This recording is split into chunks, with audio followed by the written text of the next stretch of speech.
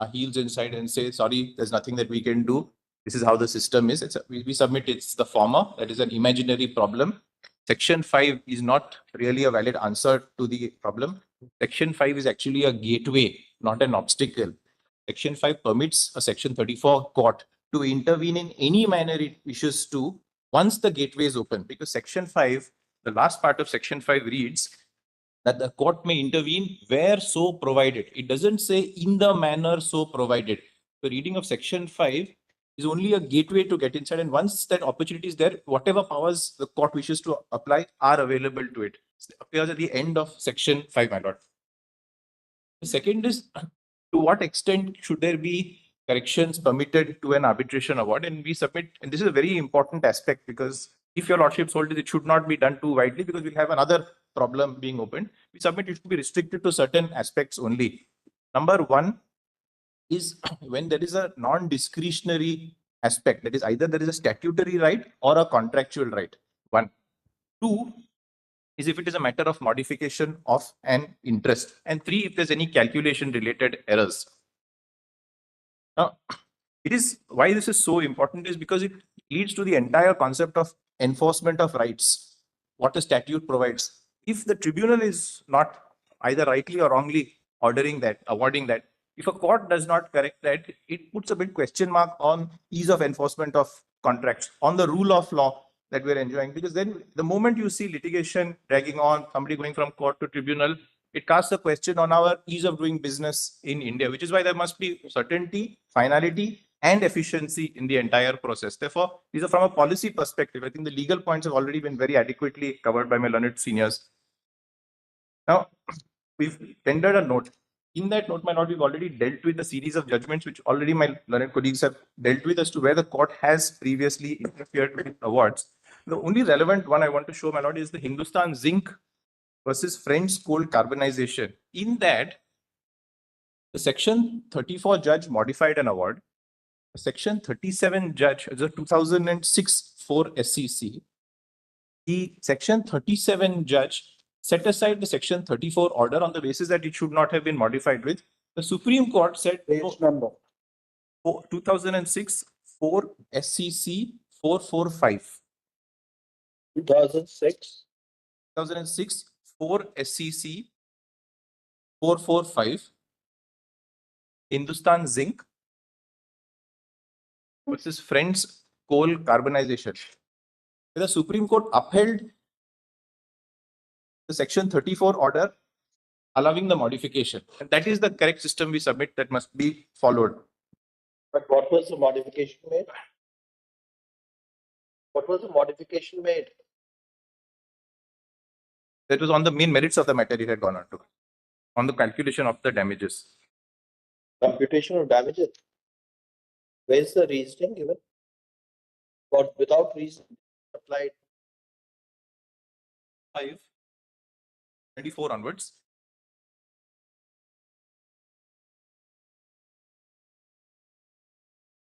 Basis of the calculations. It is on the basis of calculation. Well, last line, the order of the division bench is unsustainable as it fails to interfere with a portion of the award which is opposed to the specific terms of the contract. On the other hand, the trial court had correctly decided the matter. So in that category of if it is contractual right, statutory right, interference must be there. If it is calculation of an error, Interference right, then you are rewriting the award. Only to this limited extent where there is no discretion. No.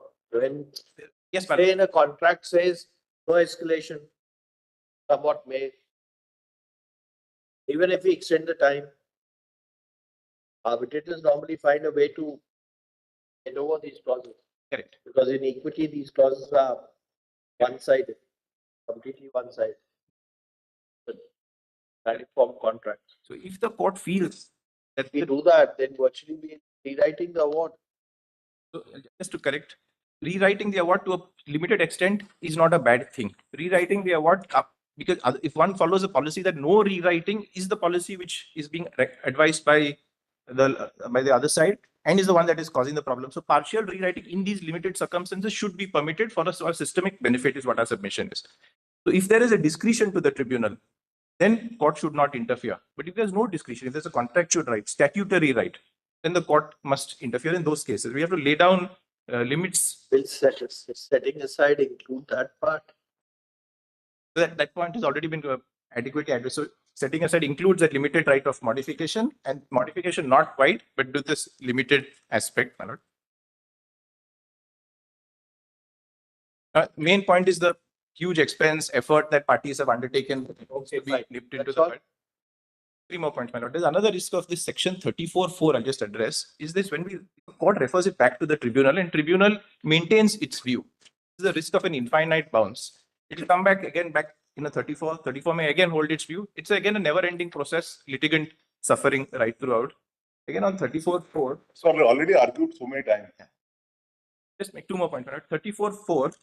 90% of the entire work is already been completed. Why not just finish it instead of sending them back all the way to this? And at many times, the lordship would have seen tribunal is no more available either because of age or retirement. A lot of practical difficulties are there in referring matters back to tribunal. So it is best from a commercial as well as practical and legal that the matter be closed at that stage. So we've seen international statutes. They provide for the power to modify. We've seen US, Singapore, Australia, England. The only one that prohibits is in Singapore in the context of international arbitration. In our case, we have a clean slate. So we have the opportunity to set right what we think is correct. And that is what we submit should be done. The statutes are already provided by Mr. Mehta in his written note. I'm grateful to my lords.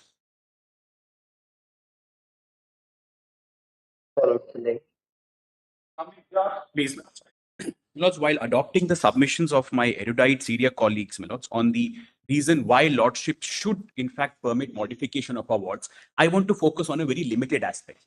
Lordship's repeated query during the course of this hearing has been, if we agree that this power is there, what is the Lakshman Rekha that we will draw for identifying the scenarios and the benchmark when this power should be exercised?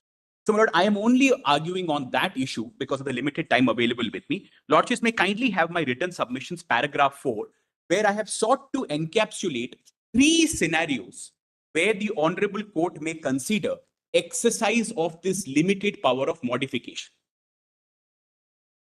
If Lordships would be so kind, my lord, to have my written submissions, all the Honorable Judges have it, my lords, may I just place that?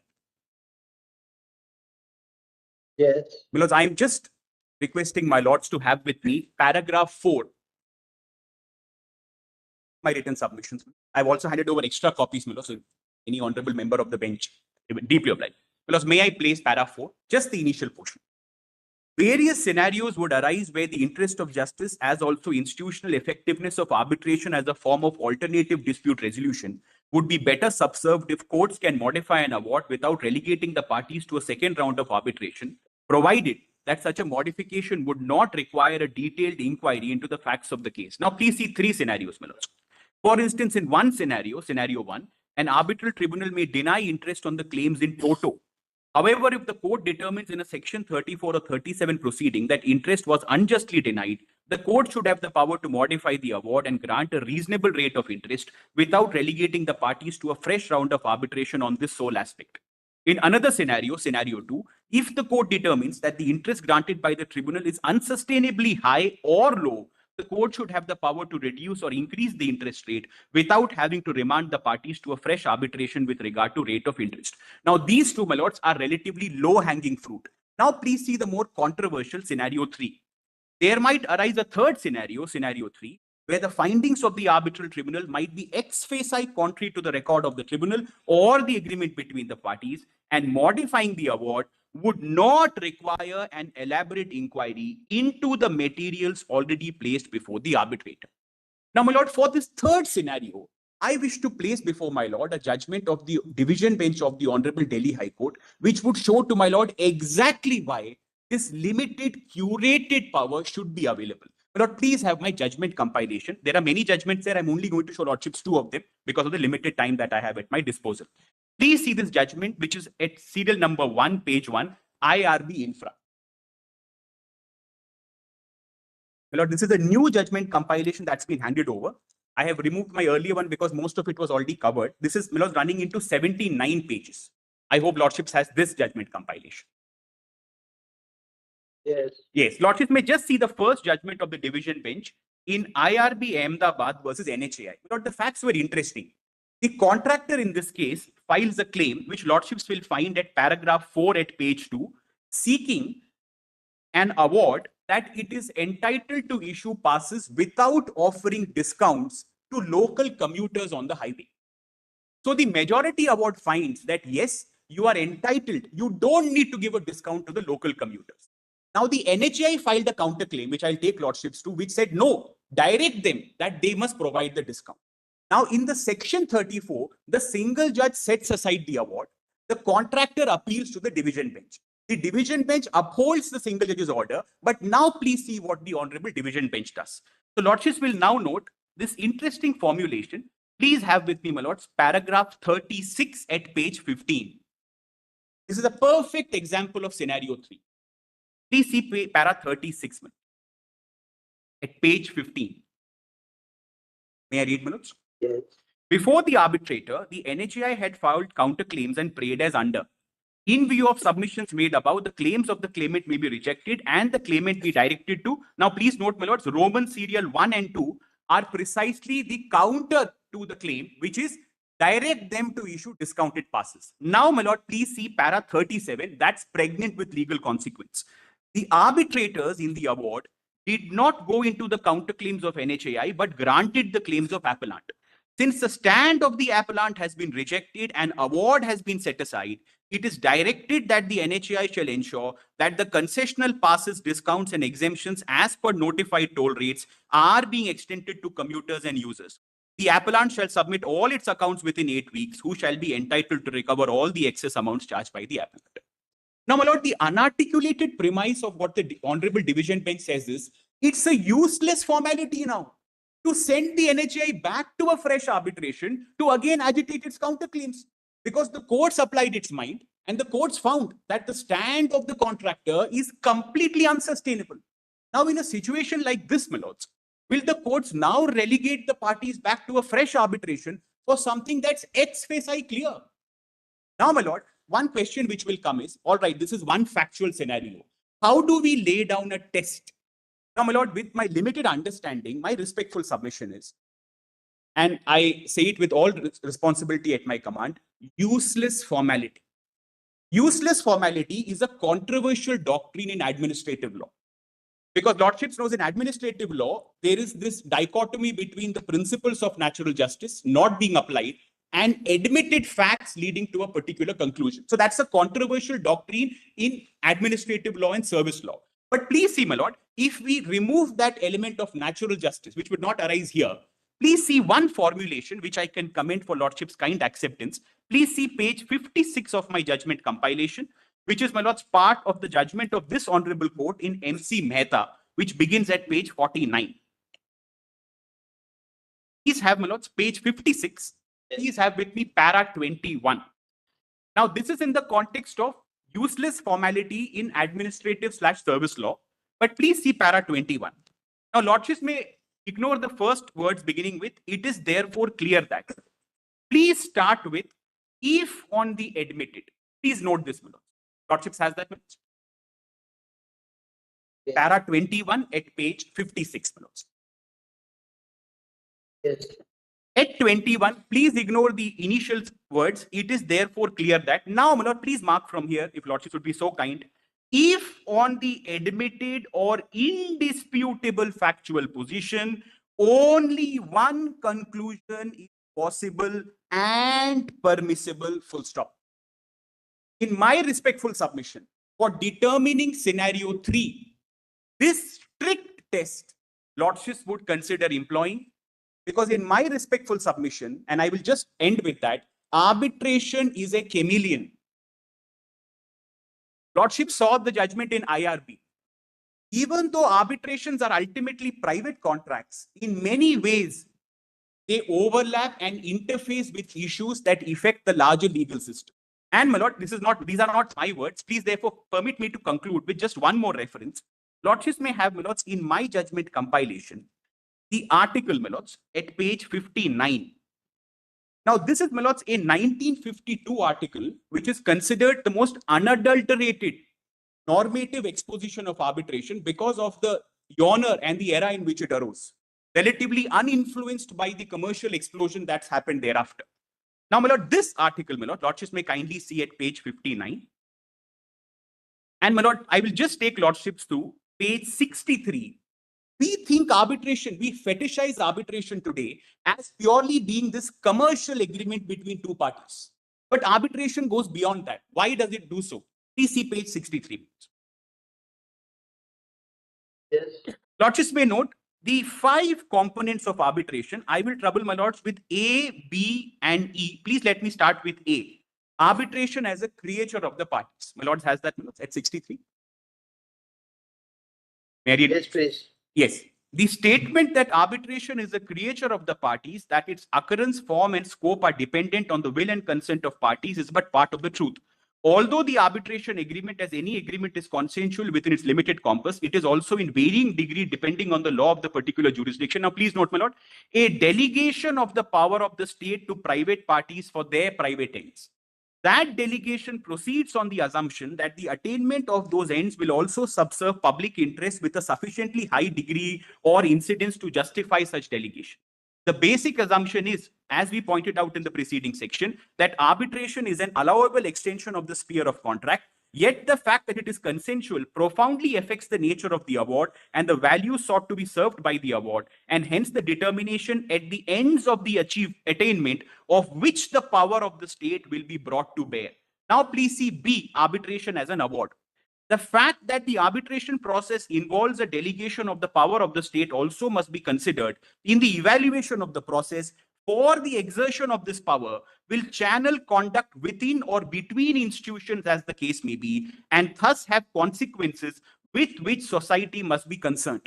Now, my lord, please see arbitration as a settlement of a dispute. This is what we primarily focus on, to the exclusion of the other elements. Now, please see D, arbitration as a procedure before a tribunal. This also we focus on. Now, please see E, my lord. This is critical, which is why the court's exercise under 34 and 37 must be cognizant of this complexity. Please see E, my lord. Diverse nature of the arbitration process. It will be evident from the foregoing that one of the fundamental propositions of this article, that it is erroneous to assume that the arbitration process remains the same and is uniform wherever the elements of its structure appear. It is erroneous to assume that arbitration is purely a structural concept definable by the occurrence of the elements noted in the definition at the outset of this article. An individual may be identifiable by the presence of a typical sentient anatomical structure.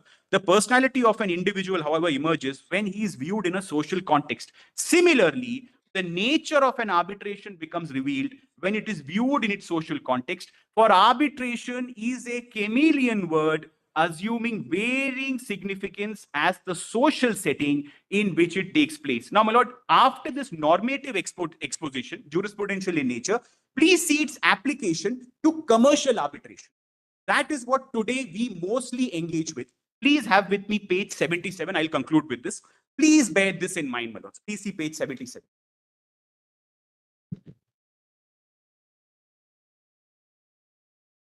Please see Roman 10, nature and role of commercial arbitration. I'll just read this one para and conclude.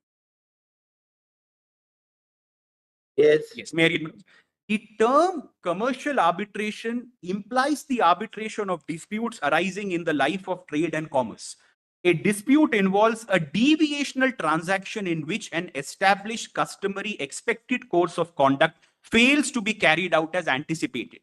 The particular parties to the dispute may or may not have been involved before in similar transactions. At least one of the parties, however, will have performed many similar transactions in the past, so that its behavior will have become institutionalized, and there will thus be a pattern of practice or norm against which the deviational transaction can be appraised. The fact that this pattern of practice, which usually involve an external relation of a business institution, is of little social significance. The significant circumstances to be examined and weighed in determining whether a deviational transaction should be approved or condemned are: first, the nature of the established norm of conduct against which transaction to be measured; second, the nature of any general rules of law relevant to such transaction; and third, the nature of any special rules of law established by the party to govern the transaction. Now, my lord, the next two sentences are pregnant with consequence. Thus, no dispute can be said to be isolated or discrete. The parties may be, but not the institutional relationship in the performance of which the dispute eventuates. So we saw a practical example of this, Milods, in IRB infra, and this is why our courts, particularly our constitutional courts, Milods, must retain that limited scenario 3 power. And I am not, Milods, at all postulating that in 34 or 37, they should be a knight errant, a judge should be a knight errant, or impose subjective conceptions of justice or equity. No. But if the facts are undisputable, if they are clear, then lordships must permit, Milods, modification in scenario 3 also. Because that's my respectful submission. I'm so deeply obliged. Because my notes don't capture this because they were on a wider campus. I'll just, Milods, put in a revised note, just focusing on this. Yes, I'm please. so deeply. Next.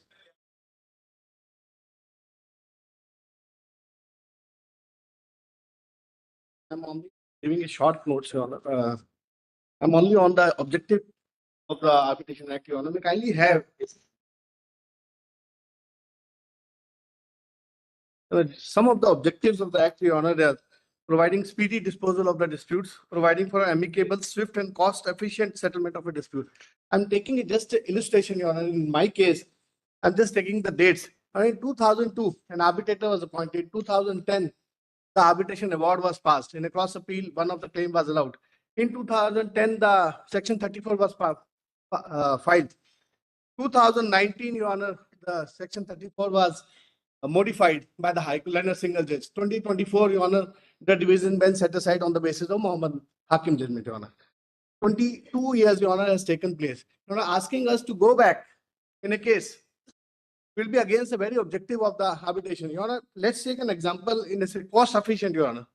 In a civil suit for 10 crores in Delhi, the court fees will be around 10 lakhs rupees. Whereas in arbitration, if there are 3 arbitrators, the cost will be around 37 lakhs 50,000 plus the other expenses. Your Honor. Asking us to go back after 20 years or 10 years, I will say, and give the same court fees again will be the very against the objectives of the Arbitration Act itself. Because it has to be cost efficient. The objective is it should be cost efficient also. Now let's take an example again. Let's say in a 10 crore civil suit or 10 crore dispute, Your Honor, the modification is about rupees 50 lakhs rupees only. Arbitrator has passed an award and the dispute is only about difference of 50 lakhs. Now that arbitrator, if we will ask him to set aside that arbitration award, then this amount of 50 lakhs rupees will go only towards the cost of the arbitration itself. So the objective is to see the finality of the judgment should be there, where the arbitrator should feel that, where the court should feel that sending the matter back will itself defeat the very purpose of modification itself. The court should allow in that way, in those matters. Okay, please. That's all.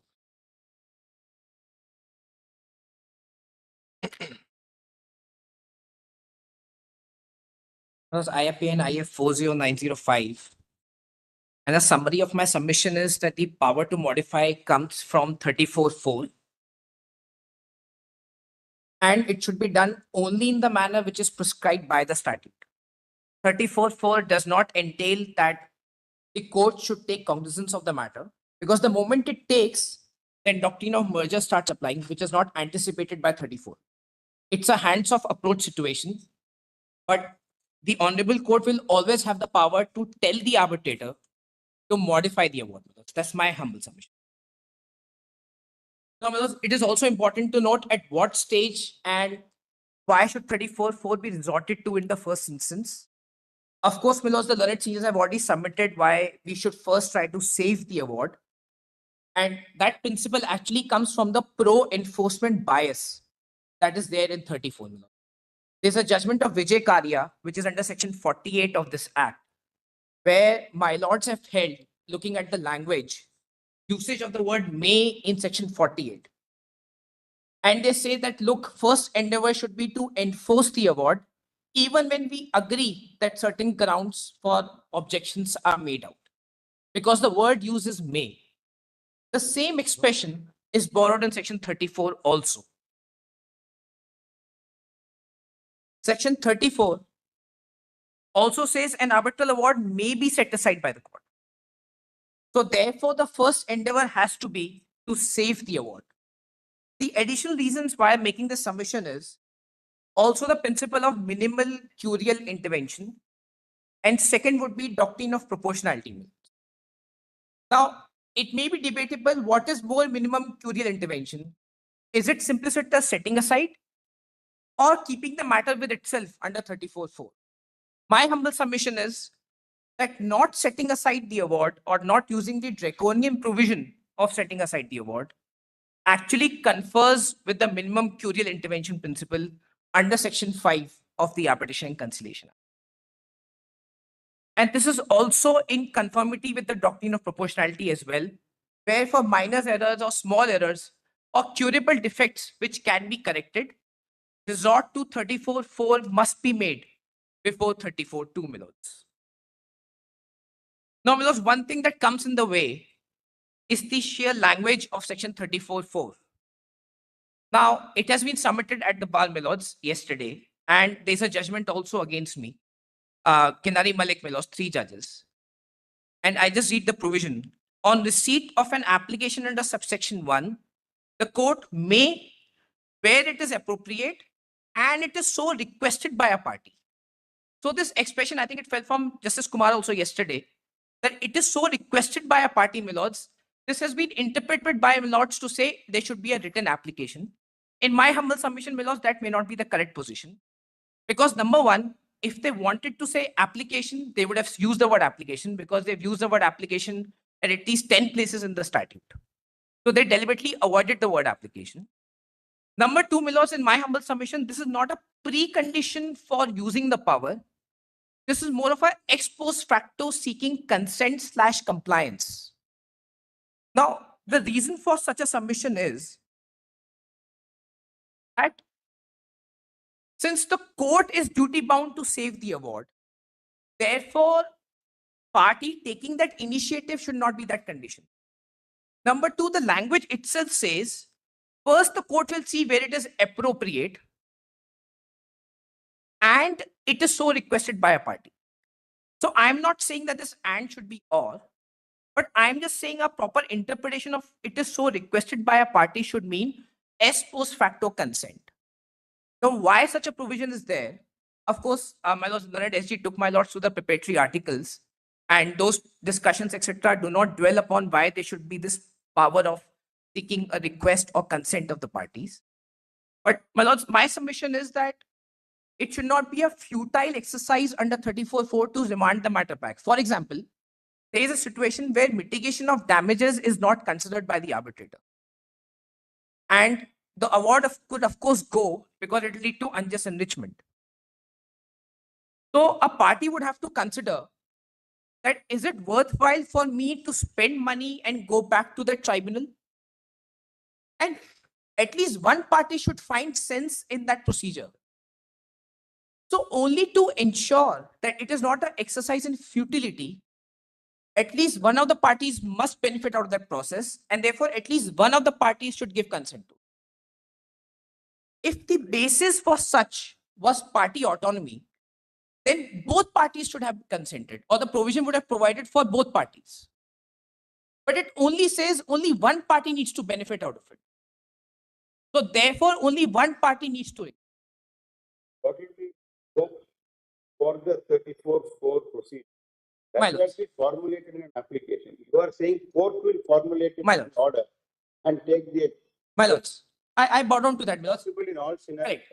So if I were just to go for the literal interpretation on what the tribunal can do once that order, once 34.4 is in cognizance of the court, there's 2-level test. One is the means test, other is the ends test.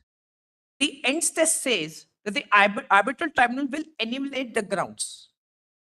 So the 34 court can lay down the grounds that, look, if you don't change your order, I will set it aside on these grounds.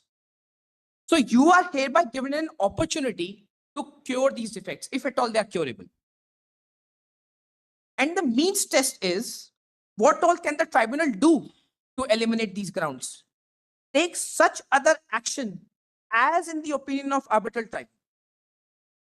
So tribunal is at liberty. Now, this is not a remand under order 41 rule 23, 23A, 27, where the appellate court itself says that, look, you're supposed to do these things, and the consent of parties is not required.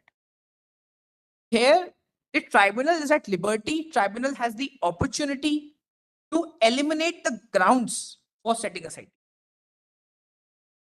This is the interpretation. However, my lord, there are instances of Singapore judgments which are also referred to in learned SG submissions, where the courts have had put an annexure A to the order, and they have said, look, these are the 4 issues you need to determine now to cure the defects.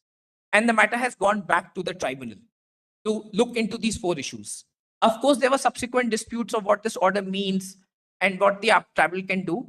But this is one way, my lords, I saw that the courts were exercising this power under 34(4).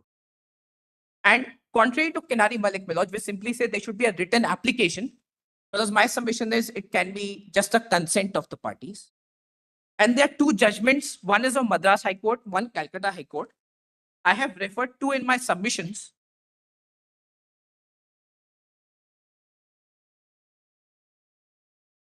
I'll just point out the parameters, I will not read it, which simply says it's a procedural requirement. Others may have page 5.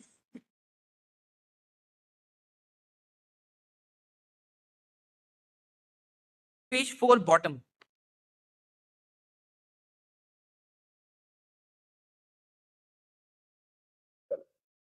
It's a thin submission. Have you handed over? Well, I'll hand it over.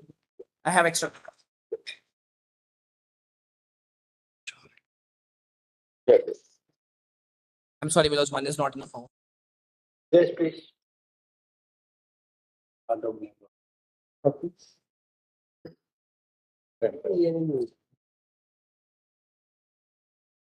No, you're referring to this one. Well, my name is Pallav Mongia, my lord, should be filed in my name. Yes, that's there. That's the one. That's the one. Page 4 bottom is just a 8 Yes. pages submission. Yes, Page 4 bottom, yes, where we can refer to MMTC. MMTC, my lords, absolutely, my lords, and must say I won't read the paras, but my lords, though these judgments say they are procedural in nature, but my submission is it should be mandatory, but in form of a consent, not in form of a pre-application. It's not a trigger point. It's more of a case of ex post facto compliance. Because because my lords, once the court has made up its mind, You can understand if you say that oral application, written application may not be necessary. my lords, When on an oral request, it will be made. my lords, How can it be post facto? no, ex post facto in the sense that first the courts made up their mind and then they seek consent, not that after the tribunal exercise. My apologies. I'm sorry. Consent of whom? Consent of one of the parties. Because it should not be an exercise in futility for the parties. I think we're going in. Look, it's for the court to decide. Once the courts know how to deal with it, when objections are there, normally what happens? The party which is objecting, there can be 2 situations. My The party which is objecting to the award, they come forward and say, please get it corrected. But the greater possibility is normally the party which is defending the award Correct. and Correct. gets confronted with a situation where they are not able to defend the award, Correct. they may ask them to be sent over there. So that winning party will make a choice that, for example, mitigation of damages ground is not there. The party which wants the award to be, defending the award. Like in a given case, it can be the other party. Exactly, Milo. That's my point. But normally a person which is defending the award, they find it's impossible to defend it. So they say, please send it. Exactly. So But it may say that, look, mitigation of damages considered. we should not now go into say how should application should be moved, whether it should be. No.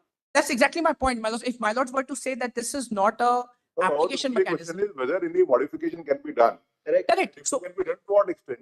correct, my lords. Correct. So this is a process which will trigger that We power. are not going to- process is very, the language is very clear, where it is appropriate and it is requested. It is so requested. It is not an application. So even if a party makes a request, court finds that it is not appropriate, Correct. court may still reject it. Correct. Now, I just point out 2 page numbers. I won't even take my loss to that. There are 2 Singapore judgments which are referred by the learned solicitor in his written submissions. And in the compilation 4, at page 1772, there are instances where the courts themselves said that you please address me on 34(4).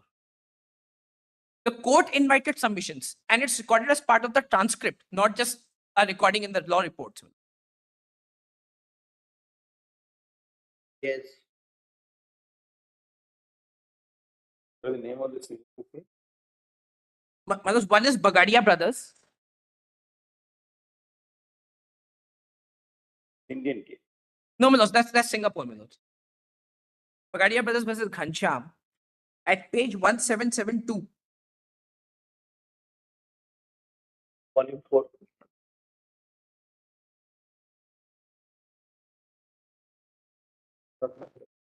Yes.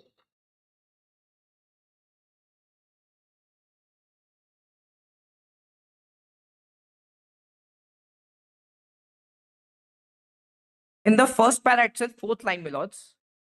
On 12th April 2022. I'm sorry, Justice Vishwa.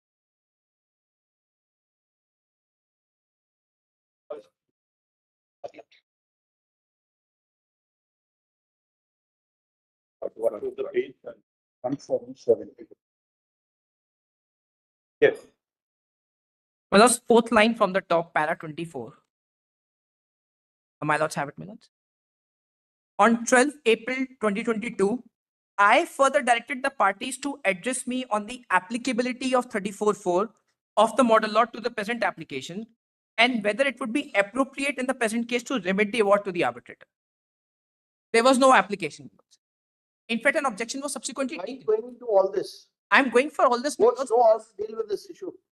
no, Milos, because it has been, Milos, in my humble submission, the requirement that it should be a written application, that may not be Just required. keep that part. And if it is so interpreted in such manner, then the power of modification indirectly comes. We may not go into that question.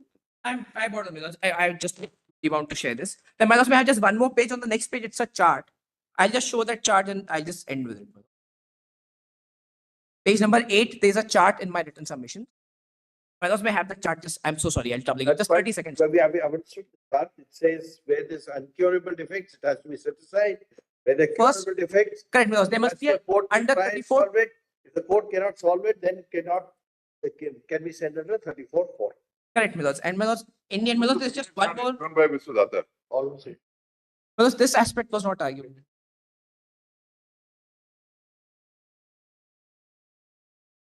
Be used, it has to be sent back to the arbitral tribunal Milos, Be in modified. priority, it should be used first, try and save. by the 34 court itself, but it should be sent back to the arbitral. No, yes, Milos. It should be sent back to the tribunal. The court itself cannot do it, Milos. That's my humble submission. And if it is got to one question that fell from Justice Vishwanathan yesterday regarding whether quantum can change or not, Milos.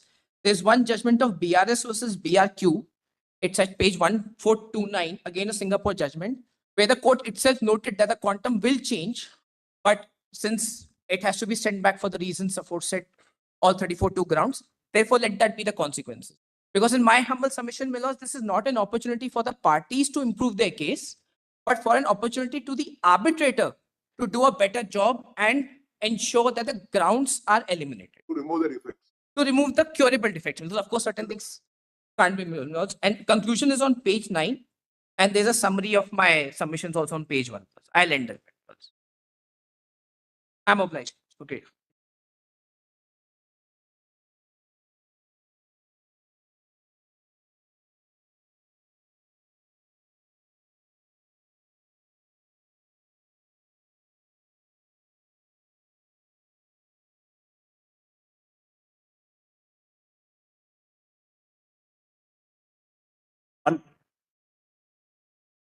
No, you are the other They side. cannot be modified. Because the IA was like this, that's why No, no, I can be taken up. Any other names?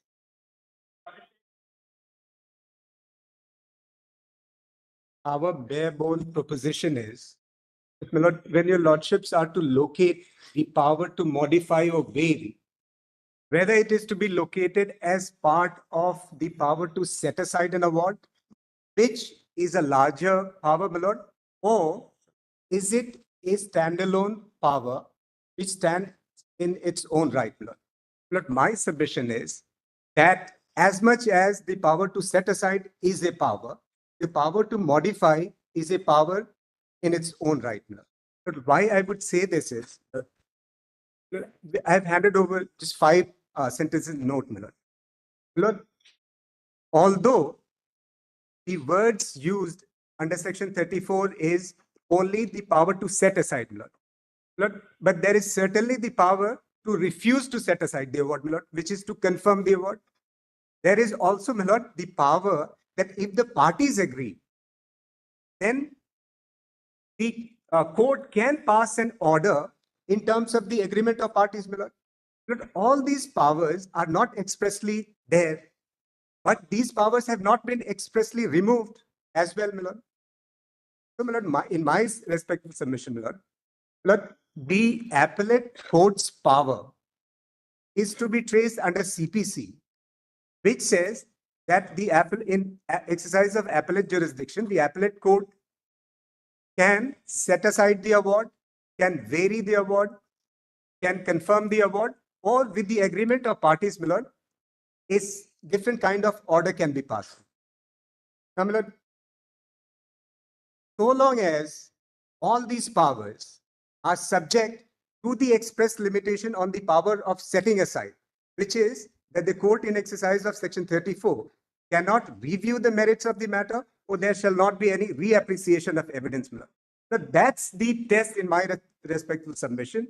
That is the test to be applied on all these four powers. The power to set aside, the power to refuse to set aside, the power to vary or modify, or the power to pass an order in terms of the agreement between the parties. It's an appellate power. It's an appellate power, my lord, which has not been taken away by the statute, my lord. The Arbitration Conciliation Act does not take any of the powers, my lord. My submission is that the express words relate only to setting aside. Right, my lord? But, my lord, the power to set aside is not to be seen as the power. Power to set aside is a power within the larger ambit of section 34. So 34 is the larger power in which, my lord, there is the power to set aside, there is the power to modify, there is the power to refuse to set aside, and there is also the power that if the parties are in agreement, then it's different sort of an order can be passed, my lord. And the limitations only being this, that in exercise of any of these standalone powers, the court does not have to interfere with the merits of the matter or reappreciate the matter. But in that light, my lord, I have, my lord, taken liberty to just request your lordship to view the third referral question. But the third referral question as framed is that whether the larger power to set aside entails the power to modify. But in my respectful submission, my lord, if the words, my lord, if your lordship would have the second page, whether the power, and remove the words to set aside, and it may be read like this, whether the power under section 34 of the act being the larger power. So 34 is a larger ambit, will include the power to set aside and the power to modify. Section 34, in my respectful submission, is to be read as a large power. Setting aside is a part of that power as much as the other three powers which I mentioned, the power to modify, the power to refuse to set aside, and the power with the agreement of parties. This is my respectful submission. Great.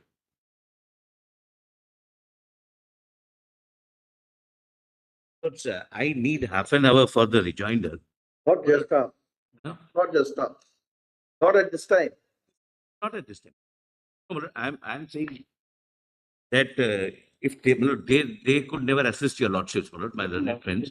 If After let them complete and then you can. that's what I'm saying. That it would be fair, that they assist your lordships and Yes, give me 20 minutes to half an hour at the end, my lord, when my friends conclude. Yes, please.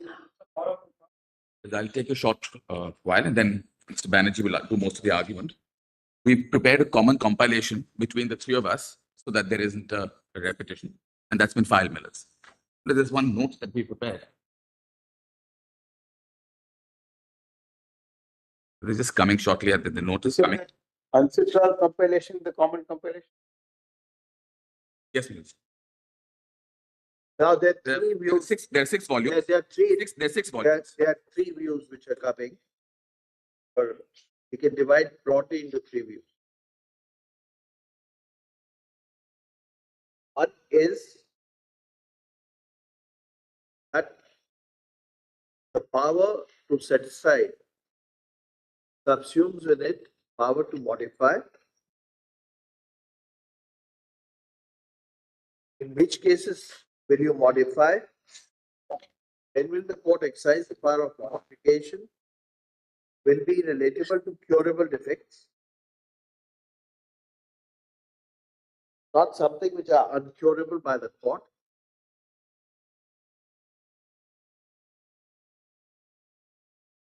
But this has to be done.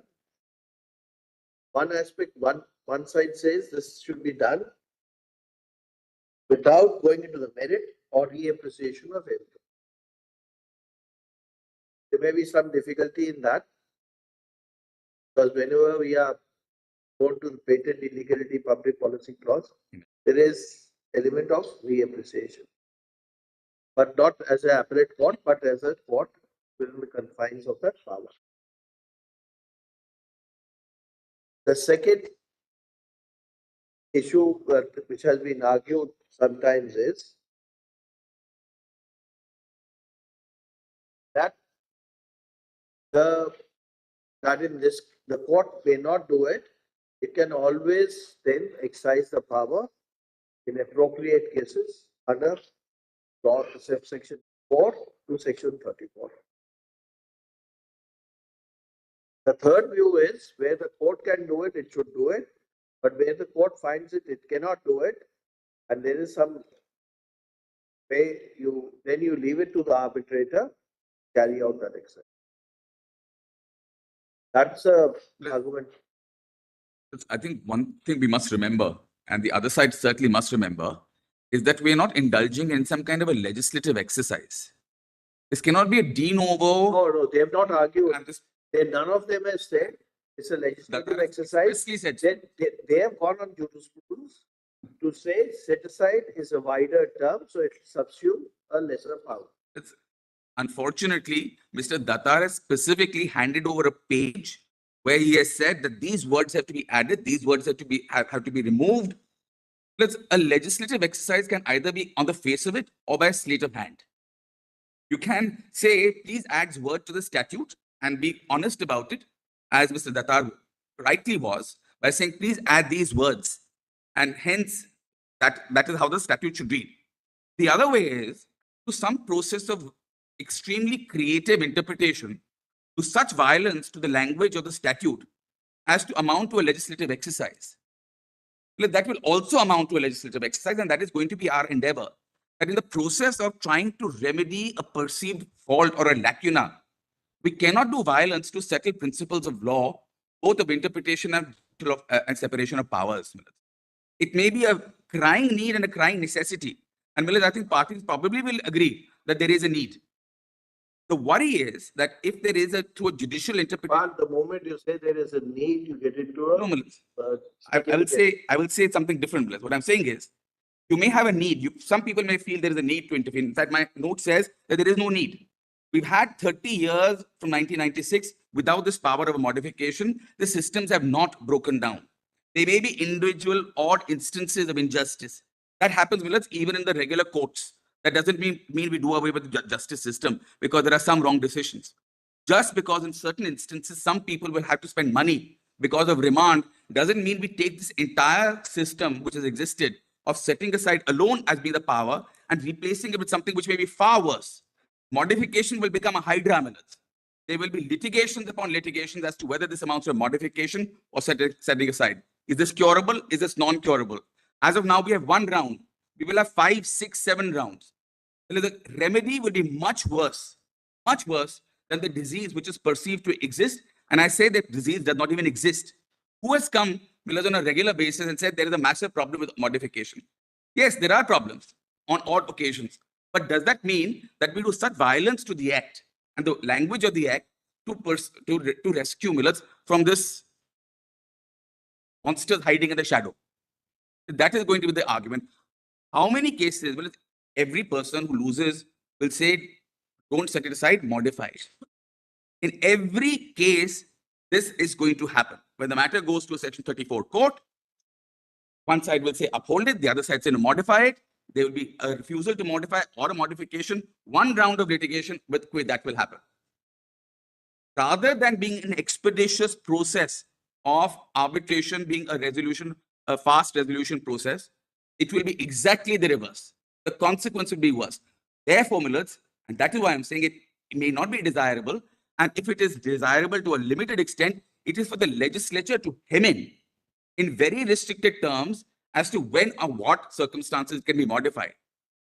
Those will For the legislature, that can we say that the legislature has to do it for narrow purposes? that is for the legislature to do. We may not like it. We may want to have the power, but that just because we want to have the power doesn't mean you have the power.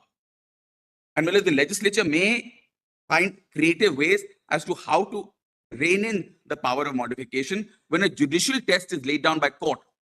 Inevitably, the interpretation of that will become wider and wider and wider as we go through time, with courts all across the country interpreting the judgment of my lords. We saw that with ONGC saw pipes. The proceeding on the assumption Yes, that the statute as it now stands doesn't permit. doesn't. So that's what You have to first deal with the point we will, Milad. that the statute as it now stands forecloses Correct, Milad. even the nature of the modification as such. Absolutely. Well, what I'm dealing with the other side is we must keep this in mind. Basic submission is that if there is a power to set aside, it's a wider power. And therefore, if there is a wider power, then a smaller power can be exercised. It's dealt with my note, and I will. And like Mr. Datar argued, the legislature wanted a prohibition. They have provided a prohibition as has been provided in the Singapore Act. Yes, sir. On that Section 5 and Singapore Act, which Mr. Banerjee will address, saying that it is identical. The Section 5 of our Act is identical to the Singapore Act, and Millers, I will just 5 of it. and I'll show one judgment, Millers, of in the Stamp Act case where this is discussed as to what is the scope of the courts. I mean, there's a lot of discussion has happened about the policy of the Act itself. I'll come to all of those, but just quickly address Justice Gavai's point on the lesser includes the smaller. There's a very important question is what is the greater and what is the smaller? Is setting aside the greater power, is modification the greater power? It could well be argued, Millers, and I intend to argue that modification is in fact the greater power, which will include within it setting aside. The correct way to see it is both setting aside and modification are two separate streams, two separate powers. One doesn't flow from the other, one is not greater than the other. The two are simply different things. And that is why, Millers, our jurisprudence in the 1940 Act, as well as in the CPC, has recognized these powers as distinct and separate. When we start saying, Millers, that setting aside will include the power to vary, some will also argue and can be argued that since the greater power has a lesser power, and you have the power of setting aside, then that setting aside power will also, in a case of a regular appeal, Millers, as a matter of law, because my laws will be deciding as a matter of law, does greater include the smaller, applying not just to arbitration, implication would be in a regular appeal. The greater power includes a smaller power. That would also imply maybe the power of review, because review is less of a power. This court has always said review is a substantive power. But if this theory of lesser including this is included in the greater, then Millers, why would review not be included in the greater? On what basis can we then say the courts don't have a power of substantive review? Because that will be the inevitable effect. Because when my lords decide, it is not just an attempt to cure a problem in a particular statute for a particular problem. No, review. Merit review is on the scope of the power. This is on the power as yes, Millers, what I'm saying. Contemplated. Within that contemplation. Correct. If the argument is going to be that the power to modify is a subset of the power of setting aside, and setting aside is such an extreme power, every appellate court has a power to set aside an order. See, the argument is very simple. If you can set aside, that means you can destroy the award. Why should it have a subset that the court can exercise the power, modify the award, and ensure that the litigation comes to an end? After all, practical reality is that litigation should come to an end. Unfortunately, Rather than having a, so therefore the argument is not based upon that a new power be conferred on the court. They say power to set aside includes in it the power to modify. Yes, the power to modify will have to be exercised within the four corners of law. That is, that without going into, should be curable defect. It should not be non-curable defect. I'll come to that. Point is, just as a preface, is when you start reading a different kind of power into another power. What my lords are being asked to do is, by saying that the power to set aside includes a lesser, so to say, lesser power of modification, by implication, therefore, setting aside includes modification, is erroneous for the simple reason that it is not as though it is a lesser, greater, sideways power. It is a different power altogether. One that has been recognized in our jurisprudence in the 1940 Act? Because if the power of setting aside included modification, there was no need for the Arbitration Act of 1940 to use the word modification separately. There was no need in our Code of Civil Procedure in order 41 that I'll take my lords to it, 41 rules 24 to 32 to say pass an order, vary, etc. Then the appellate court would only have the power to set aside a judgment or uphold a judgment. It has always been the view of the courts and the jurisprudence in our country that the power of modification, actually the language uses variation, is different from the power of setting aside or upholding. These are different and distinct concepts because, and that's why I mentioned review. Review is also a distinct concept. But if one power is supposed to be read into another, then why in the power of setting aside would you not also read in the power of review in a case of an appeal, which has never been the case? There are judgments which are clear that the power of substantive review is a distinct power. Nevertheless, review is the same species as modification when it comes to alleged greater power of setting aside. Kumar, question? The substance of Section 15 of the 1940 Act, yes, it has been smuggled in. Correct. In the 1996 Act, partially setting aside in 34 yes, to be proviso. Correct. And what is that? 34 to 33 to be proviso. And 33. Yes. Is it not? Yes, well, but one portion is not. The absence of the word modify in the 1996 Act to be given so much significance in the light of this. That is not at all my case. My point is, as a concept, modification is always seen as a distinct concept from setting aside. So even that power in the 1940 Act, while it has been smuggled in, use my lord's words, into the 1996 Act, it has been smuggled in legislatively as a different concept. Because if it is not a part of the setting aside, there is no need to smuggle it in. Because the power of setting aside will include all powers. Then why have Section 33? Why have Section 34? Accepting your argument, the wider power of setting aside may subsume within it the power to partially set aside. Yes, power to set aside is the same as power to partially set aside. That is a subset. That would be the subset. Mr. Datar had cited a case of Atmaram. Atmaram was a case, the question was whether under the constitution, I'll take my lords to it, whether you have the power to regulate an estate, whether certain rights under the estates or holdings would also be regulated. That is clearly a subset. When you have, we all know property is a bundle of rights. When you give authority to deal with entire property and you deal with some of those rights which constitute that bundle, it's a lesser subsumed within the larger. Is conceptually, however, modification and setting aside fall within that frame of reference? Not at all. It is entirely different. Just because we're looking for a mechanism to find that power doesn't mean we can start doing violence to these concepts, which have been known to our courts for a century. As I said, we'll see. We are not looking for a mechanism because Hakim says yes, you can't do it. Yes. We are considering whether it is correct. Correct. I'll take my process. We are faced with all these submissions. Yes, I'm not saying when I say my laws are being asked to do it. My laws are being asked to read into the power of setting aside a power of modification or variation. As I said, please look at the CPC, Code of Civil Procedure.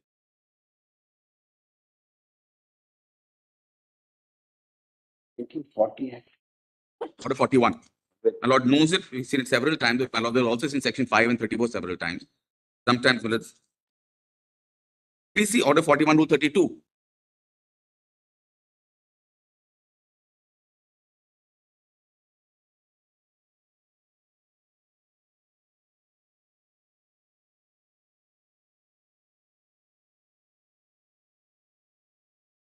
This is 1908. So this is something over 100 years ago that the legislature knew. 4132. Yes. The judgment may be for confirming, varying, or reversing the decree from which the appeal is preferred. There are three propositions, there are three separate things that have been given. You can confirm, you can reverse, or you can vary. These are all distinct powers which have specifically been given by statute. This has always been the understanding. The problem is if the power of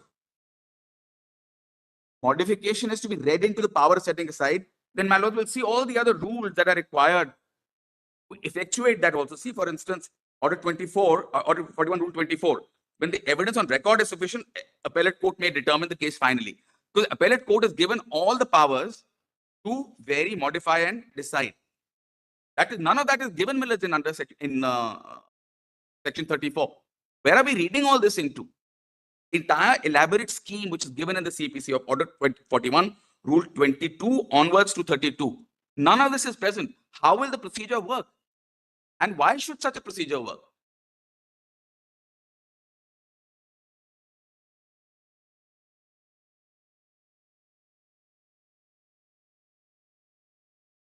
That is my point on the larger, but I'll come to my note. The note has been handed over. This is roughly some substance of it. So we have to look for the conceptual basis through which any power of modification is to be found. It has to have a basis in law. This first can be done through the process of adding words to a statute, which was the argument of Mr. Datar. He had specifically given a sheet saying, please add the words or partially set aside, comma, modify. That was given to my lords. That has been specific argument of the other side, not Millet's something that is, the problem is this, sometimes this is lost in the flourish of argument. I'll also read this. The petitioners have argued that the power to modify an award. However, there's an absence of conceptual clarity as to where this power is located. Some of the petitioners argue that the statute be amended and certain words added allegedly to make the statute workable. And we say that this argument of Mr. Datar to add words to a statute cannot be made to make it workable is wrong for several reasons. First, Millets, the general law of the land is my lords will not add words to a statute. That's the general principle. First principle, because I thought that is rather obvious, but it is important still, Millets, to put it out to my lords that my lords do not add words to a statute. Some months ago, Millets, we were arguing on the other side saying you add words to certain other statute. Millets, it was not added by this court, saying that we don't have the power, only Parliament can do it. The same thing here, that there is no power in the Arbitration Act also, and it will be done by the legislature. Also the goose, also the gander. Well, there is no general power to add words to a statute. Second, they say there is power to add words to a statute in certain cases when the statute is unworkable. It is not as though the Arbitration Act of 1996 or to save it from absurdity. Yes, but how is this absurd or unworkable? It may not be a desirable effect to some people, but for the last 1996 till 2024 or 25, this system has worked fairly well. It is not as though arbitration in India has collapsed and no one is going to arbitration and people are rushing to court for justice, saying that because there is no power to modify, look, there is an absurdity. But let's be very frank, I think it's almost 10 to 20% matters this issue is arising. Yes, at least before this court. But number two, when you say partially set aside an award, that's also modification of the award itself. No, that is. It is. Because you are saying that this part of the award is segregated. And that power exists regardless of the power given in the proviso. We have not restrained it only to the proviso to 34 2B. We have given it a much wider meaning. I'll explain as to why a power to partially set aside can very well be implied without doing any violence to the language. And for two reasons. It's normally, as a principle of interpretation, you don't interpret a section by reference to another section in another enactment. That's normally not done. Absolutely not. But what I'm saying is sometimes it becomes a bit of a khichdi argument. We take some concepts from different ideas and put in a cocktail shaker and there out it comes. However, we have to have a conceptual clarity as to what the court can do, what the court cannot do, in which instance can the court do what it can do. It can be argued if you look at 33, every attempt is made by the legislature to ensure that the award should, because it's one-step adjudication. Yeah. Arbitration is one step until unless they're two-tier arbitration. It's one-step adjudication, which has its drawbacks. One-step adjudication always has its drawbacks, and sometimes people don't like being put into one-step adjudication.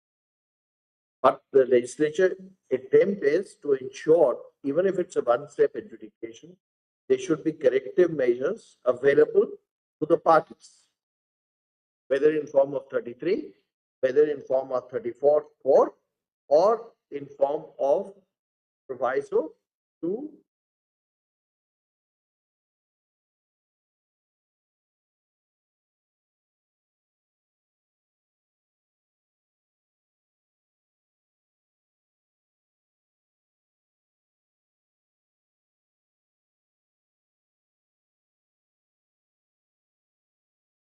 Well, I would submit that it is not no part of the policy of the Act to uphold an award come what may.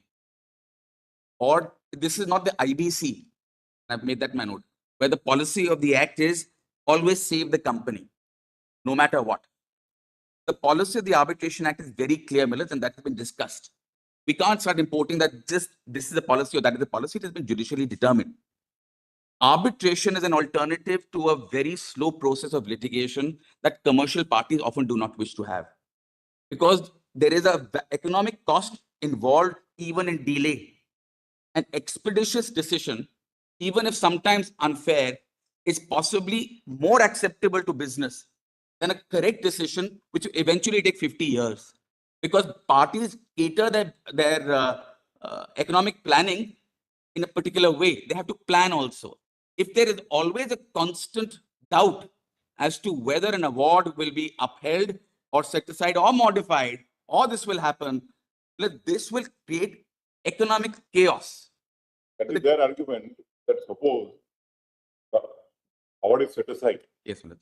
And it is set back entirely. Yes. It will add to further delay because the process will start from zero. Millets. If the power is exercised to vary it will curtail the further. That is the whole point. Millets. My lord assumes that it is in the rare occasion that a court will modify the award, and rather than setting aside and sending people back to the arbitration, rather than doing that, we'll just tinker it here. But that tinker it here will no longer ever remain. Just tinker it. Irony is even where it was held that you don't have the power to modify what is declared. That's under 142. And the wisdom of this court, Millets, is given constitutionally by the framers of the Constitution under 142. That wisdom that my lords have has not been. If we go strictly by the principle of 142, it's contrary to the fundamental principles of law. Yes. You can't excise 142 to. The idea of that is subject matter for another decision. No, let's settle down. SCBA's judgment, my lord knows. We all know the Supreme Court Bar Association, Justice Anand's judgment. That's true. But if at all a power is to be exercised, it can be exercised maybe by this court, partly because it will not be further challenged. That's on a lighter note. But the fact of the matter is, if this power of modification is given, rather than settling the matter once and for all by some court saying, all right, rather than referring you back, we will do it, that modification will happen in every instance. It will be a boon for the lawyers. That without doubt is the case. Whether it's so good for the clients, Millets, we are not so sure. Well, the remedy will be. All that will happen is both parties will appeal under 37. Yes, Millets. So rather than one party setting aside. There will be another round. First, there will be a round, Millets, on. Even there is going to be an appeal. Millets, there will be first appeal, first on the question of as to whether it is you can modify or not. Secondly, there will be an appeal on whether it is curable or not. Third, once it is held to be curable or not curable, to the extent of being cured, this will blow a hole through the entire arbitration process, which has worked reasonably well for 30 years. Again, coming back to this, there have been instances of problems, I'm sure. But Millets, there have been instances of problems, as I said, with the justice delivery mechanism as exists currently with the law courts. It's not as though every judgment is correct by every court. You have appeals. Sometimes, Millets, and even a final decision is ultimately reviewed over the years later by the court. But that doesn't mean that just because there is a possibility of an error once in a while, we do greater damage without considering the consequences. This court does not have the expertise, with the greatest respect, to examine as to what will be the effect or the consequence of allowing modification power to be read in as a policy. The reason I'm making this argument in law is that the argument was made if I just now go to my note, otherwise I'll be as guilty of having Okay, vague arguments rather than specific on. So the first was on adding words to the statute. Can't happen because the general law does not permit. Second, that it is not as though the statute is unworkable or unfair or unjust. It may result in certain injustices, but the statute works. And third, Millets, the general principle of adding words to a statute is well referred, Millets, to a violation of fundamental rights, where a statute is vulnerable by being contrary to some fundamental right. Article 13 says you will strike down that law. The courts have devised a principle, the utres magis valeat comperiat. Rather than striking down the statute, we will read it down or we will insert words so as to save it from the vice of unconstitutionality. There is no such thing in a commercial statute like the Arbitration Act. No one has argued that because this is violative of a particular article of the Constitution and therefore it's bad, therefore to save it from the vice of unconstitutionality, please read the words in. If this principle is to be adopted, that you can start reading words in even without a threat of unconstitutionality, that will be a remarkable advancement or change, at least, in the law. That is not the law. For fundamental rights, you can do it. what should legislate the provision? As my lord finds. In a practical and pragmatic way to curtail further litigation? Yes, Milind. That will come to the next point. I'm saying that Mr. Dattar's argument that please add such and such words explicitly made is explicitly incorrect for the following three reasons are given. So when the words cannot be added to the statute, then how does the power to come to modify? There are two principles that have been given, Millers. First principle that has been given is that the word setting aside itself means somehow modify. And the second is a theory of implied powers, that the greater power includes the lesser power. That's the two fundamental logical bases. So as regards the first point, as to the setting aside somehow includes the power to modify, Millers, there I only have to refer to the learned solicitors, Black's Law Dictionary and Oxford English Dictionary. Setting aside, Millers, means annulment. If there's any doubt in that, Millers, my lord will come to Hakim.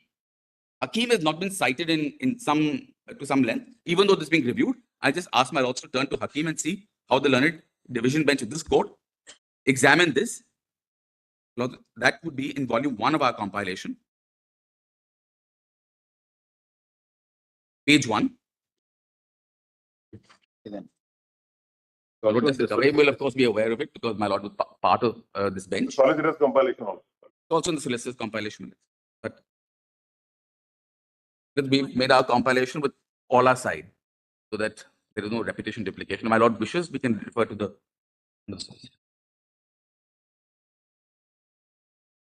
original one, don't give it so. My lord can take the solicitor's volume. I'll give the paragraph numbers. Yes, please. My lord will take the solicitor's and I'll use that. My lord will take the solicitor's compilation, which is where is this?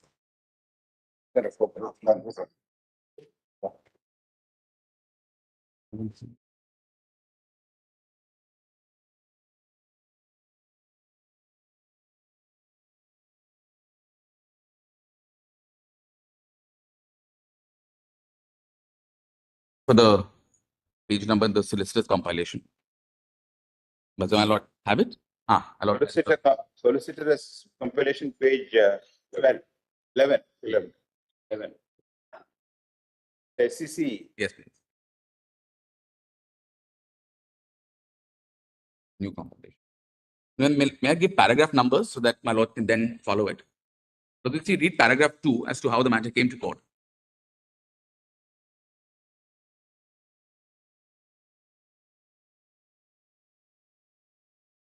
Matter under the arbitration under the NHAI. The appeals in the present case raise an interesting question of law as to whether the power of a court under section 34 of the Act to set aside an award of an arbitrator would include the power to modify such an award. A division bench of the Madras High Court has disposed of a large number of appeals filed under section 37 of the Act, laying down to the matter of law, at least insofar as awards under NHAI, that 34 must be read as to permit modification of an arbitral award made under the National Highways Act. Lord will then come to, my lord will leave the submissions. Mehta Millard was saying, had made the same submissions as he has before my lords in paragraph 5. But Millard will come to the findings of the case. in paragraph 16. Because the court examined the policy of the act as well. Because much has been said about what the policy of the act is. But it's all discussed in this. Paragraph 16. What is important to note is that far from section 34 being in the nature of an appellate provision, it provides only for setting aside on very limited grounds.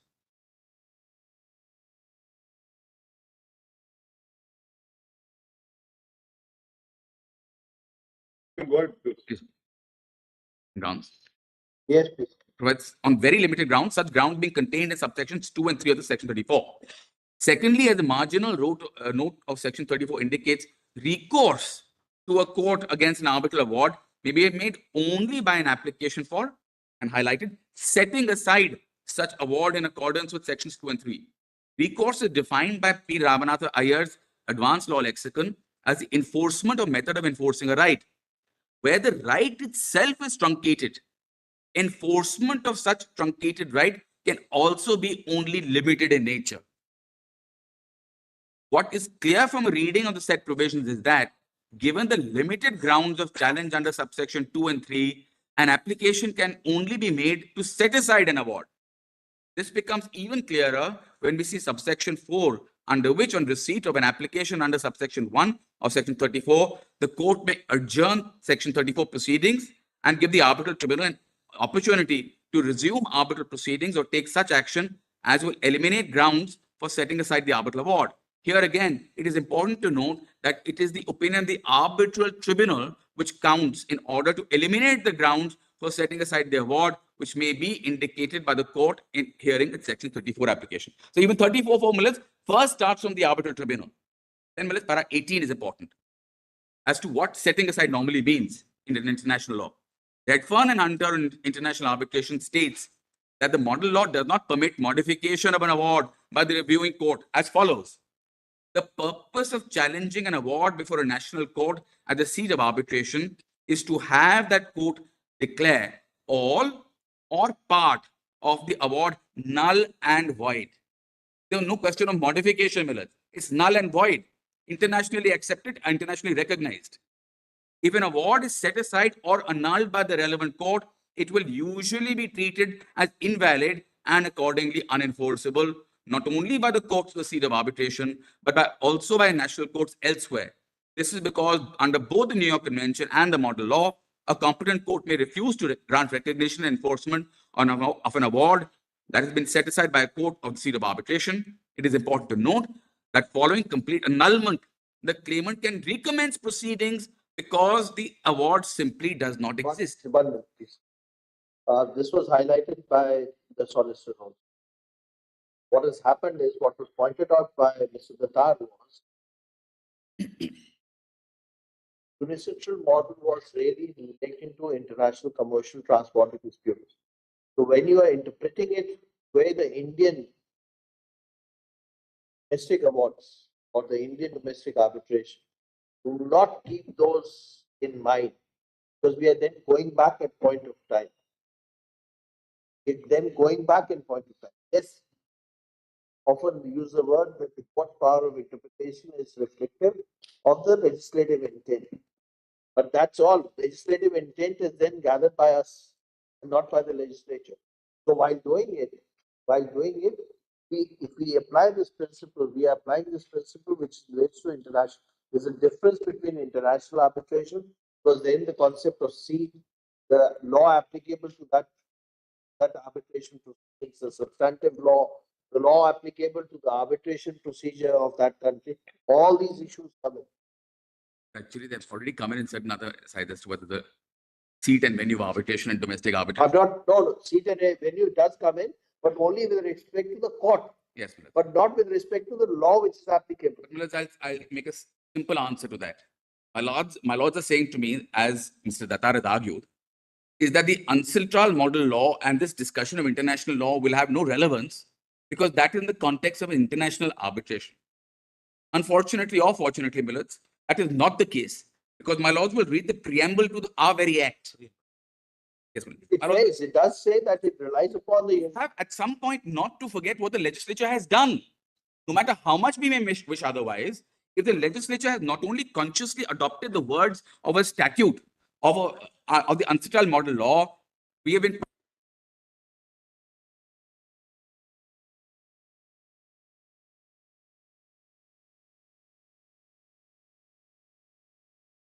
the preamble with me just for a moment.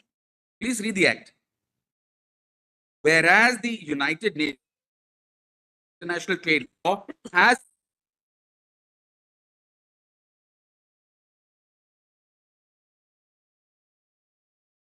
give due consideration to the said model law, not something else. That said model law, in view of the desirability of uniformity of the law of arbitral procedures and the specific needs of international commercial arbitration practice, and whereas UNCITRAL has adopted the UNCITRAL conciliation rules, and whereas General Assembly of the United Nations has recommended the use of the said rules in cases where a dispute arises in the context of international commercial relations and parties seek an amicable settlement of that dispute by recourse to conciliation, my lord will see then.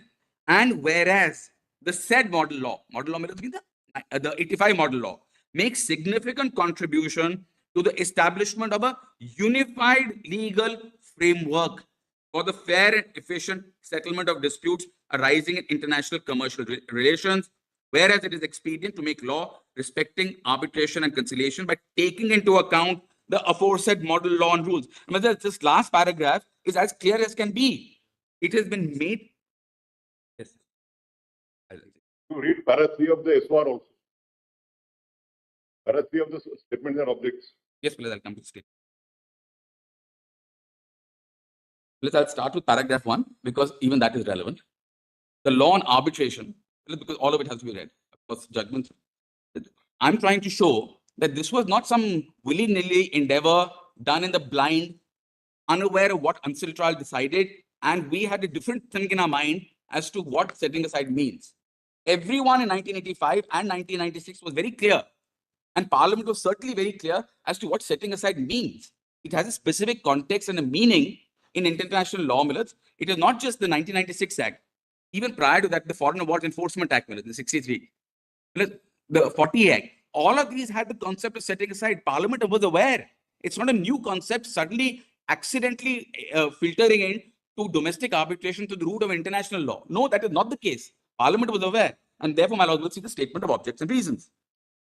The law on arbitration in India is at present substantially contained in 3 enactments, namely the Arbitration Act 1940, the Arbitration Protocol and Convention Act of 37, this is the Geneva Convention, and the Foreign Awards Recognition Enforcement Act 61, this is the New York Convention. It is widely felt that the 1940 Act, which contains the General Act of Arbitration, has become outdated. So, in an attempt to move away from the 40 Act, and instead the power modification is now read in, it will become like the 1940 Act again. The attempt of the legislature to move away from the 1940 Act is effectively being argued against, which contains the general law of arbitration become outdated. The Law Commission of India, several representative bodies of the trade and industry and experts in the field of arbitration have proposed amendments to this Act to make it more responsive to contemporary requirements.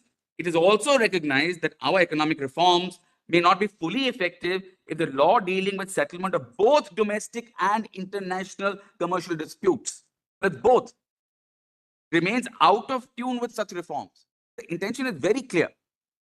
Like arbitration, conciliation is also getting increasing worldwide recognition as an instrument for settlement dispute. Therefore, there is however no general law.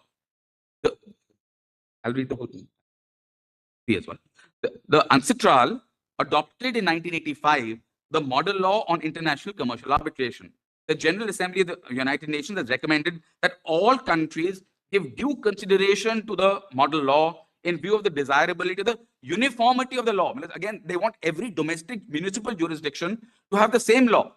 Which law? Which is the 1985 model law of the law of arbitral procedures and the specific needs of international commercial practice. The split, millets, is you generally adopt this where there is some variation.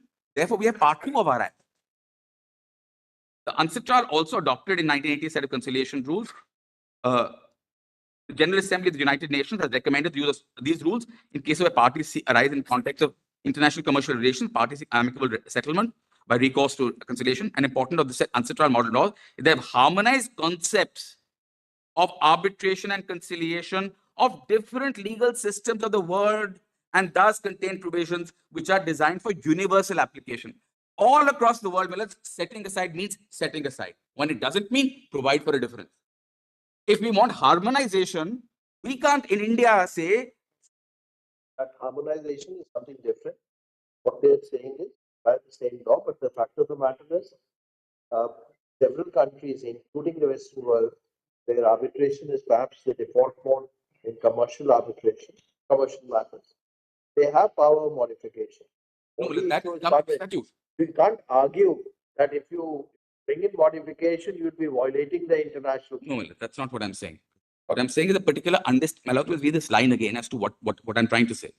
What I'm trying to say is that the Municipal Act and our Act was. You may be right to that extent. You may be right to that extent. But during the course when the discussions was going on, whether model international law of international. At that time, they said modification should not be, there was debate whether modification put it or not, and they left it. They left it at that. Look, what I'm trying to say is, what is the word setting? There are three, it is clear that Yes. they did not want to lift it as it is for the domestic arbitration. I'll read paragraph 3. Let's read this. But while reading paragraph 3, we can't forget the last line of paragraph 2, that the intention is to actually adopt that 85 model law As a model law. as a model law. With certain modifications necessary to Certainly. But Millers, suit the domestic unfortunately or fortunately, none of those modifications happened.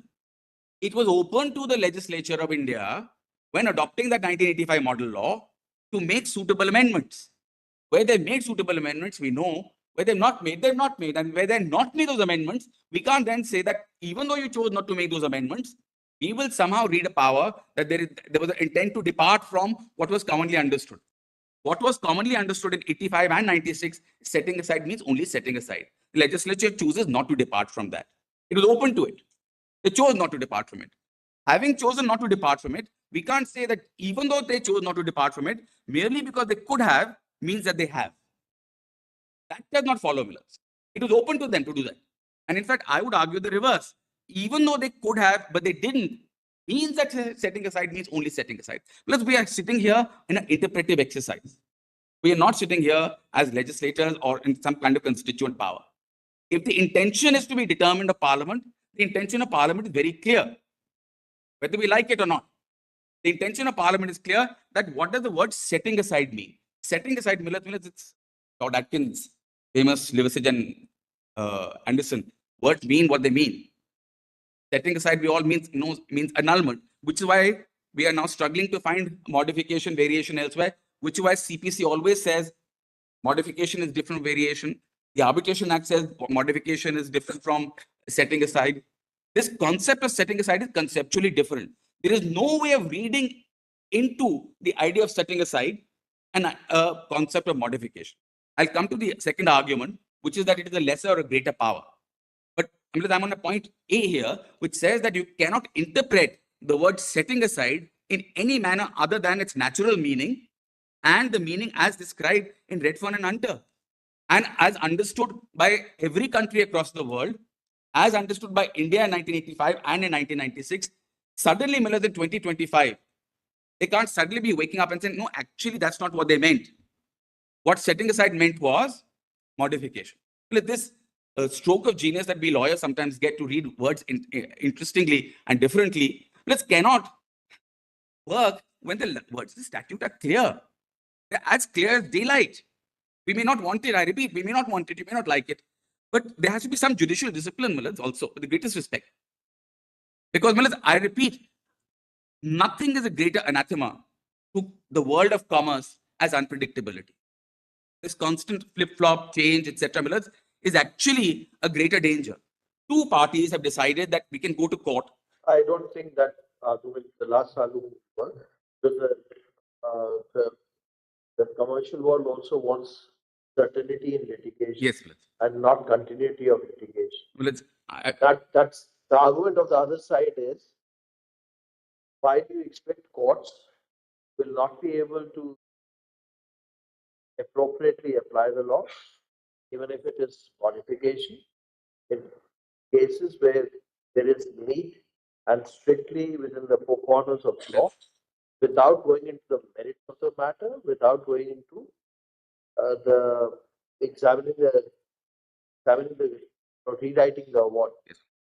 Those limited set of, they are not asking that it can be court can sit in the judgment in an appeal. And as was suggested in some of the cases, one or two cases that they suggest, but most of the advocates on the other side have never said that we should become the appellate one. Nobody said that, except probably in public policy matters, and they include an HAI. No, the question is not as to what is So, desirable. nobody's argued It is a that. question, Millet, of what is the law. That's what I am on. Let me put it very clearly. As far as commerce is concerned, that may not be. The first argument of yours, No, Millet, that if we have adopted the unilateral model, yes. and the intent of the legislation was Well, to exactly take up the unilateral model, then setting aside does include modification. To some extent, maybe right. Well, look, again, just as a legal framework is just put it back skeleton of legal framework. You can't add words to a statute. You can give. All. I'm just finishing my point. Second is you can read modification into setting aside if the words itself have some ambiguity and permit for that. I'm argued that is not the case. That is not possible. There is no ambiguity in the meaning of the word setting aside. Through no process of interpretation can we read variation into the setting aside. That's the second point. Third point, Millet, is whether the greater includes a lesser. Millet, in another way, Millet, I suppose, of saying that the word setting aside may include variation or modification, even if the golden rule of interpretation, which is read the words as they are, is not to be taken, and that was also argued by the other side, is through some form of purposive interpretation, that you interpret the words of a statute so as to effectuate the policy behind it. That has been a substratum of a large part of the argument of the other side.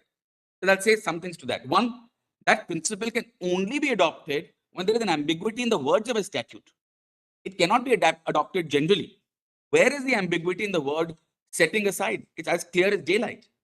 It's clear, Millet, to us in 85, in 96, to this court, Millet, in Hakeem, to Redfern and Hunter, to every country across the world, which was given a separate power for modification. So they know what setting aside means. It is clear to our legislature in 1908 in the CPC when they say there's a different power. To all authorities so far, these two powers have been seen as distinct, and setting aside means setting aside. Well, it's English language. So, well, therefore, there is no scope of a purpose of interpretation. Then, well, if my note is to be seen, and assuming a purpose of interpretation is to be adopted, then two things need to happen. First, you determine what is the policy of the act. And second is to ask yourself as to whether the interpretation being sought to be offered will further that policy of the act. Both things, rather than purpose of interpretation, my laws will do these two tests. What is the policy of the act? Very often it has been said that, look, it becomes very expensive, very expensive. No part of the arbitration exercise is to make it cheaper for parties. It is well known that arbitration is more expensive. What is important and has always been stated in every judgment of this court, including the Stamp Act judgment, if need be, I'll refer to it, is the policy of the Arbitration Act is twofold. One is minimum judicial interference, embodied in Section 5. And the second is expedition. Expedition and non-interference. And Millet, I would dare say that non-interference is a concept which is in furtherance of expedition. If non-interference is the purpose of the act and expedition is the purpose of the act, one, I would say, leave the expense of the parties away. Parties know when they choose that they're going to arbitration that they may come with a situation where the award is set aside and they'll have to restart it. They do that in commerce. It is not a problem. It is parties well know that. Yet they choose to opt out of a general judicial system and go to arbitration. But if expense, please leave out of it. The consideration of expense, parties are presumably factored into their own mind when signing that contract because it is party autonomy. Parties know what they're doing. So the question is, Millet, of expedition.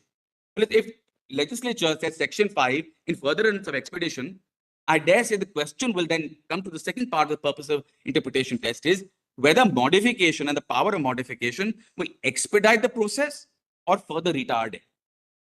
By reference to three examples coming from other side, think, look in my case, modification would have quelled the litigation there and then, forgets the fact that it would, I repeat, in this court it may quell it because there is no further ground of appeal.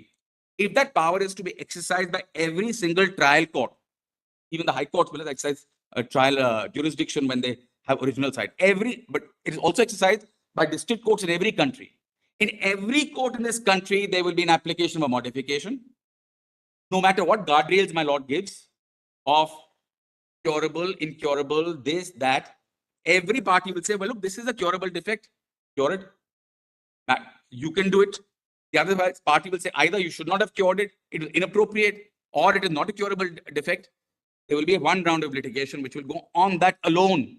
Because I give again the salutary example of That may not be correct for a simple reason. The power to modify will only arise in case the first report forms a conclusion that the award is patently wrong or contrary to public policy, and therefore it's liable to be set aside. First, you have to form that conclusion.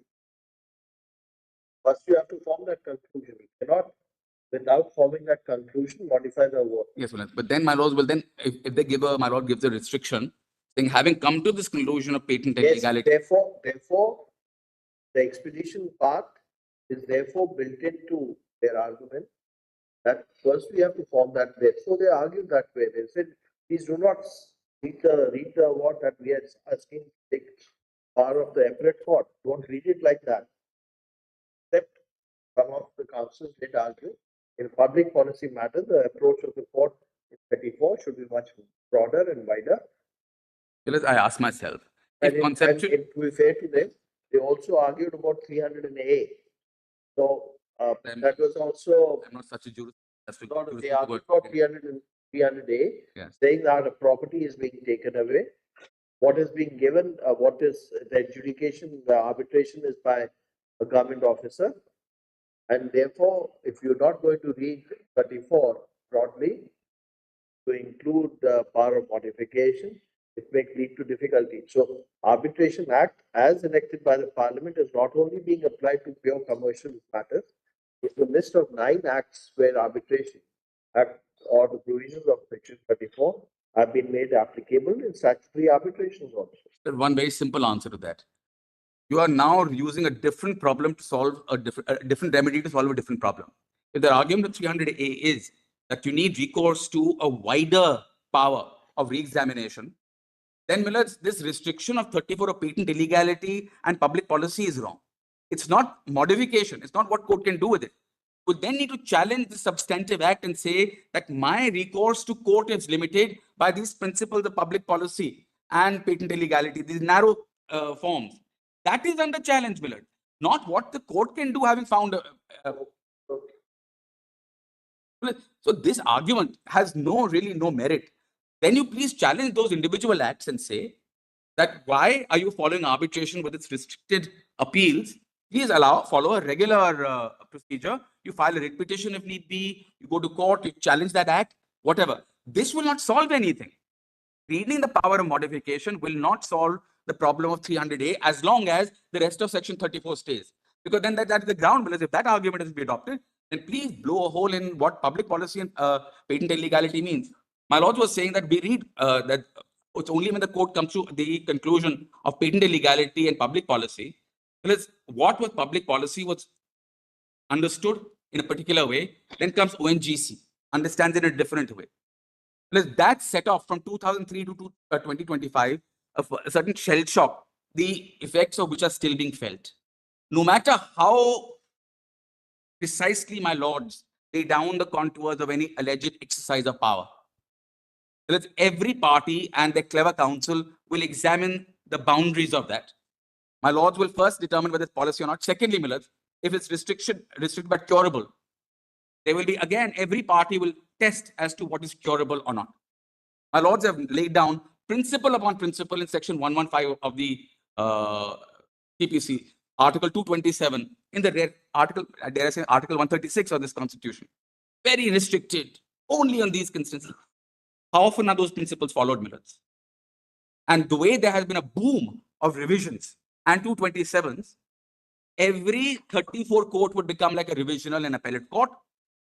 And rather than being expedited, it will retard and completely act contrary to the purpose behind the statute, which is speed. Where do we get this, Millers? This argument can't be taken at face value that because the court has the power to modify. My lords are not are sitting in the final court. I repeat, my lord will just see the trial court, what the trial court will do. That trial court will modify, my lord, if it comes, even though when it is not required to be done, as a revisional court often indulges. And then, my lords, again, I repeat, that round of litigation starts, delaying arbitration. And here, my lords, again, I ask myself, in the last 30 years, save a few instances of individual injustices where, at best, the party is not remediless. Party can start an arbitration again. It may be expensive, but not being expensive is not a part of the problem of arbitration law, why it exists. But what happens if the clerical error application under 33, Yes, please. patent clerical or arithmetical error is not considered? It is dismissed by the arbitrator. Well, there the legislature has given a power to the court to step in and do something about it. Where is that? 33. 33 minutes. One is 33.3. Within 30 days, either you go to the court, go back to the arbitrator. Yes. If the arbitrator doesn't do it, then 34.4. So, Well, if this power exists, you go back. The question is, why should the court have this power? I'm on clerical and arithmetical error. Yes, Mills. Even under Even 34.4. that without 34.4 you can't do. Mills, All right. it Now- is now- not as a party is remediless. The question is, where is the remedy? Now- Is that remedy before the court or before the arbitrator? All right. Then time limit for challenging the award expires. That ends the chances of a decree. Will 152 CPC be available at that stage or not? Because 152 is available only when it becomes a decree. Well, it's no. I would say no, because it doesn't become a decree. Under our act, unlike when it made a rule of the court, our award does not become a decree.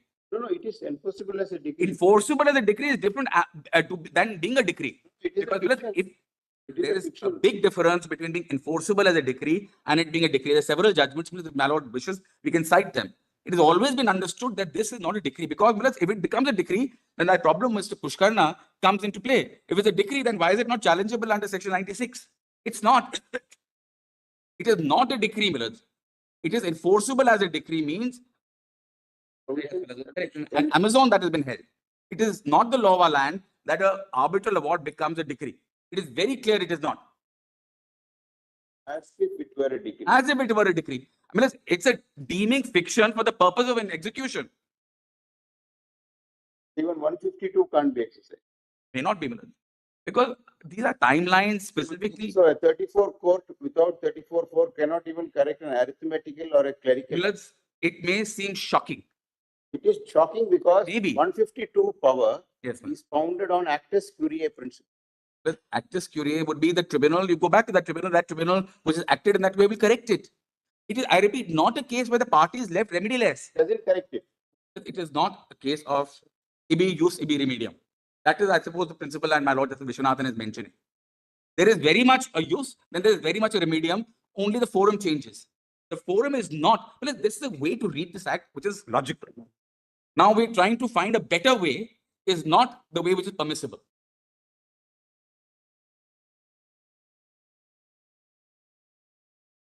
I'll leave it at that. I think the power of greater and lesser I've already pointed out.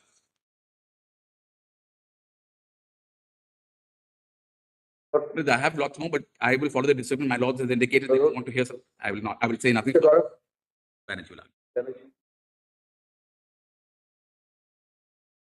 How many of you are there from this? That's it.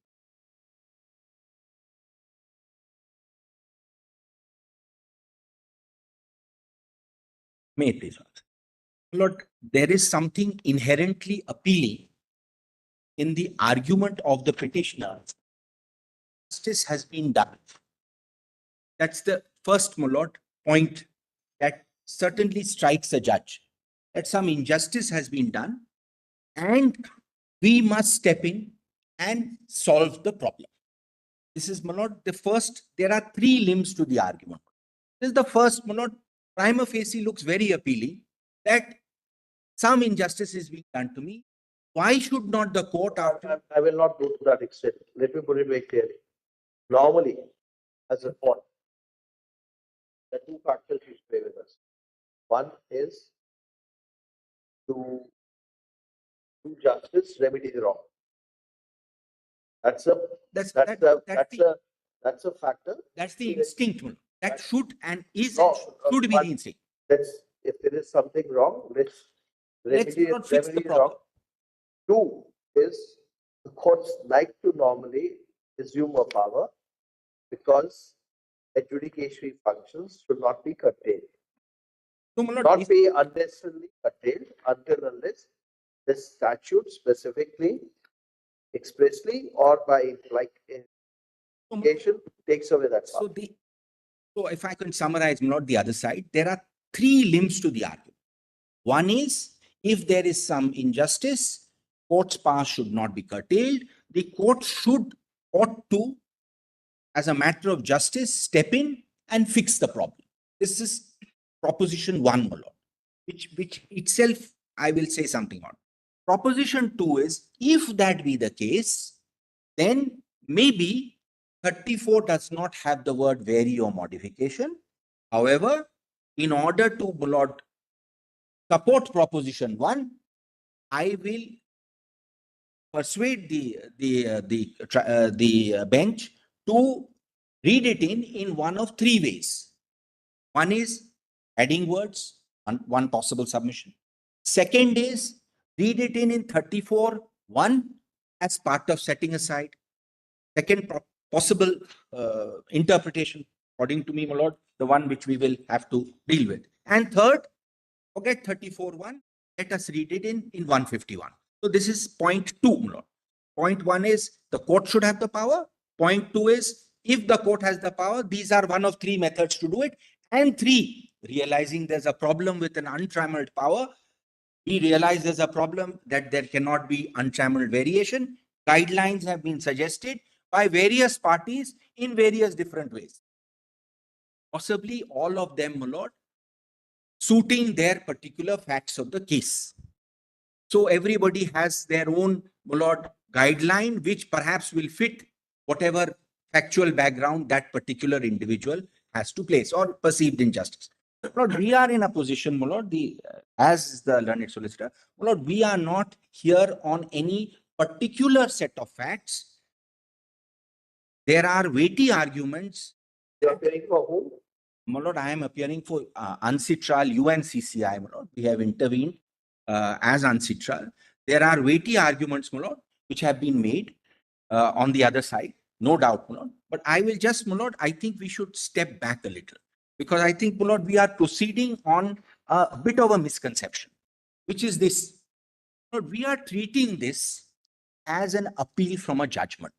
In our mind, my lord, in the court's mind, that the thinking is that this is in some way an appeal from a decision by a inferior court. And my lord, there are at least, I'll attend them, my lord. Lord, there are at least 3 or 4 aspects which your lordships will consider before coming to the next question is, when can you attack an award? So, Lord, what is critical here is that an award is a baby of a private dispute. It is supposed to be out of the system. It is not supposed to be in the system. It is supposed to be out of the system. There are some implications here. Lord, an award is meant to be final and binding. Very important. It has to be final and binding. It is a consensual process. The moment the arbitrator finishes, mandate gets over, consent is over, subject to, of course, correction and remand. The mandate is over under Article 32. The arbitral tribunal becomes functus officio. So, my lord, there are 2 policy aspects to an award which are not there in a lower court judgment. One is party autonomy, and I'll explain what is the relevance, because I think this is crucial. And secondly, my lord, finality. You go into arbitration, nobody is forcing you, my lord. We have to proceed on the basis that nobody is forcing you to go to arbitration. It is a consensual process. The consequence of this has not been, my lord, probably appreciated by the other side is an arbitrator can be wrong. An arbitrator can be wrong on the merits. He can be wrong on his appreciation of evidence. He can be wrong on the interpretation of law. But the law provides that because I have gone to somebody else other than the courts will never tolerate a wrong order. but I have gone to somebody else, I will take that wrong decision because I want finality. I want a binding award. Therefore, my lord, 34 is restricted that it has to be at the level where there has to be patent illegality. So, my lord, the first point I want to make is please do not consider this as an simply, my lord, the intention is to keep it out of the court. So, my lord, however much the instinct is to render justice, that justice has not to be rendered by the court, but that justice has to be rendered by the tribunal. Where your lordships are eager to fix the problem, the first proposition, the law provides and the statute provides that that is a remedy available to the tribunal. And opportunities are given to the tribunal in every stage. Lord, award comes if there is clerical, etc., mistake. Then under the old act, section 15, which your lordship was referring to, it went to the court. But that is no longer the case. Section 33 is qua the tribunal. Please keep tribunal on one side, court on one side. 34.4, again an option. Surely the court could have intervened and said, I'm fixing the problem. No, the intention of the law is save the award, go back to the tribunal under 34.4. No, I'm not on the scope of 34.4. Go back to it. Now, the third option. Why is setting aside so critical? Not because of essentially, why is modification not ready? Because of the problem of cherry picking. If you actually believe, if you really believe that that tribunal has messed it up, that it has not followed natural justice, or it has gone completely outside the jurisdiction, or it has made such an obvious patent blunder, why should you trust the tribunal's judgment on other points? I'll give a simple example, and it happens every day. 5 claims are made, 4 are rejected, 4 may be wrongly rejected because it may have been in appeal reversed, but 4 are wrongly rejected. There is no 34. The 5th claim is allowed, but even there the arbitrator commits a mistake, maybe on the overhead or A, B, C, D. If the court tweaks, let us say 5, what is the consequences? You are cherry picking one part of the award. The person who has actually lost, in a sense, because 4 of his 5 have been wrongly disallowed, has no remedy because he accepts the wrong judgment of the arbitrator. So, my lord, when your lordships come to a conclusion of pay, it's a very serious matter to set aside number. When your lordships come to the stage of patent illegality or the stage of setting aside, that cannot be the norm. Then, because of the seriousness of the matter, the set aside follows because your lordships have lost faith in the tribunal. It is not an appeal where your lordships will modify this, change this. So, this is my first. If he has not challenged the rejection of the 4 claims, my lord, he may have not been able to challenge the rejection of the 4 claims because even though it is wrong. Why? Because he can't. Several claims. No, I'm saying, my lord, it is, let us say it is connected. He cannot challenge those 4 wrong decisions because, my lord, unlike in a court, arbitration is not right or wrong. It may be a wrong decision on appreciation of evidence. It may be a wrong decision on appreciation of law. But because of the discipline of arbitration, you have accepted Mr. So-and-so as your arbitrator. You can't challenge under 34. That's the whole point. Otherwise, my lord, you have. That's why, my lord, the moment we bring. Let's be very clear. There is a viewpoint in some countries that arbitration is a compromise adjudication. It has its own weight and disclaimer, but in the United States, there's a big move on that. Twice they have tried to introduce legislations to curtail arbitration. I can go. But we are not going into that question. Much further. We are not going into that question. We leave it at that. My lord, we leave it at that. But the fact of the matter is, where we are not saying interfere and modify. We are saying first you will have to come to the conclusion that the award has to be set aside. If you come to the conclusion that the award has to be set aside, then in case the defects are curable, either terms when a court can interfere and cure them, or then go under 34(4). In fact, what you are arguing is contrary to 34(4). No, no, I'll just come. Because once you're saying that once you've lost, that the arbitral tribunal has not done something wrong or has done something wrong, sending it back again under 34(4) I'll will just, serve no purpose. No, You're yourself arguing that. let me not come to You're yourself argued to that extent. my first proposition is this. So we are neither tinkering with the clauses on which the award can be, the argument of the other side is to not tinker with the clauses under which the award can be set aside. Yes, if you come to the conclusion that the award can be set aside, then you have two options, 34(4), or if it is a curable defect by the court itself, because then you do it. On to that. So you please confine yourself to that part. Malone, I'm responding in legal and practical terms. There are 5 separate concepts here as to how an award can be attacked. I'll hand over my note. No? One is the power to confirm an award. Under our law, under the 1940 Act, there was a power to make an award rule of the court. Under some statutes, there is power to confirm an award. Modern law, and we do not have there is no role of the court in confirming an award. The role is a negative role. The role of positively affirming, confirming an award does not exist either in the model law or in the 1996 Act. Except part 2, the recognition part, maybe. Recognition is also not confirming an award. Recognition is a completely separate concept. The second concept is of variation.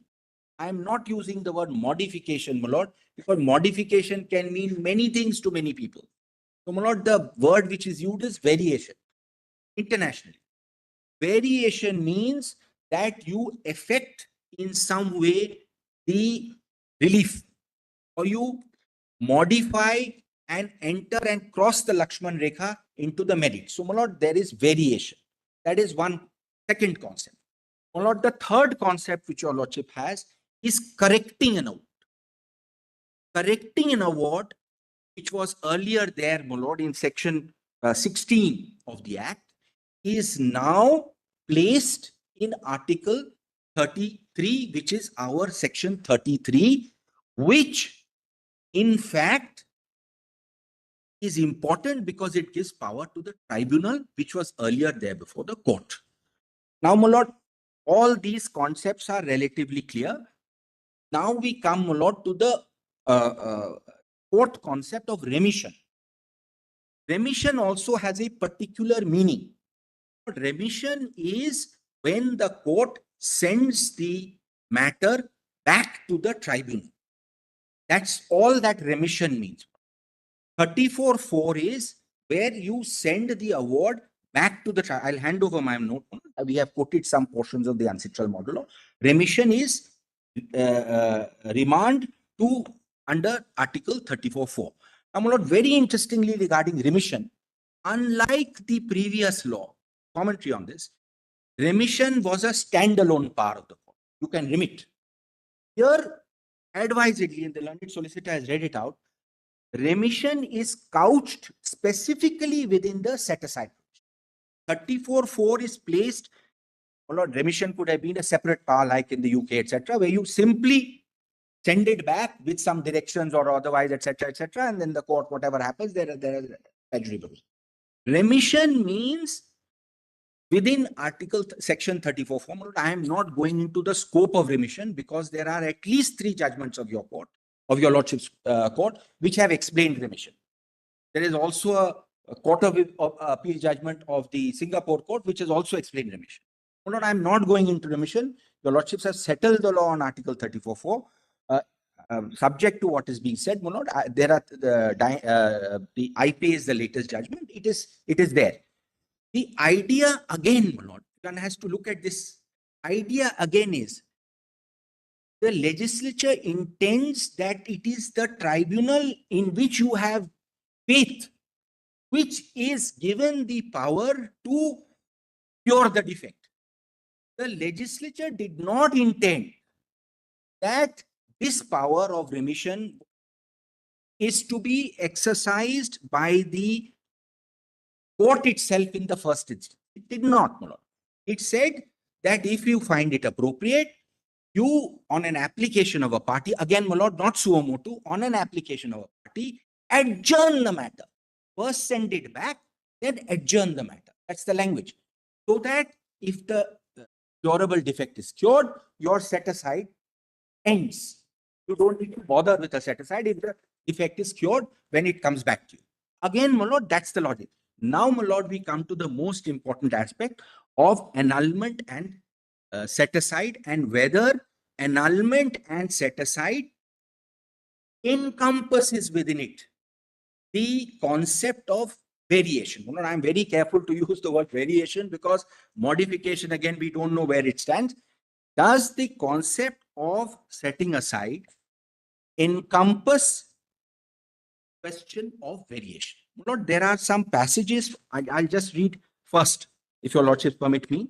Before I come to this aspect, I will read two paragraphs from Redfern and Hunter, my lord, which is applicable across the board. It is a very, very pithy paragraph, which perhaps your lordships will understand where I'm coming from. BCP 150 of volume 4. It's a very interesting paragraph. I think it says a lot.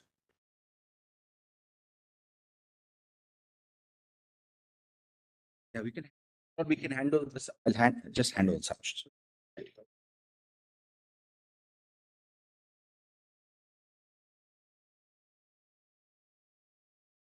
Yeah.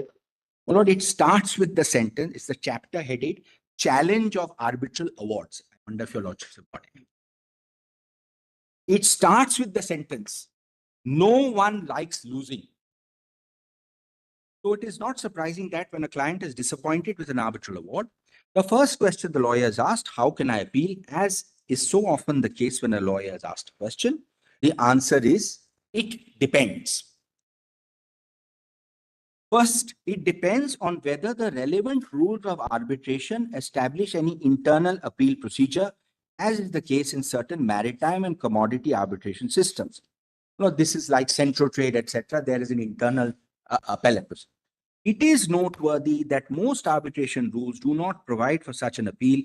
Indeed, most institutional rules provide unequivocally that an arbitral award is final and binding. Well, this is our section 35. These are not intended to be empty words. One of the advantages of arbitration is that it is intended to result in the final determination of the disputes between the parties. If the parties want a compromise solution to be proposed, they should opt for mediation. If they are prepared to fight the case to the highest court in the land, they should opt for litigation. By choosing arbitration, the parties choose in principle finality. An arbitral award is not intended, and I rely on this, Lord, not intended to be a mere proposal as to how dispute might be resolved, nor is it intended the first step on a ladder of appeal to national court. This is something your lordships will keep in mind while considering whether the power of modification should be exercised by the court. So, my lord, one aspect of this is, one policy aspect of arbitration is finality. And I'll show, my lord, that is what our 5-judge bench in Raipur, Chokamal, has also said. Finality is one major aspect. Similar to the losing at disadvantage may seem retrospect very opposite. Laws of many countries reflect the policy of New York Convention. And what has been described pro-enforcement bias means that while it may be possible to challenge an arbitral award, available options are likely to be limited and intentionally so. I'm not reading 10.04 and 10.05 for the moment. Please come to 10.06. The purpose of challenging an award before a national court at the seat of arbitration is to have that court declare all or part of the award null and void. If an award is set aside or annulled by the relevant... Just 1 minute. Whole or part of the award. Yes. Yes, part of the award can be null and void. Can be partial set aside, my lord, is well recognized. There's no dispute. That is, my lord, my learned friend will address your lordship. Partial set aside is effectively, my lord, partial annul. No difference. Not only by the courts of seat, but also by national court. This is because under such New York Convention model law, competent court may refuse to grant recognition and enforcement of an award, which has been set aside by court of the seat of arbitration. Important to note that following complete annulment, the claimant can commence proceedings because the award simply does not exist. That is, status quo ante is restored. This was mentioned, my lord, in the Hakim judgment. The reviewing court cannot alter the terms of an award, nor can it decide the dispute based on its own vision of the merits. Lordships will consider whether, by granting to your lordships the power of modification, is the court going down this path? Unless the reviewing court has the power to remit the fault to the original tribunal, as in England, a new submission of the dispute to arbitration after annulment has to be undertaken by commencement of new arbitration. So, my lord, this is 10.6, which has been set out in Hakim. But what is more important, my lord, is 10.1 and 10.2, which is the aspect of finality, which is a crucial policy aspect which your lordships will consider. Now, my lord, I want to show one judgment on what annulment means, because it's very important, my lord, to understand what annulment means. We have all been talking about the words, my lord, internationally used are set aside, annulment, vacatur. What does this mean? And, my lord, we have there are, of course, my lord, Singapore judgments. I will meet the point specifically lays that Singapore law has a prohibition. I will show, my lord, that is probably not a correct interpretation. I'll show that. But I want to show your lordships first the Topfer judgment.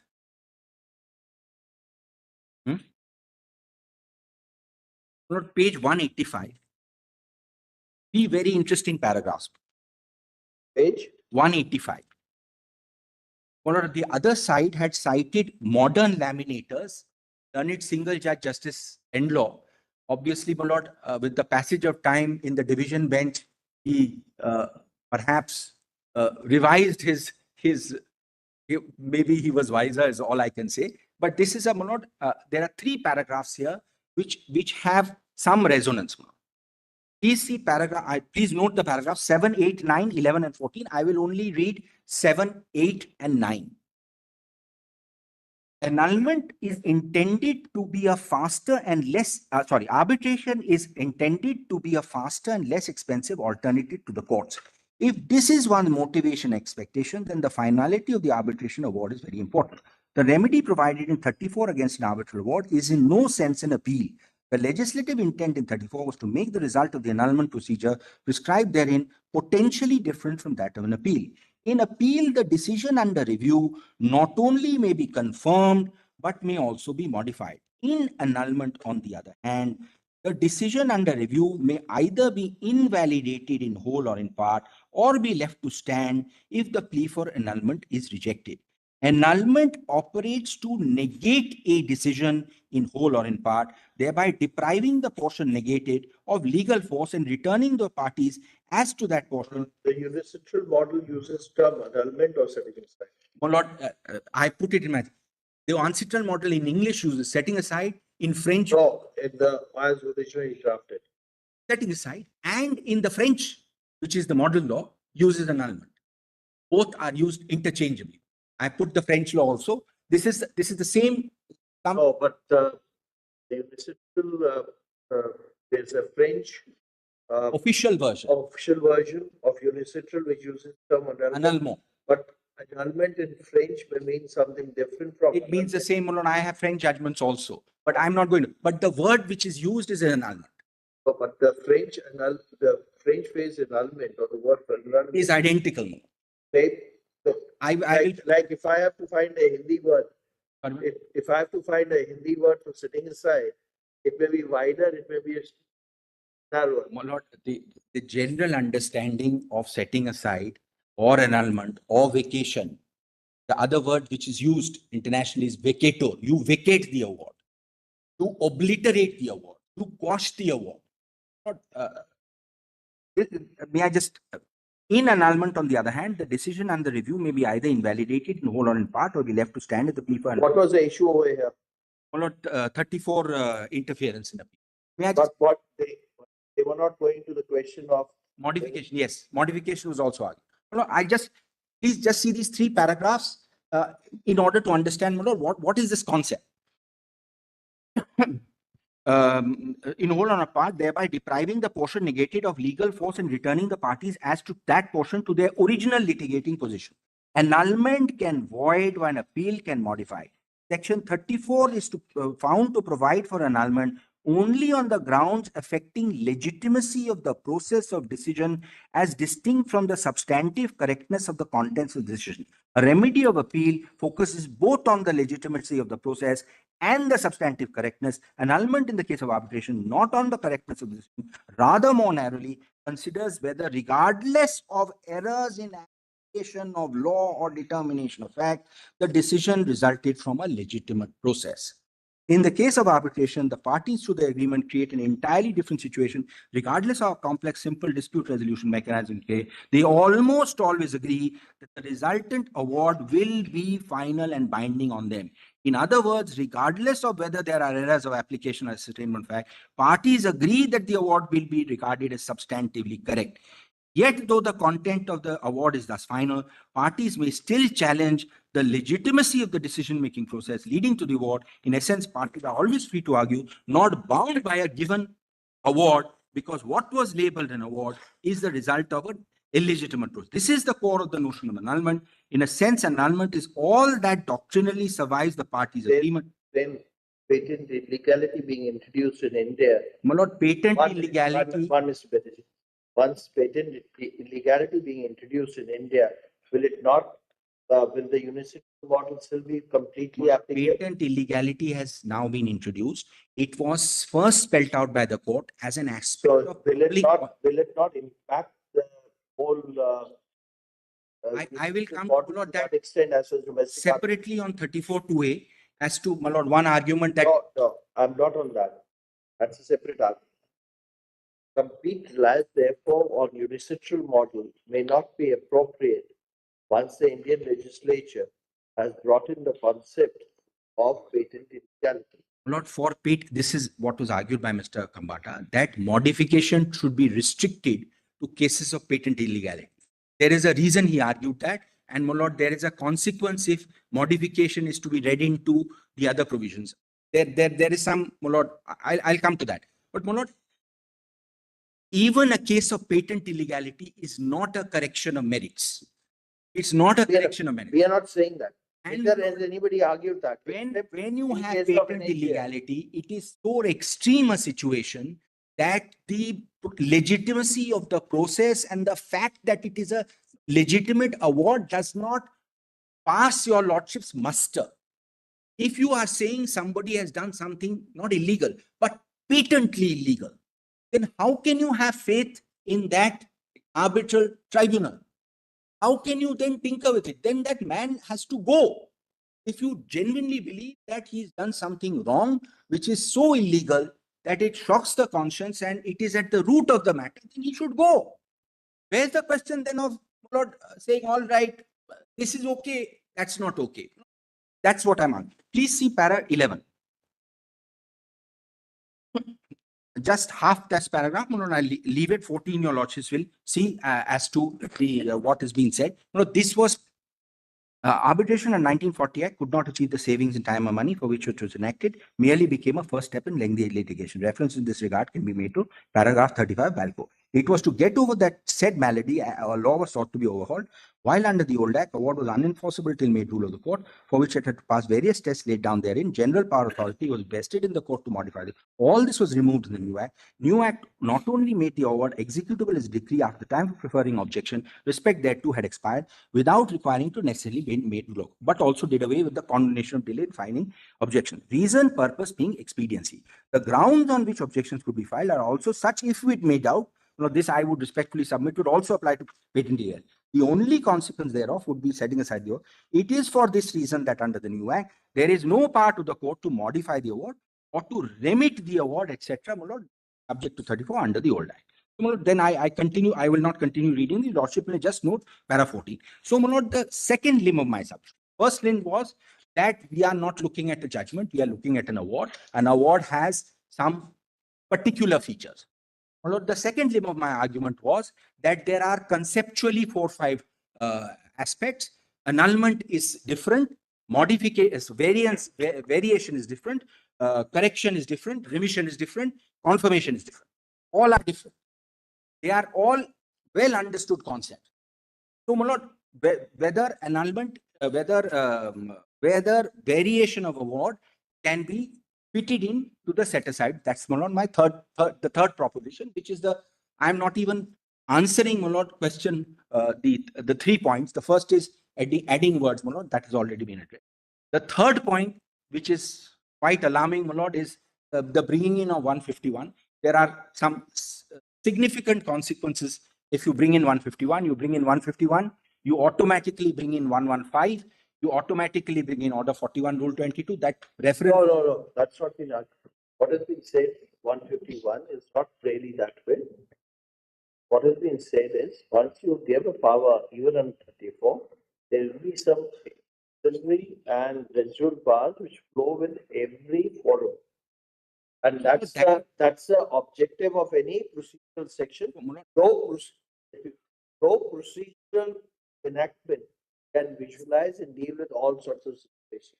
That's why, except in Evidence Act, we always say everything is permitted until unless it's expressly barred or impliedly barred. You don't have to look at the provisions of the CPC or the CRPC to find out whether a particular procedure is permitted or particular way.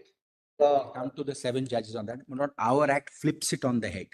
Our act, and particularly the way it has been understood, also where lordships were there in the 7 judges, that our act says, and the 7 judges do say, that Arbitration Act is a complete code. No, that's that fine. portion has not been written. Irrespective of the fact that CRPC complete code are the principles which are applicable to procedural laws. I will go. We are dealing with both 2 aspects, law as well as substantive law in arbitration.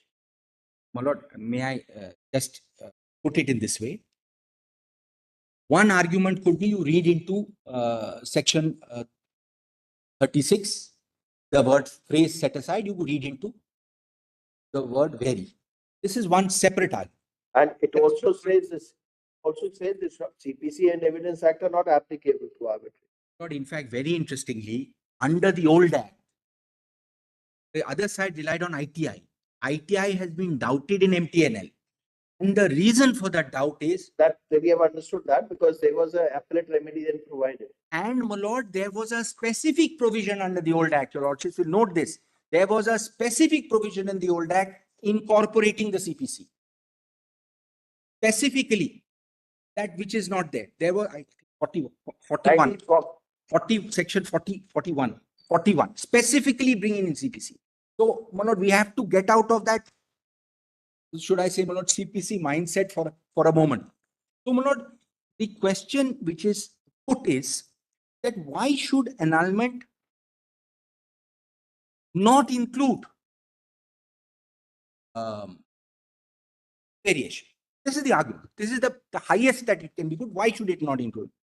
My lord, one, I have already argued, basis, this Topfer judgment, and there are a couple of Singapore judgments which I will show, that these are 2 different concepts. Variation is certainly possible if you have the power to confirm or in an appeal. Then, of course, you have the power to vary. But in an annulment, it is a negative power. The difference between annulment and Lord, variation is where the Lakshman Rekha has to do. Annulment is a negative power. What the court does is, and the language is simple, you don't like the award does not pass muster. You set it aside. Stop. Why? Because the next step is always with the initial forum which you contracted to. The moment you cross the Lakshman Rekha, then you are wearing a different hat. You are wearing the hat of virtually appeal. Because then your substitute, that is the sentence which I read in Redfern and Hunter, you are substituting, you, my lords, will be substituting your own vision of the merits into the award. There is a fundamental distinction between annulment and my lord, it is extremely difficult for somebody who wants to do justice to hold back. And sometimes, my lord, it is necessary to hold back in order to do overall justice. And I will make it good. Now, my lord, one argument which was put is squarely by the other side. I have had the benefit, my lord, now your lordships have transcript. So I went and read the transcript as to exactly what was argued. Lord, what is argued is, I look at the Singapore law. They have a prohibition. We don't have a prohibition. The law there is different. The law here is different. That was argued by Mr. Kambata and also Mr. Rai. And my lord, the section that was pointed out was section 47 of the Domestic Act. So, my lord, here is the problem. Our act, as my lords correctly put to me, considers both international commercial arbitration and what I would call purely domestic arbitration in part 1. My lords have 2(1)(f), both are there. 34 makes a slight distinction that 34(2)(a), which has been introduced, is limited only to domestic awards. We do not have 2 legislations. Singapore has 2 legislations. Not the first legislation that it has is the International Arbitration Act of 1994, which is the model law, which is the, by and large, the sections that we have in part 1. So, my lord, if we are to compare like to like, we will be comparing IAA 1994 with our part 1. The sections which are being relied on to say that there is a prohibition 47 on the court. My lord, again this problem comes court, tribunal. The prohibition sections on the court are not in IA 1994. It is in the Arbitration Act. It's all there in the note. In 2001, 47, 48, and 49 of the Domestic Act says you cannot vary except in such situations. So, my lord, it is not a prohibition in that sense. It is a almost, if you read all 3, it's almost enabling. But that only applies to purely domestic arbitration where the legislature there has deviated from the model law. We have, my lord, in fact, we had recommended that there should be separate acts. It has not been done. We have only one act that has innumerable problems. But today we have one act, and today whatever interpretation your lordships give on section 34 will equally impact, this is very, very critical, will equally impact ICA situated in Delhi as also domestic arbitration. It will impact clearly. And it will have a very serious, my lord, across the board. My lord, so far as domestic awards are concerned, and those 2 judgments, my lord, AK and ALC, and the other judgment shown by the learned solicitor, I will show.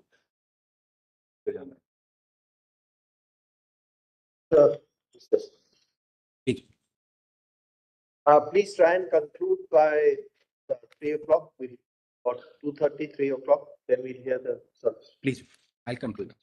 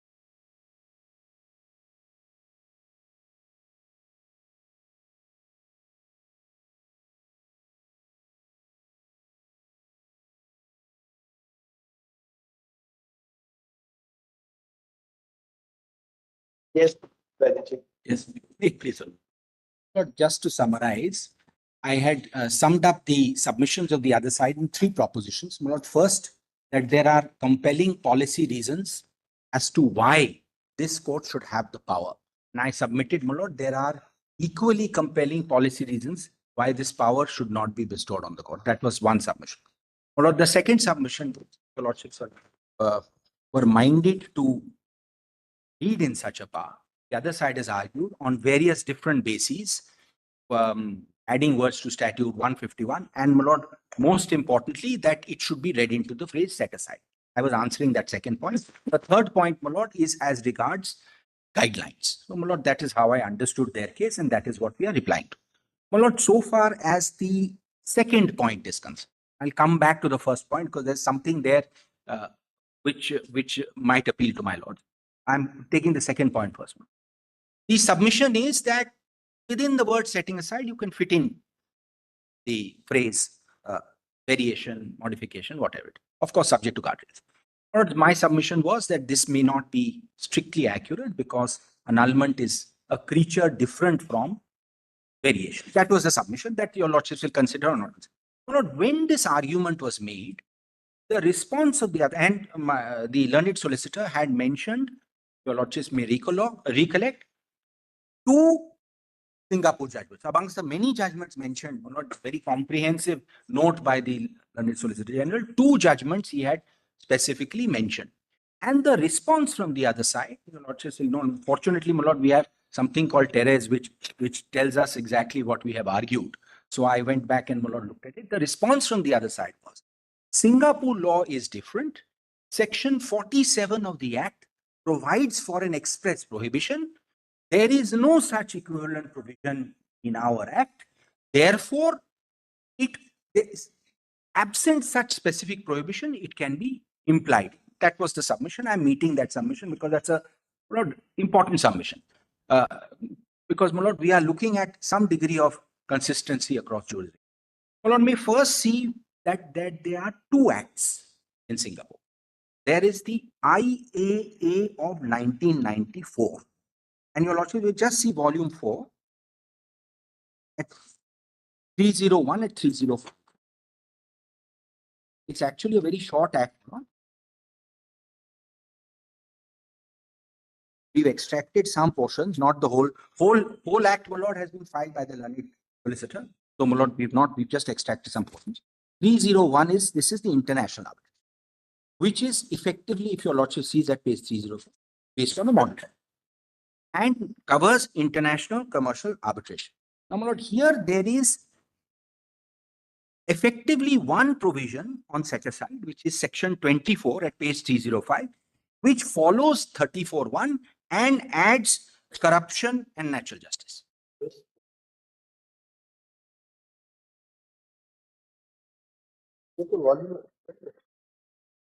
Lord, we have filed a common compilation. So volume 1 has been renamed volume 4.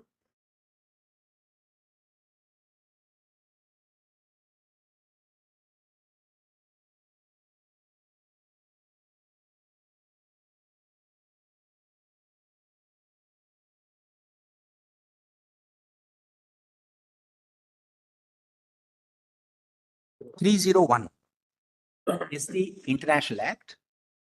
This covers, my lord, international commercial arbitration at page 301. And, my lord, if your lordship sees at page 304, this is basically based on the model law. In the top, at the top of the my lord, the act is to make provision for conduct of international commercial arbitration based on model law. So the Singapore legislature adopted a separate act for the model law, and the only section which is vaguely relevant, my lord, is 305. No, but to be very frank, as far as international arbitration is concerned, because this will be part of the. My lord, your lordships are let me put it this way. As far as transporter disputes are concerned, there is a lot of controversy as to the law of arbitration which will be applicable.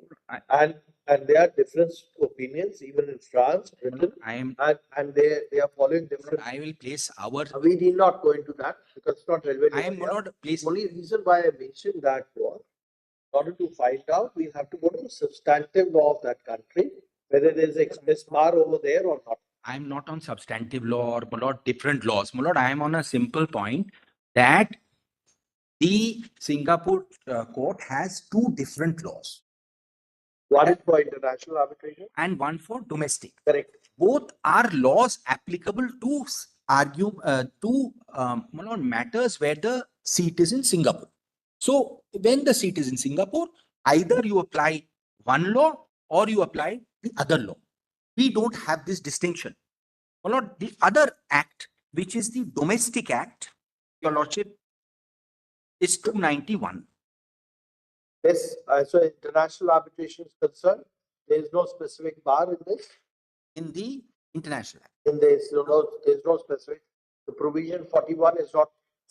47 is not part of the international. Correct. 47, which is being relied on, is for the domestic law. Is at page 296 of the same volume. And rightly so, because this issue may not arise in international arbitration. It squarely arises. And it has massive implications. Because I'll tell you the reason. I'll come to. Very few. There will be the international arbitration which is taking place in Singapore is between two other countries, not with regard to the residents of Singapore. I am on a. Number one. Number two. Also the cases when you go for enforcement. When you go for enforcement, you'll be going to the enforcement, the country where the judgment debtor or the loser is. This is a larger issue. I am only meeting a specific limited argument. Yes, just to. But since I argued happy explanation, there are three laws which are in contemplation whenever we have arbitration. Correct. Law governing arbitration agreement, which would in this case would be Indian Arbitration Act. In Singapore, it can be Singapore Arbitration Act. Second, the law governing contract. It can be Indian Contract Act also in a London seated arbitration. So Arbitration Act of London would apply, but the law governing the contract would be Indian law. And third is curial law. Curial law would mean there are some institutions, they have unilateral rules. No, that's the procedural law. That's curial means procedure. Curial means procedure. Procedure of arbitration. Substantive can be Indian Contract Act. In a matter of petroleum, can be Indian petroleum. Whether we are aware of all this, but as far as international, the law relating to international arbitration is concerned, probably I'm not giving a affirmative yes or no, subject to exceptions. It refers to the procedural part. So it will not refer to the substantive part or the law of arbitration. May I just read what has been argued on the other side? Mere non-reference at the highest or express reference to power or vary or modify does not mean power cannot be read into section 34 because there is no prohibition. And we see, for example, the example of Singapore. My learned friend, the solicitor, cited section 47 in his written submission at page 23, where there is an express prohibition. There is no such provision here. I am meeting this argument. Oh Lord, my argument, counter argument is simple. This express prohibition, which is being relied on by the other side, is section 47, 48, and 49 of the domestic law, which is at page 296. So, my lord, this is not there in the International Act. Right. Now, my lord, what is the consequence of that? I want to mention, my lord. This has been explained in so many words in a judgment cited by in the written submissions of the learned solicitor. Please see that, my lord. This is a written submission filed right at the beginning.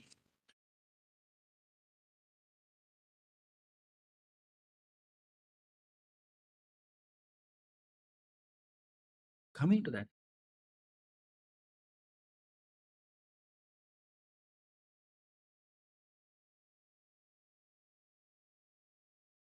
Have page 9, paragraph 93, page 76.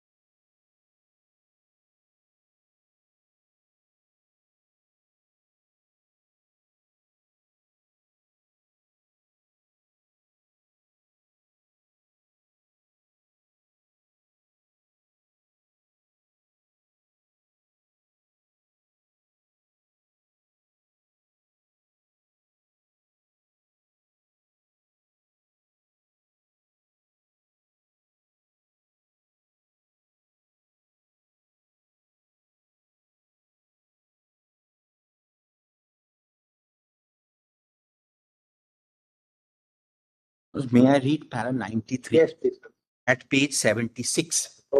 The Honorable High Court of Singapore in CAI versus CAJ agreed with the defendant's submission that under the IAA and the model law, the court did not have the power to vary an arbitral award, held that the court's power limited to either setting aside, where appropriate, to suspend the setting aside proceedings, remit the award for the tribunal's decision under 30.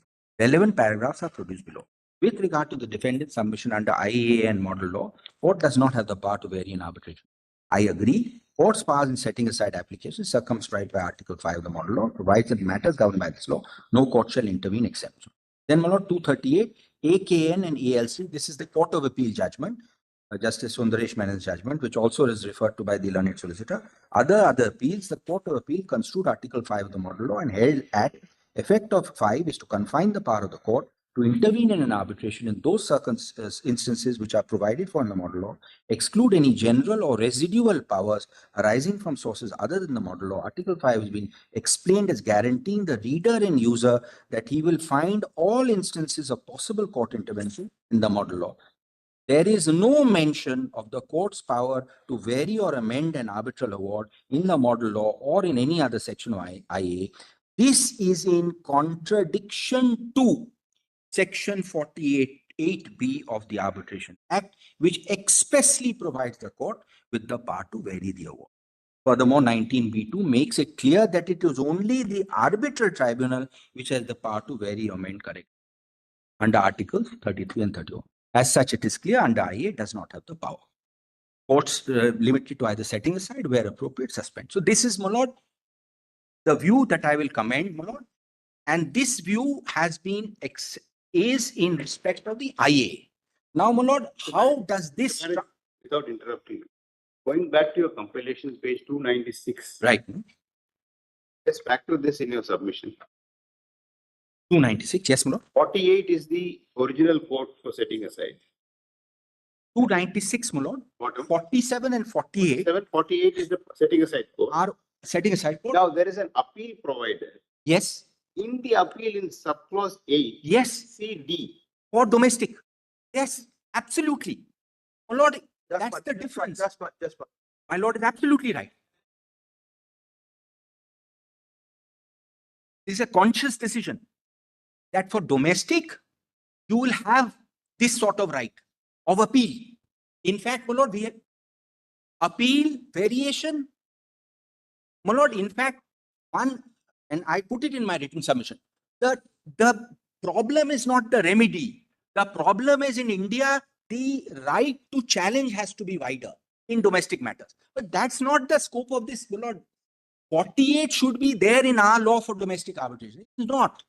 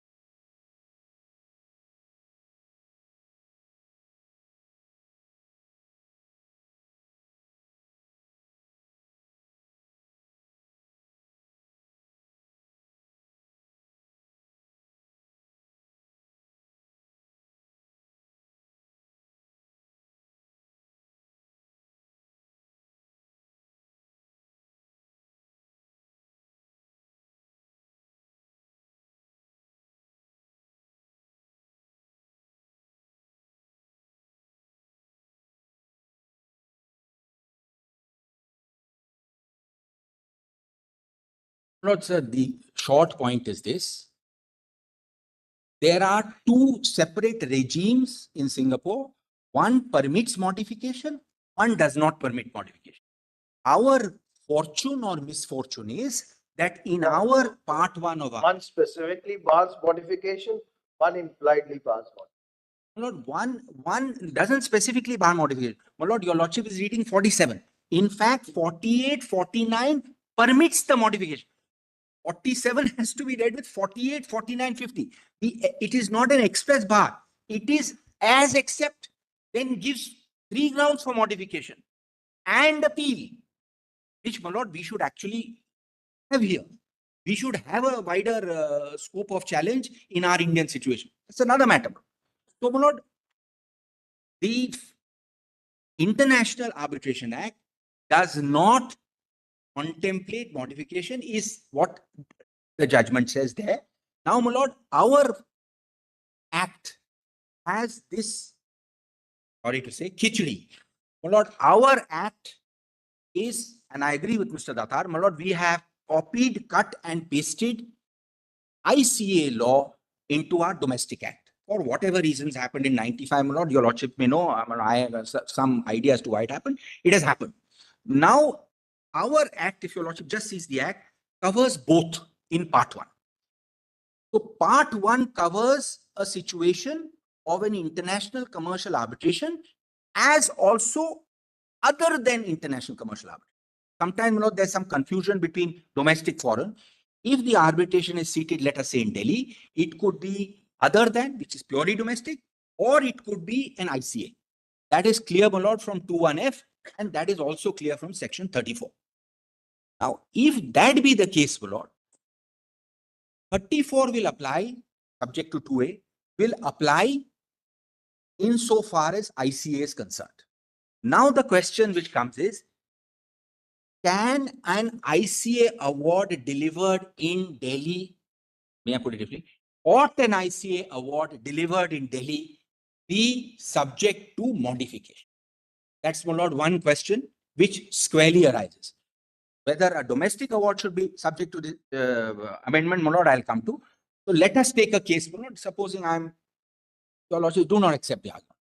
Say yes, an arbitration under 34.1, my Lord, 34.1, setting aside includes modification. And supposing, my Lord, an award such as an ICA is modified. What is the practical and legal consequence? I will, my Lord, demonstrate, and I've put it in my note clearly. But such an example is there before my lords in the Vedanta matter.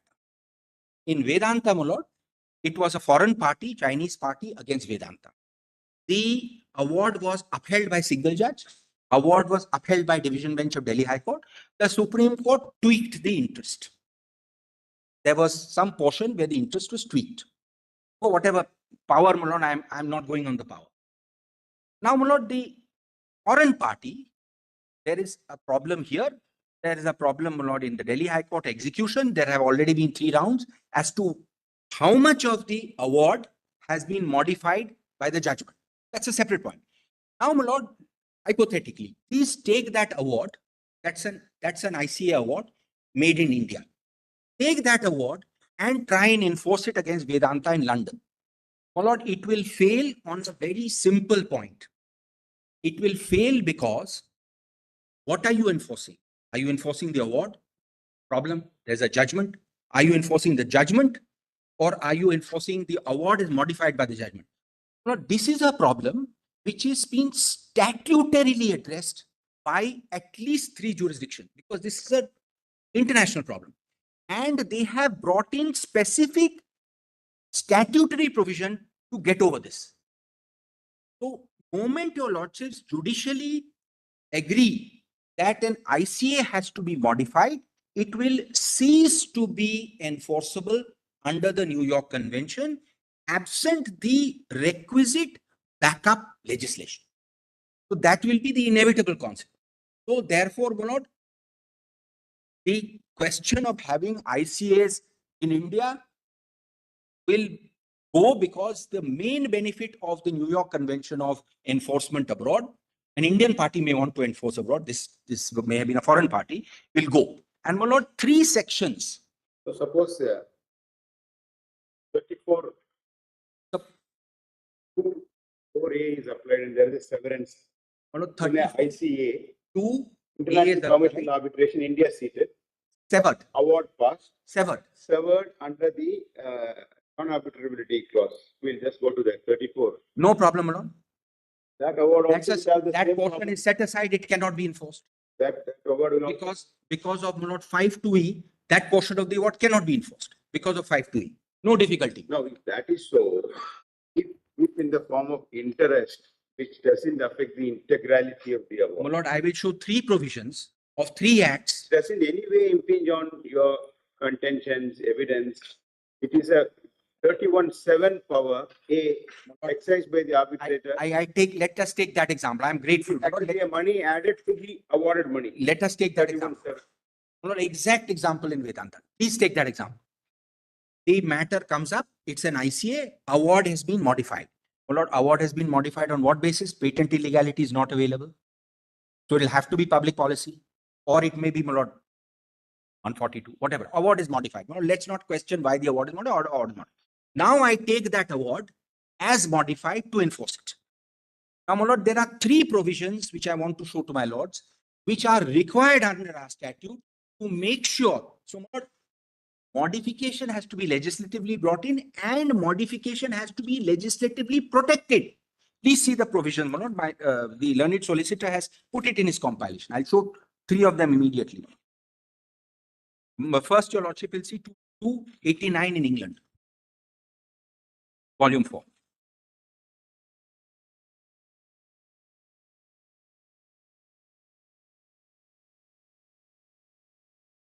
There are specific provisions which deal with this problem. Today, by judicially modifying an award, you will render the enforceability of any ICA vulnerable outside India. Nobody will bother coming to arbitrate ICA disputes in a Delhi seat or a Bombay seat because they will not be comfortable knowing that it cannot be enforced. That's the submission. PC 71. Yes. India seat. So you will have a situation inevitably where your ICA is inconsistent with international. As far as Singapore, you have pointed out. No. I am not on Singapore. I am on here. 1 minute, please. DC 71. 1 minute, please. As far as Singapore is concerned, also, as far as domestic arbitration is concerned, if the seat is of arbitration is in Singapore, domestic will apply or then international will apply. If the seat is in Singapore. International will apply if it's an international arbitration. But even if involving a. Both are, yes. Even if one party is a Singapore party? Yes, my lord. Right. One party. Yes, same here, my lord. 1 minute, please. But as far as, say in a given case, in England, where the domestic law makes the variation possible. Yes, ma'am. It will equally apply to foreign arbitrations. Yes, ma'am. Correct? Because the law of arbitration may be. It will apply to an ICA. Let us say ICA. The law of arbitration. Yes. May be that of England. No dispute. In that case, will you say the same logic will apply? Your argument.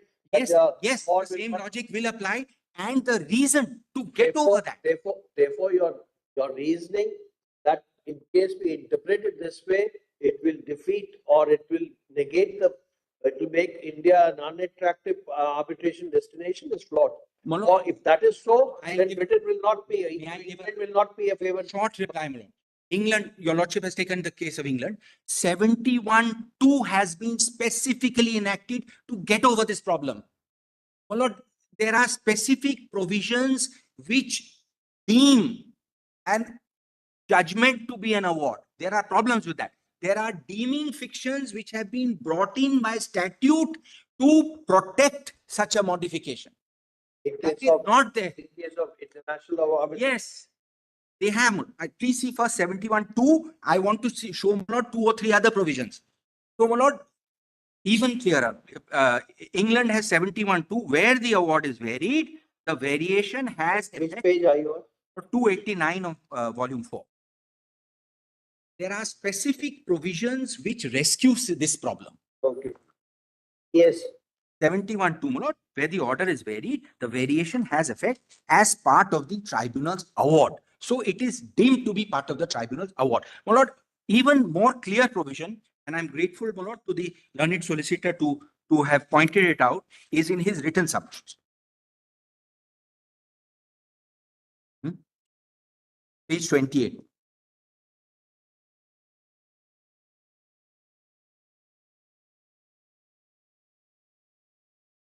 Page 28 at 29, New Zealand.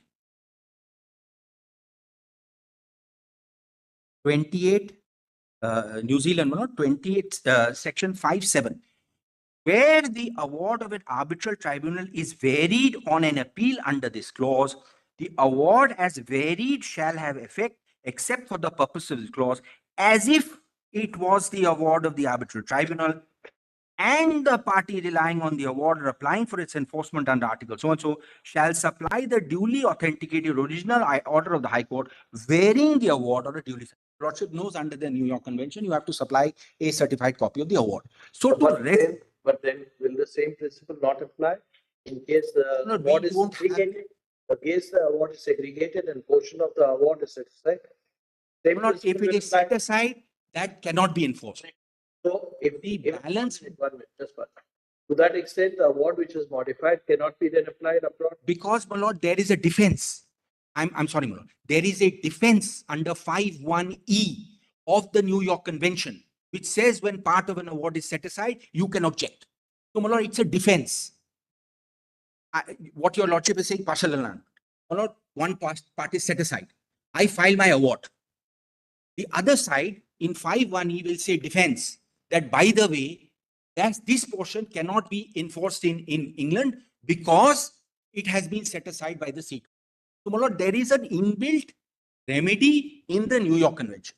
Today, if your lordships are going to modify, say, interest, the consequence is serious. My lord, there are, I can produce, my lord, live examples. I didn't realize this was, that there will be serious problem of enforceability of an IC. That's the reality, my lord. And that is why, if we wish to do it, and maybe we should, my lord, if we wish to do it, we should do it through carefully calibrated, targeted legislation to make sure that our award is enforceable. So difficult to manage. Pardon? Not that difficult. You see, even in part 2. No, we are not in part 2. I'm just taking, for example, suppose there is an enforcement proceeding. The party says in the seat there is a challenge. Yes. There is a power to give security and have the matter adjourned. 5(2). 48(3)(a). 5(2). Now, same. Now, suppose the award proceedings result in modification of interest. Correct. What is the difficulty for the enforcing court? Well, the enforcement court will say, as it has said, it's not an award. This is the standard defense maintained. It's not an award. It's an award modified by a judgment. Until you have that legislative fiction which says that the judgment is deemed to be an award, it's a judgment. It is good enough to resist. It is good enough to resist. You are not enforcing, under the New York Convention, you are enforcing an award for which you have to, under even our provision, give a certified copy of the arbitration agreement and a certified copy of the award. That's it. Now you are giving certified copy of the agreement, certified copy of the award, and the judgment model. This is very on severance. Pardon? Severance matters. Manoj, severance is very, very simple, Manoj. I am putting in the award. The defense is available under Manoj, section 48. The defense is available that part of the award has been set aside.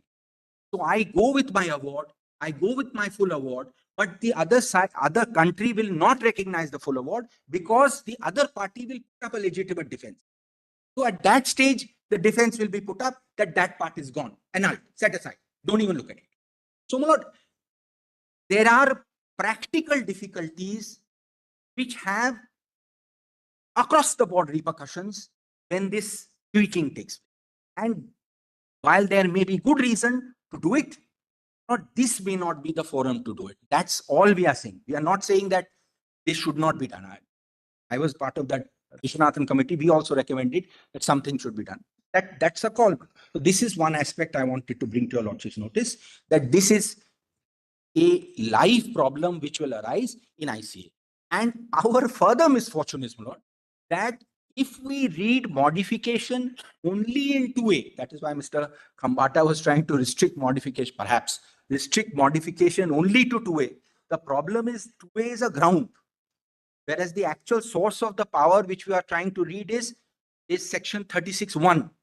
So you can't say setting aside includes modification for domestic, but setting aside does not include modification for ICA. There are difficulties there, my lord. There are difficulties, and my lord, to do a great right, one does a little wrong is also a little problem. So, my lord, this is my submission so far as the second proposition as to reading it.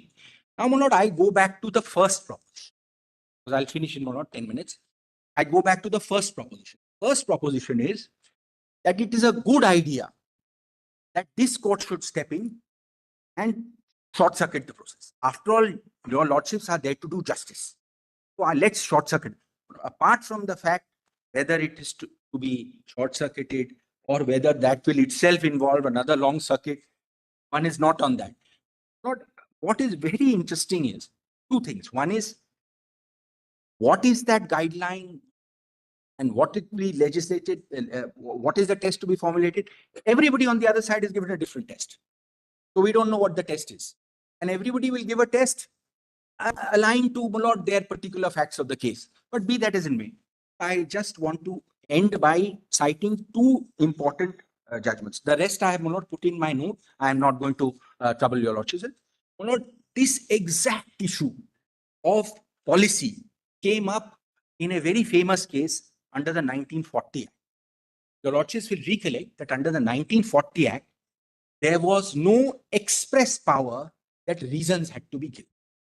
Lordship recollects under the 1940. And the matter went to the Law Commission. The Law Commission gave a particular recommendation. The learned solicitors read out the recommendation. The matter then went to a Constitution bench. And the Constitution bench affirmed what the Law Commission's recommendation said and kept its hands off. Even though, my lord, according to me, that's a much better case. That's a much better case that you ordinarily should have reasons in an award. After all, even on such a compelling argument, why did the court not interfere? And what were the policy reasons that weighed with the court saying, I am not going to touch it now? Let the legislature look at it. Legislature did look at it, and we have the new act where reasons are required. So, my lord, I want to quote 4 or 5 paragraphs from Justice Venkataramaya's judgment in Raipur Development. Just 3-4 paragraphs. Now, this is in volume 3, 1722. I put it in my note. I'll just read it. Your lordships will understand where I'm coming from. Argued in this court, Mr. Banerjee, Mr. Nariman and Mr. Saurabh. Yes, Mr. Nariman is correct. And I think the Solicitor General was not yeah, well.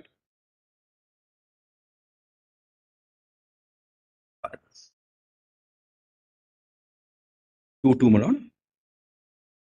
Just 4 or 5 paragraphs, Malone. First, your lordships will look at paragraph 20 and 21. Justice Venkatamaya fully, Malone, analyzes the scope of challenge under the old act, and then he comes to paragraph 20, which your lordship will find at 1737. Yes. The Law Commission of India, however, had occasion to consider the question whether it should be made obligatory on the part of the arbitrator umpire to give reasons in support of the award in the course of its 76th report on Arbitration Act 1940, submitted in 78. Well, the entire portion as to the reasoning is being set out, but I want to just, the entire portion is very instructive, but in the interest of time, your lordship will come to 4.45 at page 1738.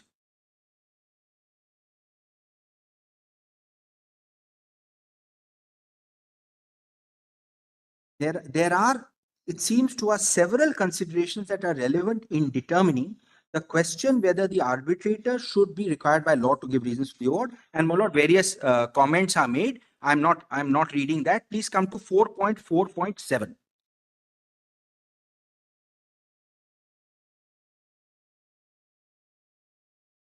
Yes. The previous experience, in fact, points out that these awards incorporating reasons which have generally been quashed, awards not giving reasons have survived the attack. That was, I'll be very frank, when we joined practice, that was the reason given by most arbitrators. Why they don't give reasons? Because the moment you give reasons, we are unable to challenge. But that had its own impact. But that had its own impact. That was the main ground which many of the most arbitration awards in the 70s, 80s, and before the 1996 award was passed. One line. One line. Now, my lord, the reason. It was impossible for you to challenge. Yes, the reason given. Why was that was the wrong era. The reason. Party should not know the reason why they lost. I'm saying what were the policy reasons for coming to such a conclusion? My lord, the policy reasons was that the arbitrator, if honest, could be wrong, and two, that finality was something that was to be. Mr. Banerjee, I think that was a mindset, and rightly so, because there were doubts expressed about arbitration, efficacy of arbitration as an equitable and as fair a mode and as just a mode as court adjudication. Therefore, unless the parties we come back, my lord, to the point. Let's not that there is no question. Come back, my lord, to the point. Don't leave that judgment. Sorry, they made an exception for public sector. I know. I understand all, but my lord, the point is this: two policy reasons why your lordship should not exercise a modification power are: one, party autonomy, and two, finality. The moment that exercise is carried out by the court, A, you go to a court, whereas you wanted to go to a tribunal. B, finality is thrown to the winds because the arbitral award would be the round of 16. Then you have a quarterfinal in 34, semi-final in 35, final in Supreme Court. And it would, that is, so two policy. This argument is equally applicable in the state when the legislature makes it, except to the extent, because if the legislature amends it, the argument will be the same. You'll have a round of quarterfinals, finals, and then say. I think, my lord, the reason it should be left is the legislature will. Other argument of yours that it have repercussions as far as enforceability of the laws or awards made in India with something which is being put into the others. My lord, last one line, my lord. I just want to make a couple of points, and my lord, then I will conclude. My lord, there are three different, if I can understand, my lord, concentric spheres where we are concerned on challenge. One is that this is to answer Justice Vishwanathan's question. One of the narrowest sphere is the correct result. The correct result can only be within a narrow sphere. The slightly wider sphere is where there is an incorrect result as a result of misappreciation of evidence or wrongful application of the law. That is specifically provided in section 34. The largest sphere where the court will certainly step in is something beyond 1 and 2 and go to 3, whether it is patent illegality, whether it is a problem regarding the process. After having got to 3 and found that 3 is a problem, then to modify, your lordships are skipping 2 and coming to 1. So the interest example, my lord, which seems to resonate through the court. No? The interest example is very interesting. The party who has lost on liability. One party has won on liability. The party who has won on liability may have lost 4 other claims on liability. That cannot be open. The party who has lost on liability comes and says, please modulate the interest. The party who has won on liability can equally say, This means you don't trust the tribunal. The error that he committed on liability cannot be looked at in 34. It is a wrong view. I should have my day in court. And when it goes back and there is a set aside or annulment, all these issues are open, subject, as your lordship said, to res judicata, etc., limitation. My lord, there's a very nice judgment of the Court of Appeal of Sundaresh Menon.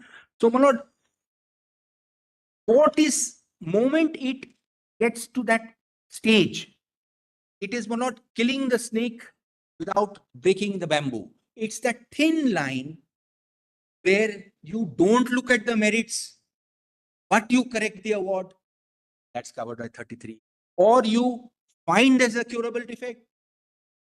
So where is that other case, with due respect to all the various examples given by my learned friends? Where is that third case where you pull out some inherent power and say, I'll tweak it? Where is that case without disturbing the merits? What is the position on res judicata? 4 claims, 3 claims. Res judicata, I'll answer it simply. There is the judgment of Justice Menon, which we have put in on res judicata, where he explains what is the consequence of setting aside. So, for instance, consequence of setting aside is you go back to an arbitration. It may not go back to an arbitration, supposing the clause is void, supposing it is non-arbitrable. Then you go to suit. Subject to limitation, that has answered by 43. Subject to res judicata, if you already decided something, then that binds these. So all this has been looked at and dealt with. So, my lord, So 3 claims attain finality. The 4th one is set aside. The award is set aside with specific finding. On 4. Then 4 alone will be open for. Only open. And that's even we have held that KV George or something. Yes, my lord. And this, the other the judgment I'm referring to is mentioned in my note is AKN versus ALC, also in the learned solicitor's note, 2015 Singapore Court of Appeal 63. If adjudicator appeals, what is the problem? There is no problem of injustice. My lord, this is the issue. This is the, my lord, desire to do justice and step into the arena from being the umpire to becoming the player. The umpire is always better than the player. When you're accepting, it can be done, but you say that it should be legislative mandate because we have. I am not accepting it can be done. My view is it should be done. You are accepting, not only you're accepting it should be done, you're also accepting it is done in some jurisdiction. But you say it should not be done by the court, but it should be done by the legislature. It's not enormous difficult. The difficulty part is difficult to accept, except to the extent of international awards. Probably in case we don't have to act. In case the objection taken is because it's not an award, now it's a judgment of the court, and therefore the enforceability part will have to be dealt with differently. My lord, the thinking, I'll go back, my lord, to the red fern portion. It is the arbitration is not meant to be the first step in the process. That is how we are now thinking about it. Then my lord, actually, I am with the solicitor. My lord, then if you want a full-fledged hearing and you want a full-fledged, no, that's not the point. That argument does, to be very frank, not too much ice for the simple reason that interference of the court will be still limited to the grounds stated in 34. My lord, if your lordship is limited to if the award musters, the award is not affected by any of the grounds in 34. There's no question of the court interfering. First clear the hoop of 34(1), find some patent illegality, then cure it then and there rather than sending it back. This is that is not the test which is being proposed. No, that was the test. Let me put it by that any of the sides, my lord. No, except for then there's a question of will there be additional evidence? No, there's additional evidence is already set by this court. It can be recorded, but let us put it. We are not even going into that question. This is what I said. Because your lordships will be answering the question as to whether, assuming your lordships hold that power is there, then everybody agrees on the other side that it cannot be undone. You leave that to us. My lord, I think, my lord, I would end by saying this, my lord. I would mention, my lord, Justice Narasimha's comment, my lord, that we are overthinking this one. We are really overthinking. Let me put it. The The way section arbitration- says, let us put set it the way- aside, Well, please set aside, and let's stop there, my lord. We are not here, my lord, the court is not here, my lord, this is not a normal case. The court here is not to fix the problem. This is not the normal case where the court fixes the problem. It is not the court for the court to fix the problem. And that the entire purpose of arbitration step outside. If your lordships volunteer to fix the problem, your lordships will get more problems to fix. And that is the inevitable consequence. I would only say, Okay, yes, deeply. yes.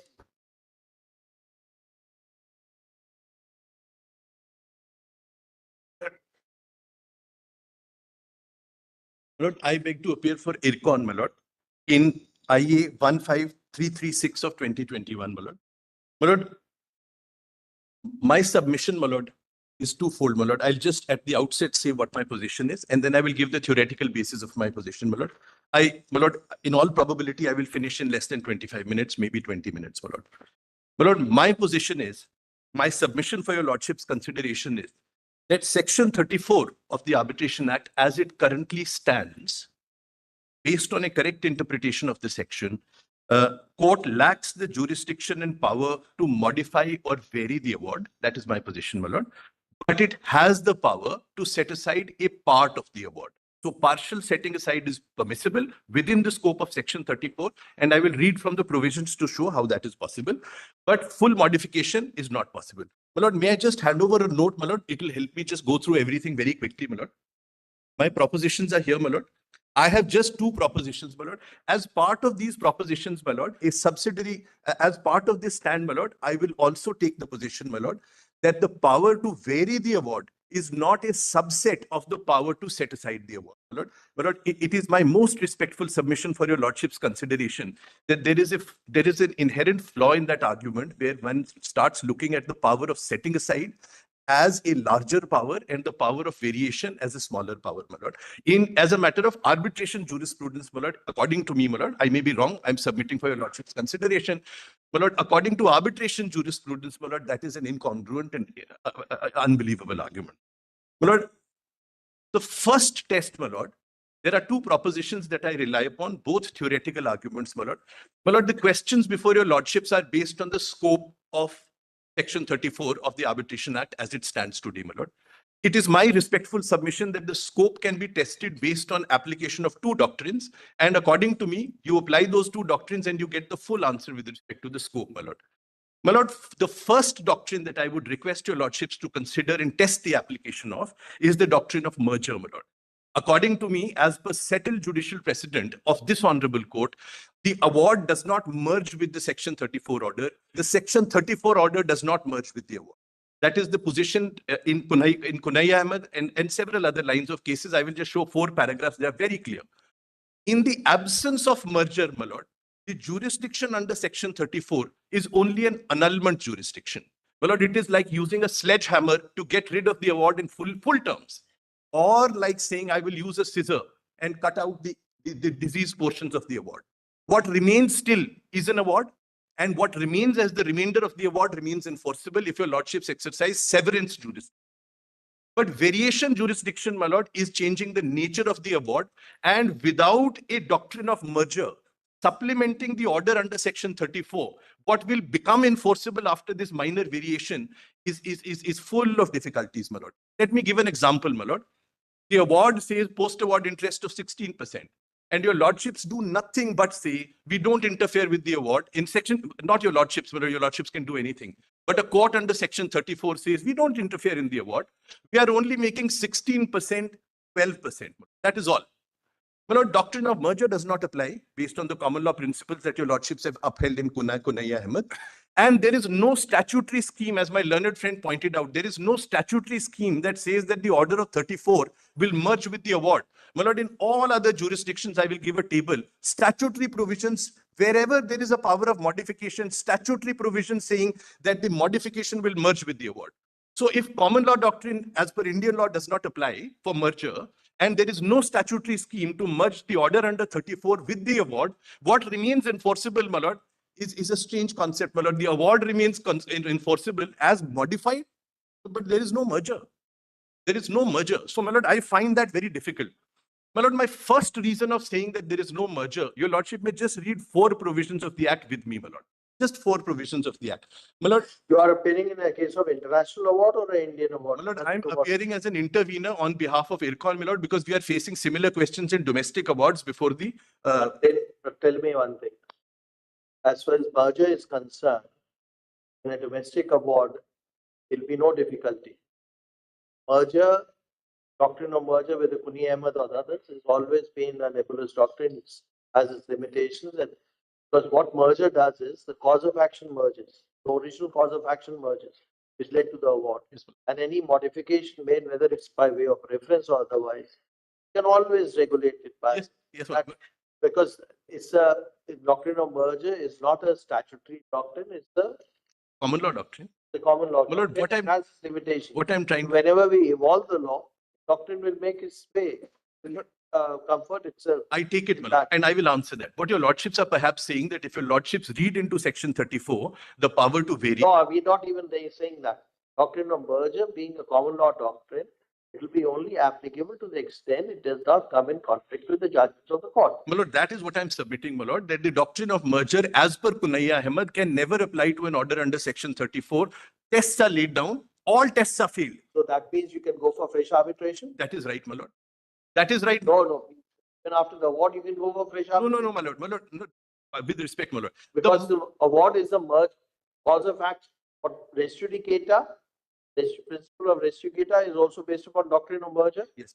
And the merger, once the award is passed, once it's not final and binding, res judicata doesn't apply. Yes, my lord.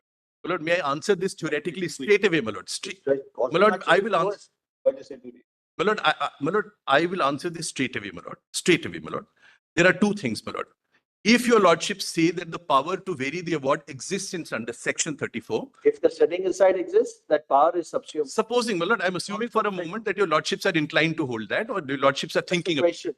Obviously, my lord, your lordships will have to say then that there is merger. I accept that, my lord. Your lordships will have to say. Obviously, the order which is enforceable will be the order of the court. Yes, my lord. My lord, if your lordships say that, my lord, it would be 2 things, my lord. First, my lord, it would be contrary to the scheme of the act. I will read 4 provisions to show that, my lord. 2, my lord, it would be contrary to the principles in Kunaiya Ahmed. I would read 2 paragraphs to show that, my lord. And third, my lord, it would disregard that all international jurisdictions where a right to vary has been given have statutory scheme of merger, which our act does not. 3 points I've made, my lord. They are part of my proposition. Okay, let's see. Your lordship may first see, my lord, section 5. I will not read anything, my lord. I just want to show that section 5 starts with my lord, notwithstanding anything contained in any other law for the time being in force, my lord. Settled principle, KSL, Arihant, and every other law, my lord. Your lordship has to read this to mean notwithstanding anything contained in CPC, notwithstanding anything contained in 151. My lord, that is what my submission is, my lord. The scope of interference by the court is limited to the manner in which it is prescribed. Your lordships may now have section 34, my lord. Section 34 provides recourse against an award. Recourse of a court against an arbitral award may be made only on an application for setting aside the award in accordance with the following. My lord, your lordship, this provision has been read time and again. Your lordships are aware, amongst other orders, 34, 4 order can be passed remitting the award. After this, my lord, your lordship may see 35.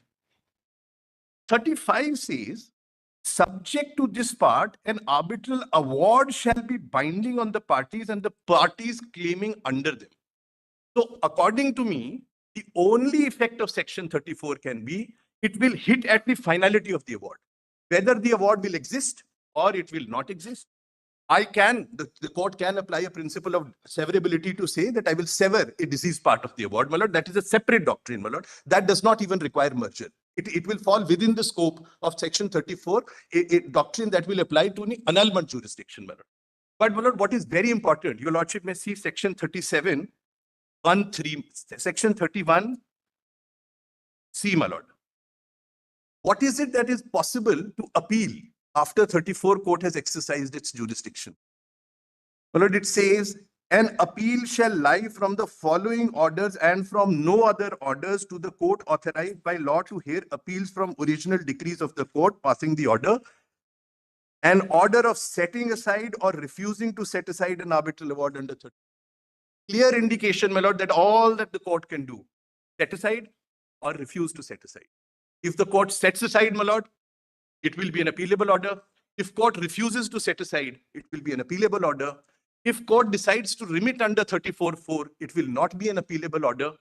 If court decides to set aside, finality under 35 is gone because the order is effaced from the face of this earth, at least within the territorial jurisdiction of the court. The argument misses the point. If the award is modified under 34(4), it will be again amenable to jurisdiction under 34. Yes, my lord. Supposing, my lord. So therefore, 37 will not apply. My lord, supposing your lordship. See the first stage examination 34 and not on 37. My lord, I ask myself, my lord, unless I've not understood the question. That's the answer. My lord, unless I've not understood, my lord, what fell from my lordship's, my lord. What happens, suppose an order is passed under 34(4), the arbitrator then passes an order in terms of that. That order will be an award, will be enabled to 34. Absolutely, absolutely. What I'm 37 doesn't apply in that. Of course, my lord. What I'm saying, my lord, is that an order of variation of interest from 16% to 12% does not fall within the order of setting aside or refusing to set aside. So that means if the court does it, you're powerless. That is what the impact would be, my lord. If it is read that the power of variation exists, that is why I'm saying that the power of variation cannot be implied with utmost respect, my lord. What is the effect of saying that there is a power of variation in section 34? Effect number 1, my lord, your lordships are saying under 34, we believe that there is power of. If it is covered by 37, if it's covered by setting aside, then it will be covered by 37. My lord, that is what if it is not covered by 37, if it is not covered by setting aside, then the appeal will not lie before the division bench, it will lie before the Supreme Court. Yes, my lord. So two things will happen. Two things, my lord. My lord, two things will happen. Your lordship will have to read the power of variation within the power to set aside or refusing to set aside. There is no power to uphold, my lord. This does not say that you have the court has a power to uphold. It will have to be read into the power of setting aside or refusing to set aside. Right to that. My lord, therefore, my lord, three things will have to be done. The power of variation will have to be read not only within power to set aside and refusing to set aside, it will have to be read within the expression set aside in section 34. And my lord, under section 35, the award will also have to be read as an award as modified by the court under section 34. See, my lord, what is being asked, my lord, what your lordships are being asked to do, my lord, is to read 3 jurisprudential concepts into powers under section 34, into powers under section 37, and into powers under section 35, my lord. My lord, if, first of all, my lord, I think, my lord, that is too much of a stretch that the other side is asking your lordships to carry out, my lord. But if it was jurisprudentially permissible, my lord, your lordship may see, if I am able to show based on Kunaiya Ahmed to your lordships that the principle of merger does not apply, then whether your lordships should read a power of variation into 34, contrary to the settled principles of merger under Indian law, is also a question that your lordships will have to answer, my lord. Your lordship may see Kunaiya Ahmed, what your lordships have held, my lord. It is a part of my compilation, my lord. Compilation volume 3, my lord. Your lordship would please have paragraph 18, my lord, starts at page 1895. My lord, I'll just be very brief on these cases, my lord. Bajnanda, 1 minute before you go there. What happens if instead of resorting to 34(4), a party says, cut the matter short, I'm not pressing that claim with the 34 court. He says, I don't want to even take that chance, I'm running against time. 34(4) may happen, may not happen. I'm interested in sustaining the award. I'm not pressing that claim to the court. My lord, that is what I'm saying. Your lordship, what happens? Yes, my lord. Your lordship's question presupposes that 34(4) is a view that the court has taken with respect to a part of the award. 3 claims. 34(4). Before going into 34(4), the party which has got the award says, much haggling is going on this issue. I'm not pressing that claim. This claim I'm not pressing. According to you, the court can't even record not pressed and sever it. My lord, it can. My lord, my position is very clear that when your lordships are going to sever an award, the severance jurisdiction is a... Let me put it slightly different. Suppose the claim awarded is 1 lakh Party says, okay, I'll accept 50,000. Lord, your lordship would be recording a settlement. It would, Then enforcement, my lord, conceptually, my lord, it is impermissible under the act, my lord. Conceptually, it is impermissible under the act. My lord, I say that, my lord, that is a difficulty. My lord, I'll just answer that. My lord, what I am submitting is slightly different, my lord. Your lordships will be faced with three situations. My lord. Your lordships, let us talk only of the interest, my lord. Your lordships have a situation before you where your lordships feel that 16% or 26% interest post-award is extortionate. It satisfies the test of setting aside. My lord, what your lordships can do without doubt is set aside the award only with respect to post-award interest. It does not need to merge with the award. Your lordships have used a scissor and cut the last 4 pages of the award. and what happens to the party? He'll have to go and re-adjudicate that portion. That is the scheme of the act, my lord. With respect to post-award interest, the matter has been relegated as if the parties never arbitrated, and it is open. Your lordship's findings will be res judicata as findings of your lordships sitting independently as a court. But there would not be a merger of your lordship's order under section 30, the court's order under section 34 with the order, with the award, my lord. My lord, your lordship may consent. Where is, how do they record consent? What form? Will there be a consent decree? My lord, as I said, my lord, it is for the 36(1). The enforcement is in accordance with the provisions of the. So that is how, so then it will be enforced. The judgment will now be the form of the decree, and that will be enforced. So whether it is consent, whether it is unilateral giving up, whether it is court fine-tuning. But there is only enforcement will be. So if you just put this in extremes, in binaries, one way or the other, then all these problems you see arise. After all, what is this arbitration? 28 the contract act in mind. A limited exception was made not to go to the courts of the country because it's a judicial procedure agreed by the parties. Now you come back and say that even this can't be done because the award is what can be enforced. Court, even on a giving up, modifies. It loses the sanctity. Internationally, it will not be treated as award. My lord, I may come back to your lordships on the issue of settlement. Your lordship may give me a few minutes. Let me reflect on it, my lord. But what I'm submitting is slightly different. Your lordship may consider this, my lord. First of all, my lord, I have no difficulty with the concept of severance because I believe that severance is a subset of annulment jurisdiction. That you understood. So that's over. Yes, now the only question is one, variation, even of typographical errors, calculation errors, you say is not permissible. Two, you say patent illegality or conflict with fundamental principles of law, again, not permissible. Lord, that is my submission, Lord. The very purpose of Section 5 is to limit the interference of courts in arbitration proceedings. My lord, may I put it slightly differently? My lord, perhaps I'm just hoping, perhaps this will. Doubts on doctrine of merger. Suppose it is held that the award holds that the claims are within limitation. The court finds it's patently barred by limitation, and therefore sets aside the award. Right? Yes. Will doctrine of merger not apply? No, my lord. The award. Can file a civil. Yes, but I'll answer that, my lord. I'll answer that. Where is Legitimacy? I'll just answer, my lord.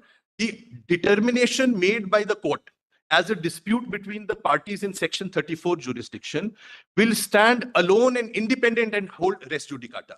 It will be a determination made by court in a dispute brought before the court by two parties, and there will be principle of res judicata with respect to that determination. Issue is stopped also. Res judicata is based upon doctrine of merger. That the original cause of action gets subsumed. It's a part and parcel of the judicial order. Therefore, you can't rely upon the original. May I answer that, my lord?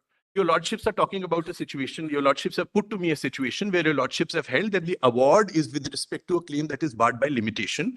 That's an example. Yes, your lordship may see that example, my lord. The effect of that set-aside order will be two things, my lord. That the award has ceased to be in existence. As a result of the award ceasing to be in existence, under Section 43(4), it might be open for the party to re-agitate, but your lordship's determination in the 34 court will be res judicata and issue estoppel between parties. It will not be merger.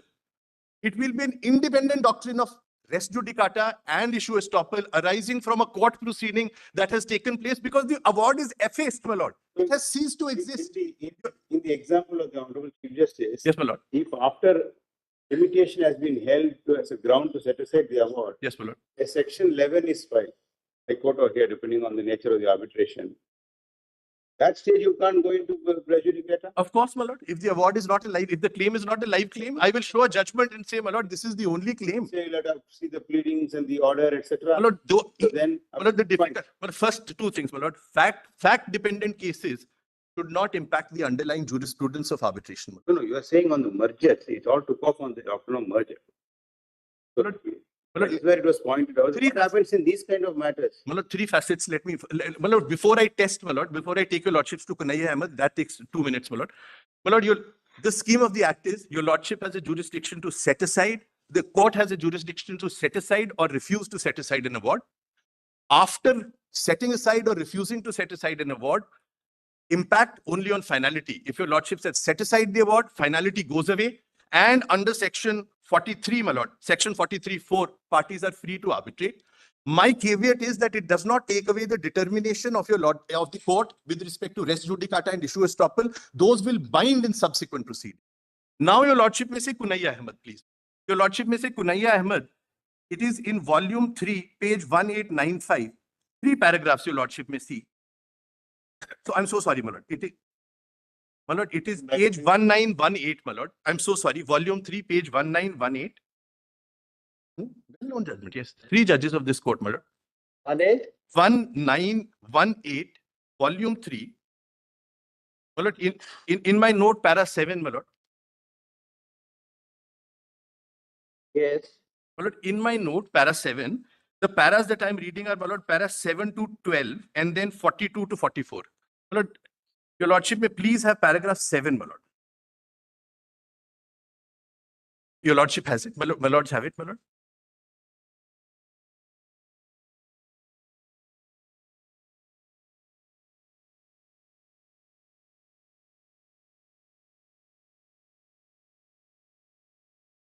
My lord, as far as my submission is concerned, with respect to no power of variation, it is pivoted on no merger. That is why I'm saying that if your lordships conclude that there is merger with respect to no power of variation, this is my only argument. Your lordship may now see, my lord. My lord Justice, my lord the Chief Justice has it. Yes, please. My lord may see paragraph 7, my lord.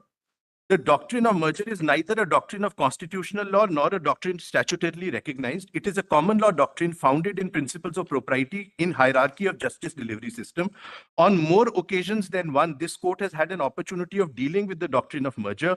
It would be advisable to trace and set out the judicial opinion of this court as it has progressed through times. And then the case is quoted, my lord, CIT versus Amritlal. There can be no doubt that if an appeal is provided against an order passed by the tribunal, the decision of the appellate authority is the operative decision in law. If the appellate authority modifies or reverses the decision of the tribunal, it is obvious. My lord, reversal on merits is very different from annulment, where all that the court is saying, the award ceases to exist, you go back and arbitrate. Here it is saying modifies or reverses the decision of the tribunal. It is obvious that it is the appellate decision that is effective and can be enforced. In law, the position would be just the same, even if the appellate decision merely confirms the decision of the tribunal. As a result, there is no confirmation under the Act also. As a result of the confirmation or affirmance of the decision of the tribunal by the appellate authority, the original decision merges in the appellate decision, and it is the appellate decision alone which subsists and is operative and capable of enforcement. Lordship may come to placitum F onwards, my lord, same page, my lord. While doing so, this court analyzed several provisions of the Income Tax Act so as to determine the nature and scope of the relevant appellate and revisional powers, and held, my lord, this is important. If the subject matter of the two proceedings is not identical, there can be no merger. In State of Madras versus Madurai Mills, this court held that the doctrine of merger is not a doctrine of rigid and universal application, and it cannot be said that whenever there are two orders, one of the inferior authority and the other of the superior authority passed in appeal or revision, there is fusion or merger of the two orders, irrespective of the subject matter of the appellate or revisional jurisdiction, revisional order, and the scope of appeal or revision contemplated by the particular statute. The application or doctrine of the doctrine depends on the nature of the appellate or revisional jurisdiction or order in each case and the scope statute. We have understood this because paragraph 12 makes it clear. Look, as I say, initially, it's not a statutory doctrine, neither a constitutional doctrine, it's a common law doctrine. It depends upon facts and circumstances of the case. If the section 34 is to be, we'd not like to bring it. The income tax matters, why it becomes important is because there are multiple stages. Yes, Paula. There are multiple stages, and difficulty which arises sometimes is a portion of the appeal is decided, portion is remanded. Therefore, that doctrine of merger over there becomes very important. My lord, may I just read Because 260 powers are there, 148 powers are there, where particular portions are taken into May I account. just read a few lines from 42 and 44, my lord. Just a few lines, my lord. And then I will move to my next point, my lord. My lord, your time is getting over now. Lord, may just bear with me for 5 minutes, my lord. My lord, to merge means to sink or disappear in paragraph 42, my lord. To merge means to sink or disappear in something else or to become absorbed or extinguished.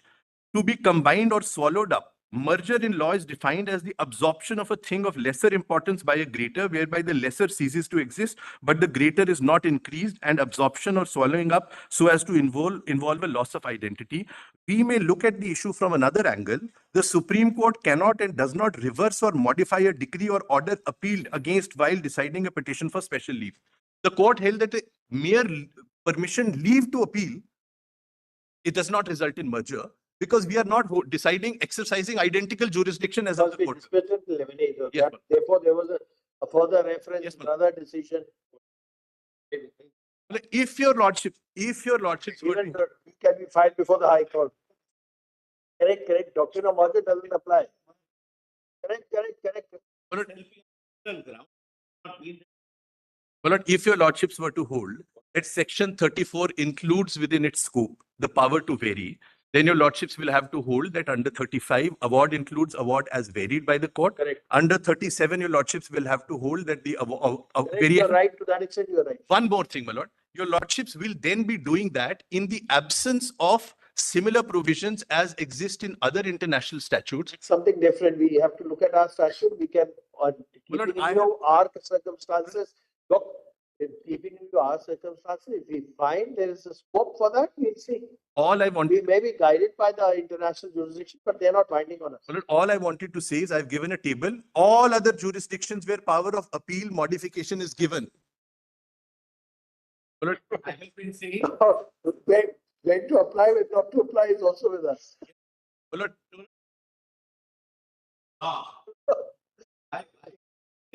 the No, there's no question. Look, please. Mainly because we apply, we are not slaves, certainly not. We apply with our consequences and not binding. Right from all sources. Right from all sources. You have also right in your arguments on other jurisdictions.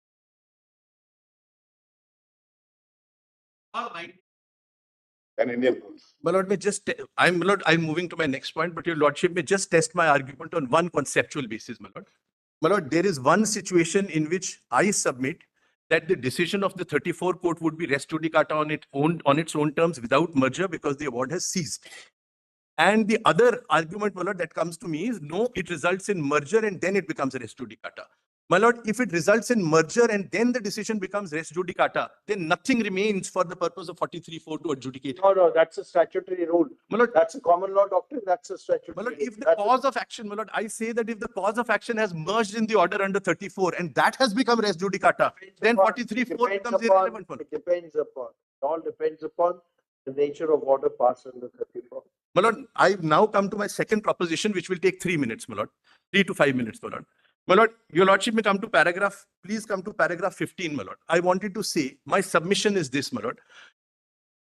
Even if I say that annulment jurisdiction is very different from appellate jurisdiction, variation jurisdiction, my submission is they are chalk and cheese. They cannot be mixed, my lord. There cannot be merger. Even in that case, my lord, the principle of doctrine of severability can apply to say that I will not annul the whole award, but I will only annul separable parts of the award. And that, my lord, is a use of a smaller power subsumed within a larger. There, your lordship's principle that was put to me will apply. That is dealt with in my second proposition. My lord, I wanted to submit this, my lord. Your lordship will see in paragraph 15, I have referred to a case called R.S. Jivani, my lord. This was a full bench judgment of the Bombay High Court, my lord.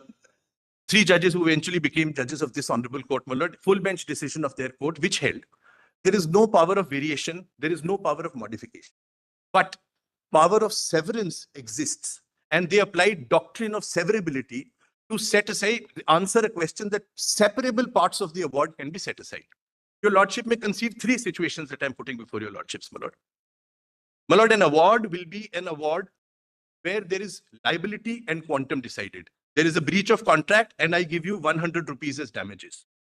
The principle of severance, my lord, severability can say, I will uphold the award on liability, that you have breached the contract. But 100 rupees is not the right amount of damages. I'm setting it aside, and that can go back to arbitration. We see it every day, my lord, in international arbitration, in domestic arbitration, that awards are separated on liability and quantum. Liability is upheld, quantum is set aside, and quantum goes back to arbitration, my lord. That is one situation. The other situation will be, my lord, where 3, 4, 5 claims are decided together, but one claim stands independently and can be set aside. For example, my lord, a person makes a claim for loss of profits for a premature termination of a contract, says my contract was terminated 12 months earlier. During that period, he also makes a claim for escalation. And the arbitrator awards loss of profits as well as escalation. And your lordship say escalation is covered. If I've given you loss of profits, it's covered for those 12 months. Lord, in that case, the claim with respect to escalation can be separated and the award for loss of profits can be upheld, my lord. That will be the second situation, my lord, in which there will be a severance of the award, my lord. And the third, my lord, classic case of interest. Your lordships find that interest is extortionate. It is within your powers, my lord. I'm so sorry, my lord, within the powers of the Section 34 Code to say, I set aside the award on interest. Then your lordships can even exercise, if one of you are willing to agree, I will send you back to the arbitrator and he can cure this, in my view, that this is extortionate. But your lordship cannot change the rate of interest. That is my position. That variation cannot take place.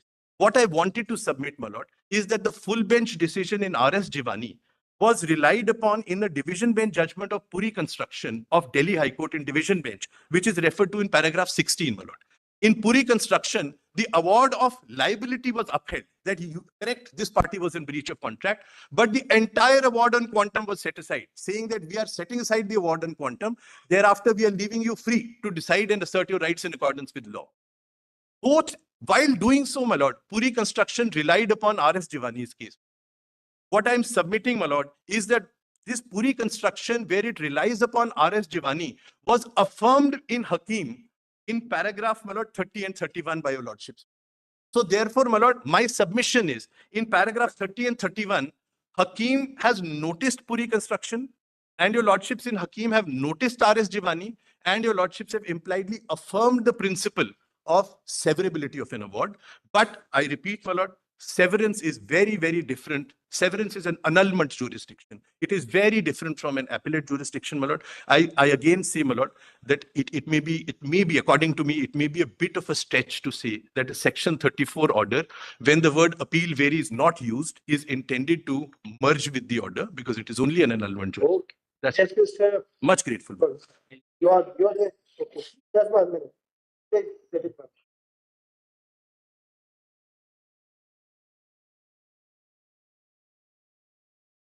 Just 2, 3 small points, my lord. Everything else is covered by the arguments. Well, the statement of objects and reasons was read by Mr. Kripal this morning, but paragraph 3, my lords, just paragraph 3, I want to put. We have read it. We have read it. Yes. My lords, it says that the institutional model law and rules are intended to deal with international commercial arbitration and conciliation. They could, with appropriate modifications, serve as a model for legislation on domestic arbitration and conciliation. My lords, legislature had the power to make some modifications. And 4, Roman 1 says, the main objectives of the bill are as under to comprehensively cover international commercial arbitration and conciliation as also domestic. Well, the Statutory model law was adopted as it is. But subsequently, there have been 2 amendments, 2015 and 2019. So whenever the legislature felt the need to bring in some amendments, Been argued. that has been. And my lord, second point is that under 34(4), my lord, my submission is that the awards which are patently illegal or which are against the basic framework of the Indian law or something, they cannot be sent back. Also clarify. Right. And therefore, my lords, the power of modification would not come. Otherwise, my lords, if we go into the power of modification, then my lords, the court has to necessarily go into the merits of the case. We appreciate the evidence. And in that case, my lords, just one example I'll give. The arbitrator awards compensation for 12 months delay. The court may, in a given case, say, no, it's not 12, it is 10. They'll pro rata reduce it. The court may say it is not 12, it is 16. They may pro rata increase it. So, whereas modification would then impinge upon explanation 2 and 34(2)(a). So, therefore, my lords, modification is fraught with all dangers and therefore it should not be allowed. I have to submit only this one. The rest is all covered by. I'm highly obliged to my lords. Just take 2 minutes. My lord. Just a few minutes. I want to show one judgment, my lord, which is there in the McDermott case. It says with the question that came from Lordship as to what happens in a situation where the award is set aside. Lord, paragraph 52 of McDermott says that the parties have the right. Lord, in my submission, the real problem that has to be addressed is how the second part has to be solved. How the part as after setting aside has to be dealt with.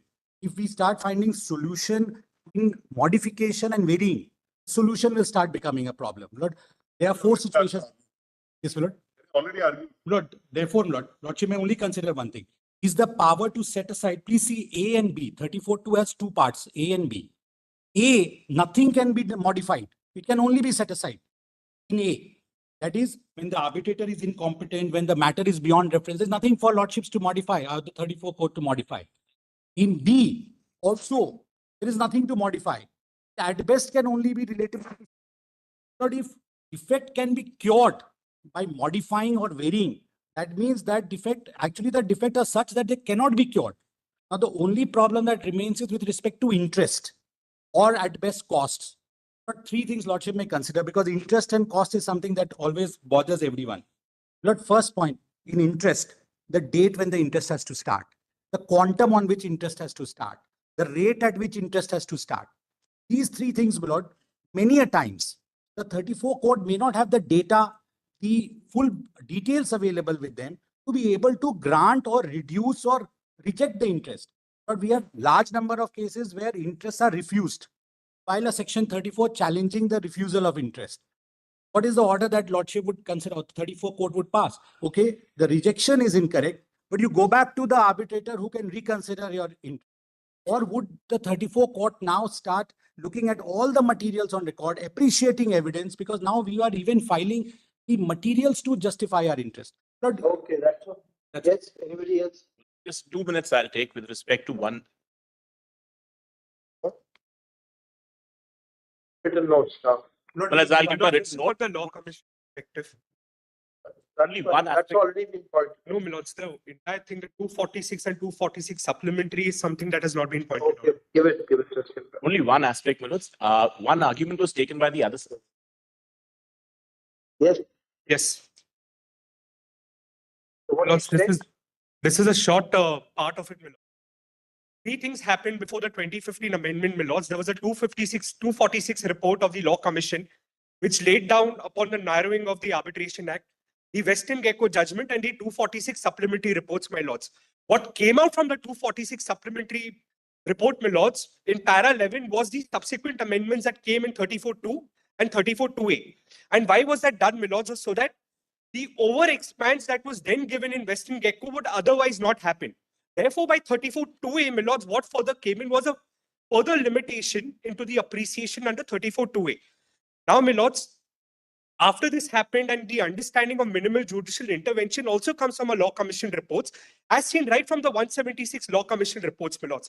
In fact, in the 222nd Law Commission reports, my lords, the answer to minimal judicial intervention was then seen as institutionalized of arbitration for greater quality control and checks and balances in the final awarding of the award or final publishing of the award, my lords. That is why the legislature has then worked upon until 2019 with the B.N. Sri Krishna Committee, with the notification of 12th October 23, where institutional arbitration then came in. So this was seen as an alternate, my lords, to the extent of judicial intervention which could then come up.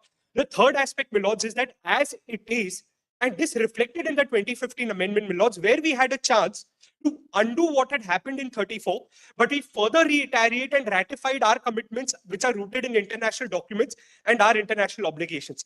Thirdly, my lords, the principle of minimum judicial intervention and no review on merits is also today a generally accepted principle of international law, which has been accepted across jurisdictions, for which I've given the relevant evidence and citations in my documents and my source, my lords.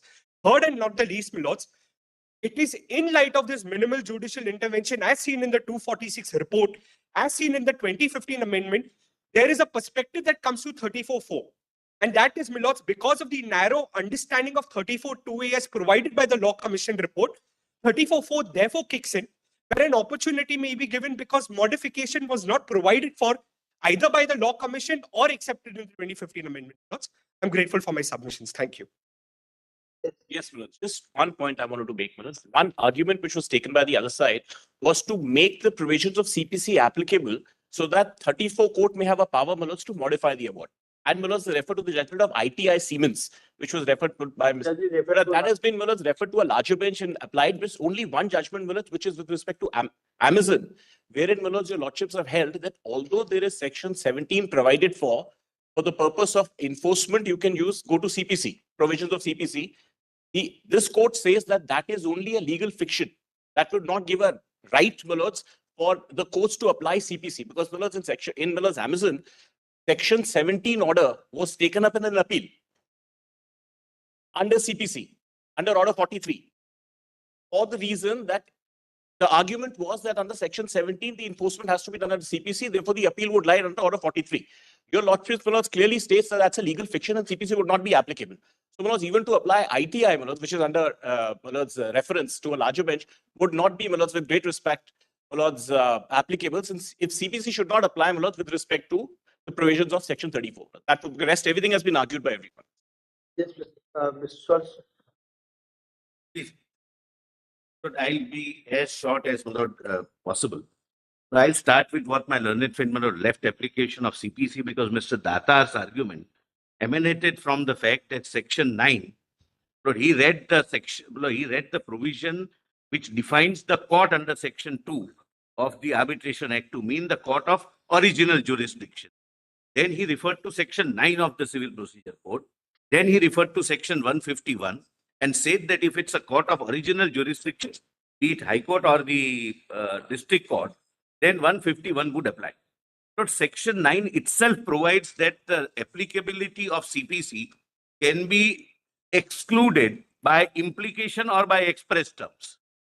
Lord, here section 5 of the Act, Arbitration and Conciliation Act, expressly or impliedly, whichever way we look at it, excludes CPC. Lord, your lordships may kindly have a look at section 5. It's read and reread again, yes, but my lord, for this purpose, yes, that whatever steps are to be taken with respect to the arbitration under this Act shall be only as provided under this Act, except where CPC is made specifically applicable.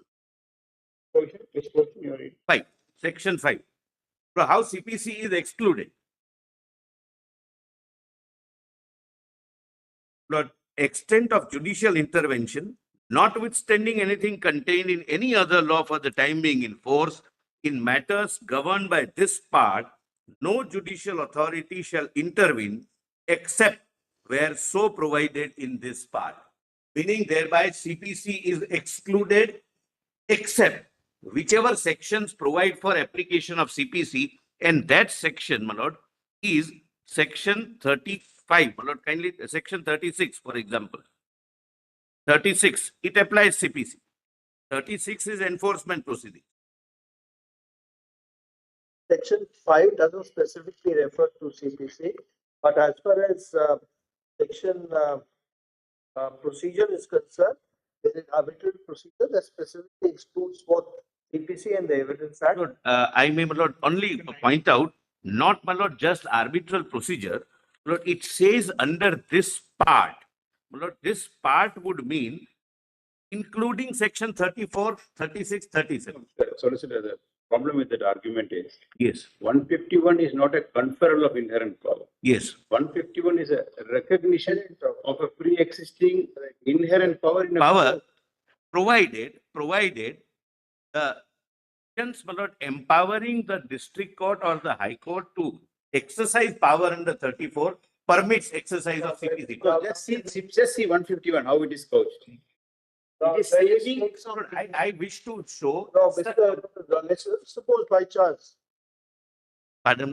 Let's say by chance, the objections are dismissed on the ground of non-prosecution or because nobody is present. Will it not be, you can't revive it? So that would be the inherent powers of the tribunal, Yes. not 151. So 151 is also recognition of the inherent powers. one more example following the chief. Suppose in a 34 petition, Yes, my lord. objection to jurisdiction is taken up. Every court has the inherent power to decide its own jurisdiction, only vested in a court. That will have Tribunal also. But no, tribunal will be confined. See, 16, my lord. What For we that, want clarity- what we want clarity is, we should not unwittingly think of the court hearing a 34 as if it is a tribunal, which is a creature of the statute. The court is given additional power under 34 to exercise jurisdiction, and 151 is a saving of the inherent power. Lord, if I take your lordships to few of the provisions, your lordships would be satisfied. That So this argument may have its own difficulty to accept it, because even order 6 rule 17 will not apply, interrogatories will not apply. Order The power of 39 power- 2A will not apply. This court judgment says additional evidence can be read, coupled with, if you turn to 19 now, 19 in specific terms say, not be It will bound not by, apply.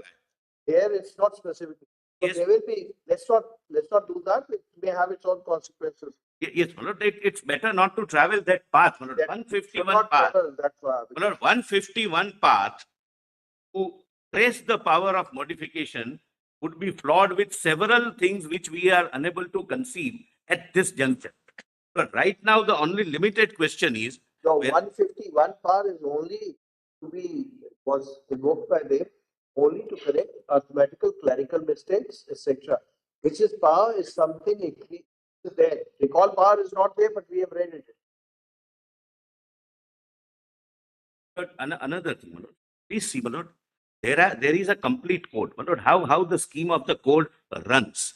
My lord, please have a look at, my lord, for section 9. Please come to section 9.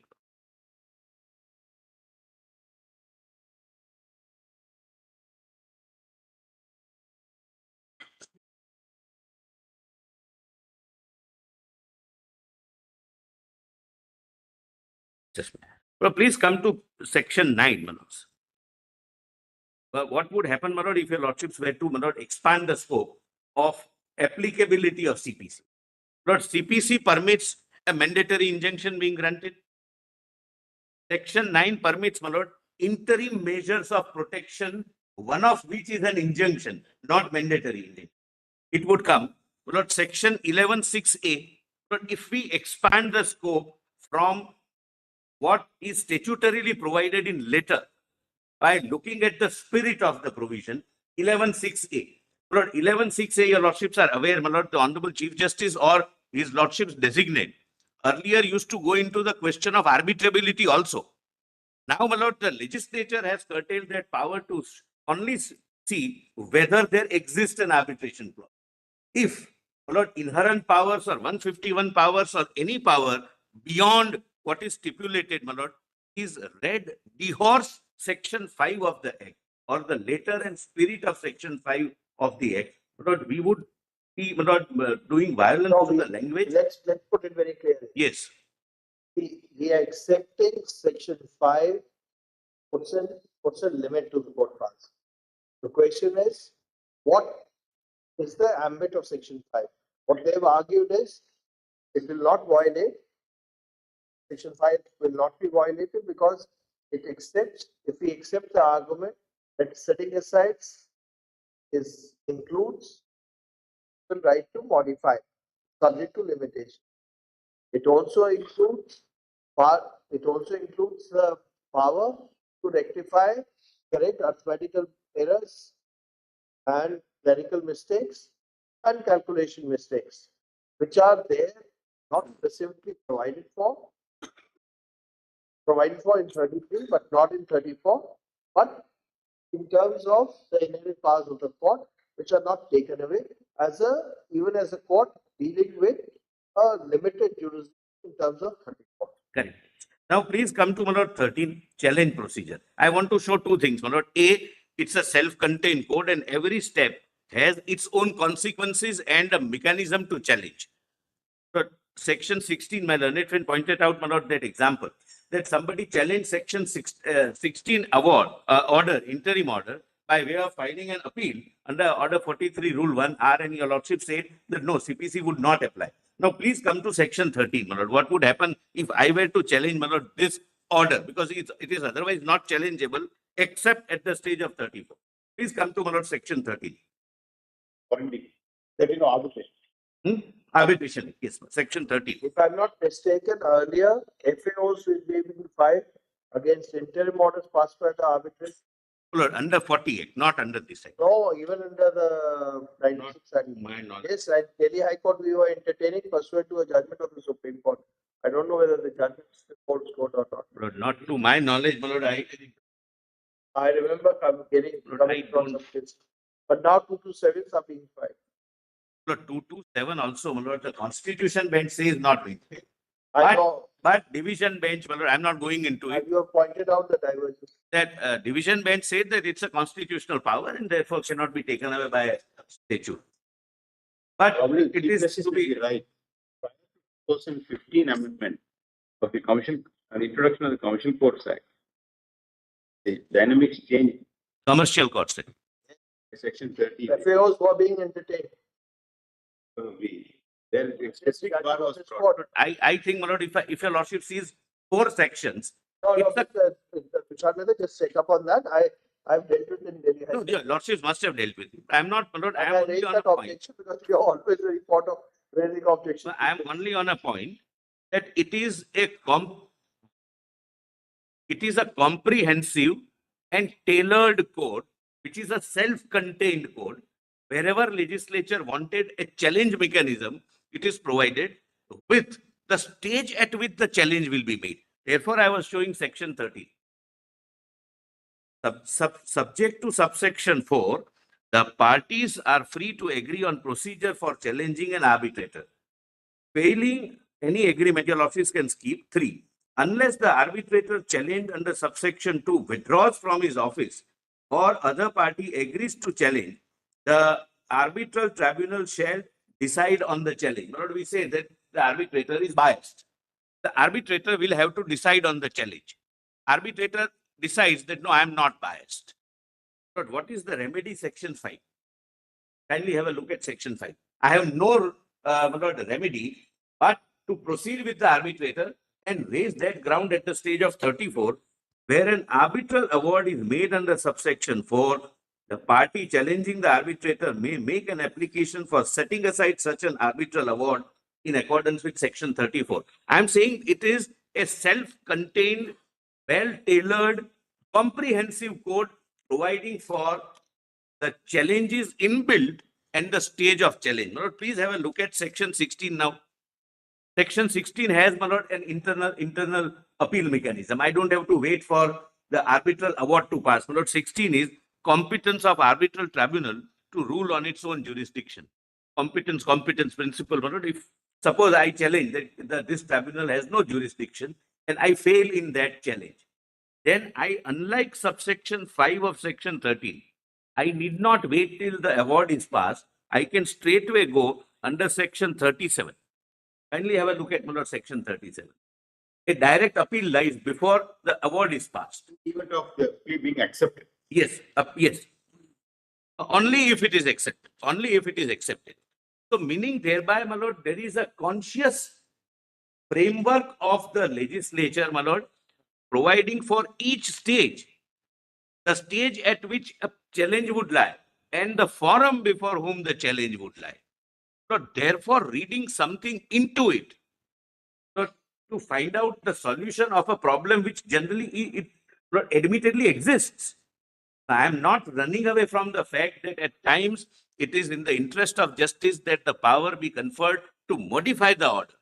So that is a problem, but that is a conscious legislative choice of not conferring that power because it had the power under 1940 Act. It was flagged. Thereafter, my lord, also when 1996 Act came, but it is not conferred. The remedy can still lie, my lord, before the tribunal.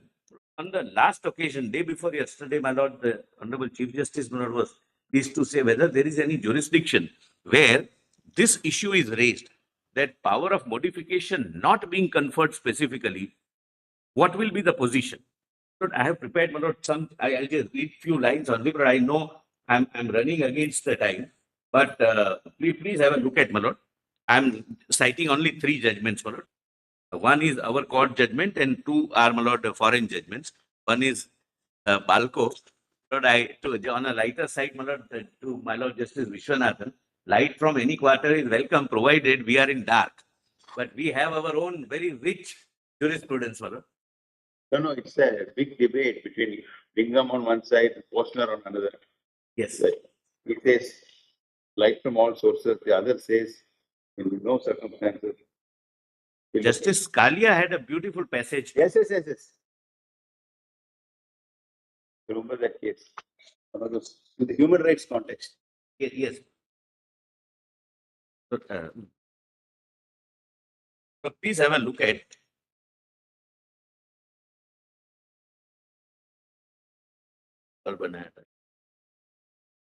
I'm sorry, Manus.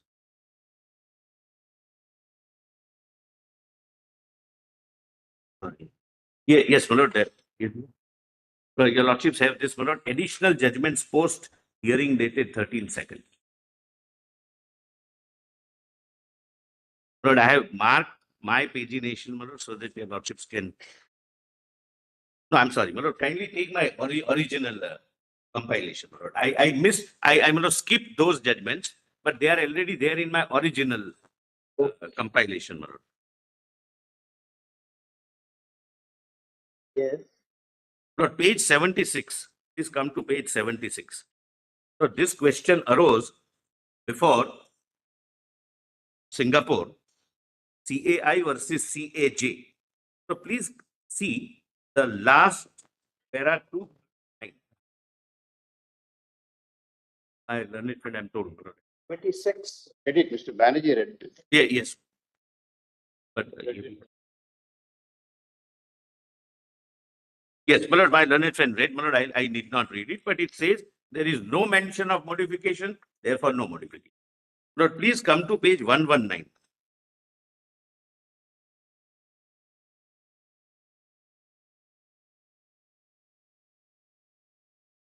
Because the jurisprudence across, my lord, appears to be that unless there is a specific power of modification in the jurisprudence of arbitration law, nothing further can be read into it.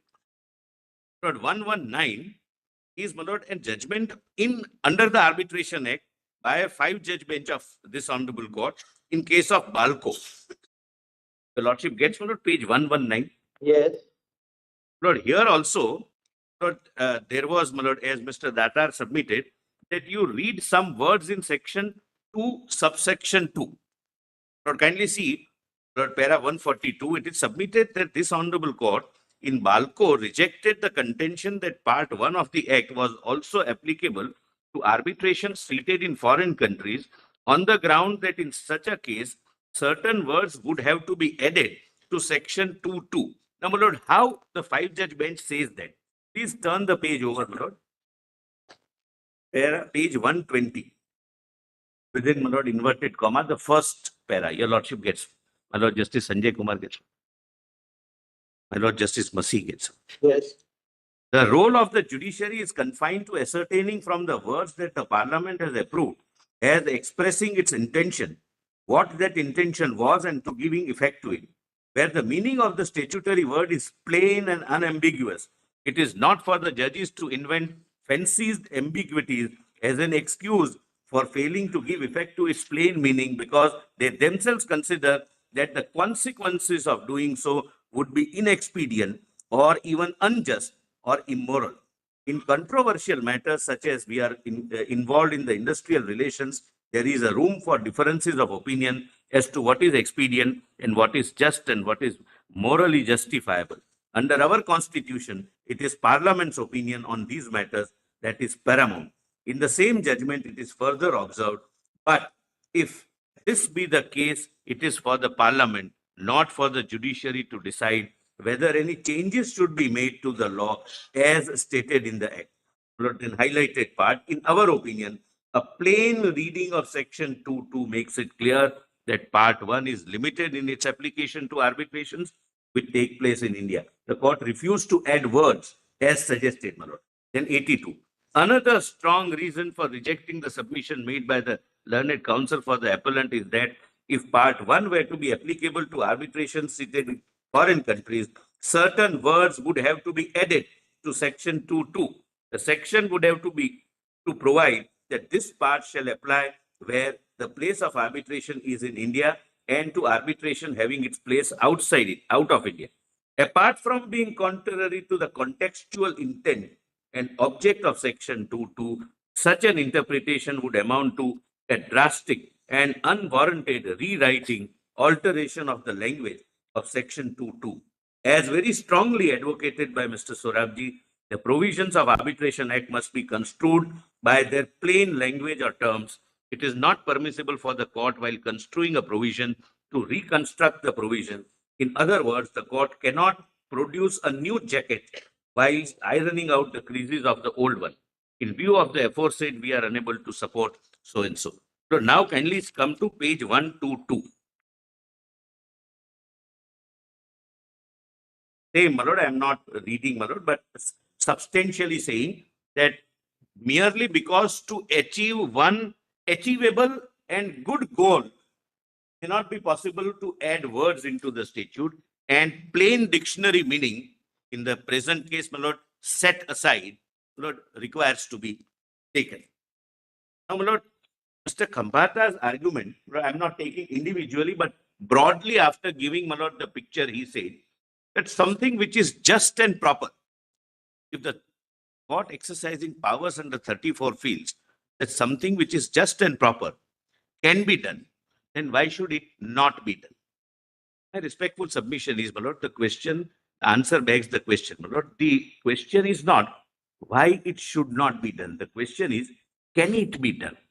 And to substantiate or buttress, my lord, that submission, may I assist your lordship, my lord, with Section 28.2.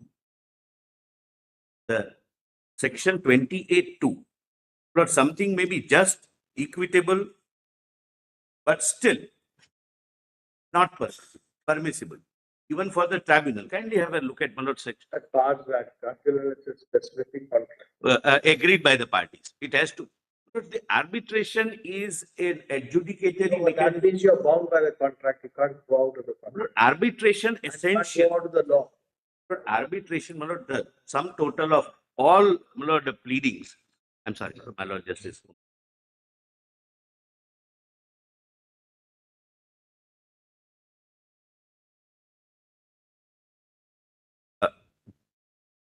Lord, the judgment in interplay between arbitration agreements under the Arbitration Act and the Stamp Act.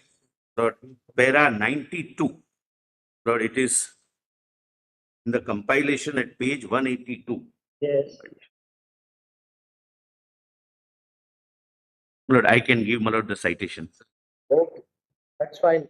Lord, this is the ratio, my lord. Yes. Lord, I need to say a few more things. Lord, now, Lord, Mr. Nafde argued about the statutory arbitration, that they should be placed in a different compartment and different mechanism should be applied. Lord, the clear answer is Section 2.4. Lord, please have a look at Section 2, subsection 4. It's a clear answer. There are several statutes like, my lord, MSME Act, National Highways Act, etc., my lord, which provides that there would be an arbitration. Arbitration is provided within the act, within that particular respective act. What happens? That is Lord, kindly have a look at for section 2.4. This part, yeah, does your lordship's get this part, except subsection 1 of section 40, section 41 and 43. Lord, 40 is when a person dies.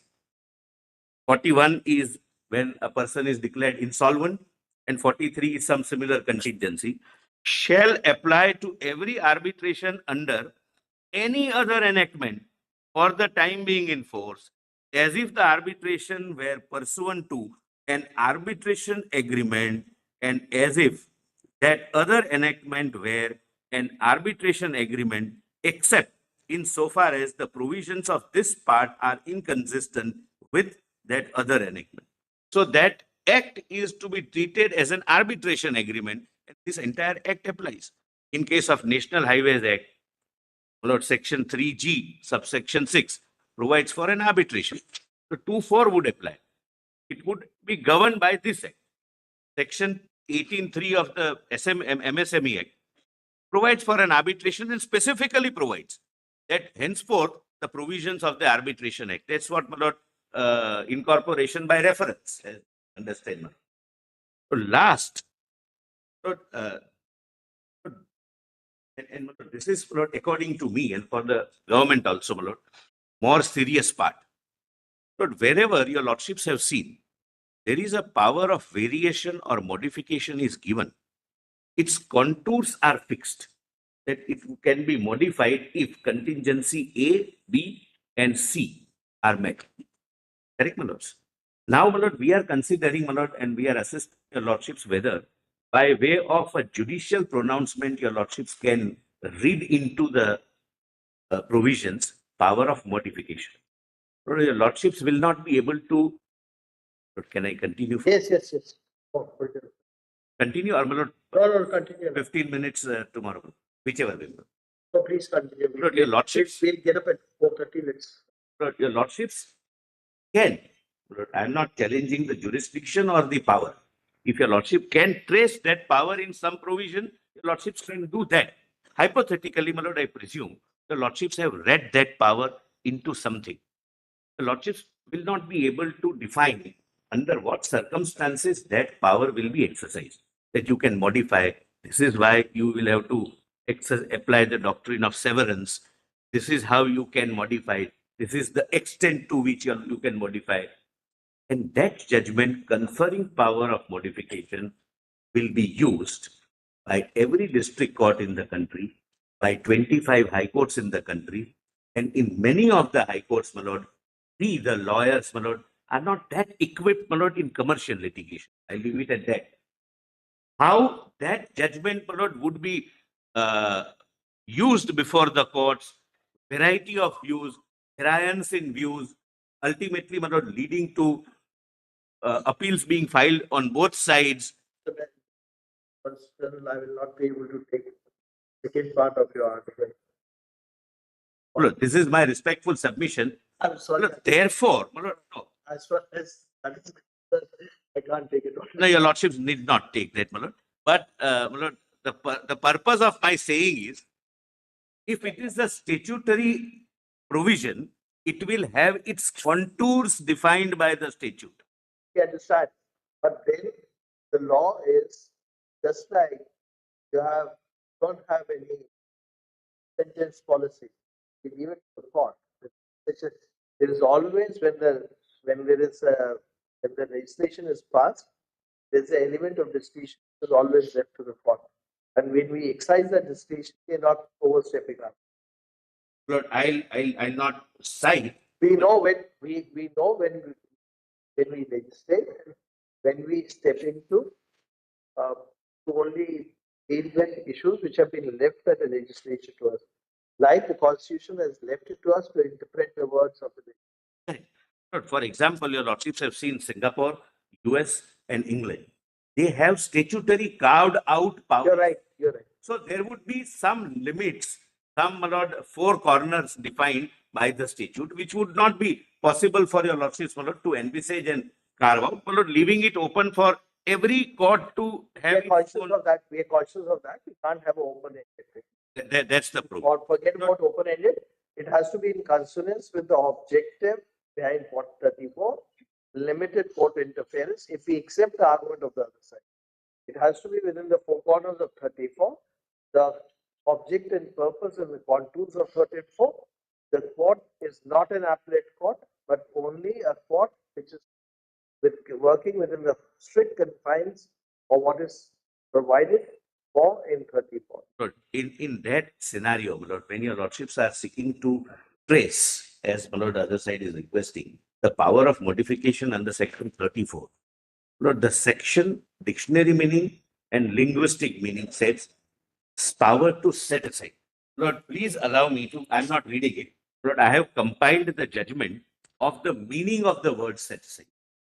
And my Lord, I have, Lord, just for your lordship's quick reference, Lord, the relevant para of how the courts have read to mean set aside. And that is, my Lord, set aside means annulled, something which does not cease to exist. So, my Lord, it may perhaps be very difficult for your lordships to. That was pointed out by Mr. Paul and Yes, my Lord, but these are the judgments on the point. These are the judgments on the point, not only of India, but of other jurisdictions, that power to set aside means power to annul, power to nullify, power to evaporate. Any of the judgments specifically saying power of setting aside will not include the power to modify, one, number two, or even correct arithmetical clerical errors or calculation mistakes? That 33 is there. Your lordships need not invoke 34 for that. But only one judgment, it's a Jammu and 33 is with the arbitral tribunal. 24 is with the court. Correct, correct. Lord, please see one judgment only, only one part of the judgment. That is, my Lord, Jammu and Kashmir. It's a recently delivered judgment, my Lord, a week before. But it takes, no, Lord, your lordships you can have this one. It's a, yes. I have just given, my Lord, the, more attractive. Yeah, yes, Lord. Lord, this is the only way we can make this argument attractive. Otherwise, it's a very boring subject. Lord, kindly see the yellow highlight. Lord, I'll read para 61. If we have a look at the judgments rendered by the Supreme Court in N. Hakim's case, Larsen Engineering, so and so, what the Supreme Court has held is that court, while considering a petition under Section 34, does not have jurisdiction to modify the award. The question that poses itself before this court is whether a part of the award which is not in consonance with law can be set aside, leaving the other part of the award which are in consonance with law untouched. It has to be borne in mind that there is a lot of difference between the terms modification. First part is contrary to what you are also accepting. What is the other side? Now, what is setting aside? I am relying upon for setting aside. Now, kindly read the yellow part. Modification and setting aside. While modification means changing or altering something with a view to improving it, whereas setting aside means annulling or making invalid. Thus, the basic difference between modification and setting aside is that while modifying an award, it is sought to be improved by keeping its base intact, etc., etc. Then, there are some other judgments also, which takes the view, the view appears to be consistent, that setting aside means complete, not midway, modification, variation, etc. And setting aside an award or puri line, it could not be. Whereas the setting aside means the award is annulled.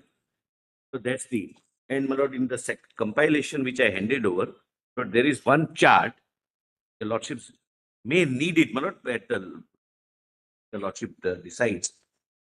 The countries which have consciously accepted and adopted unicitral model, and my lord, I have given the country's name and the relevant provision, which is peri materia to 34.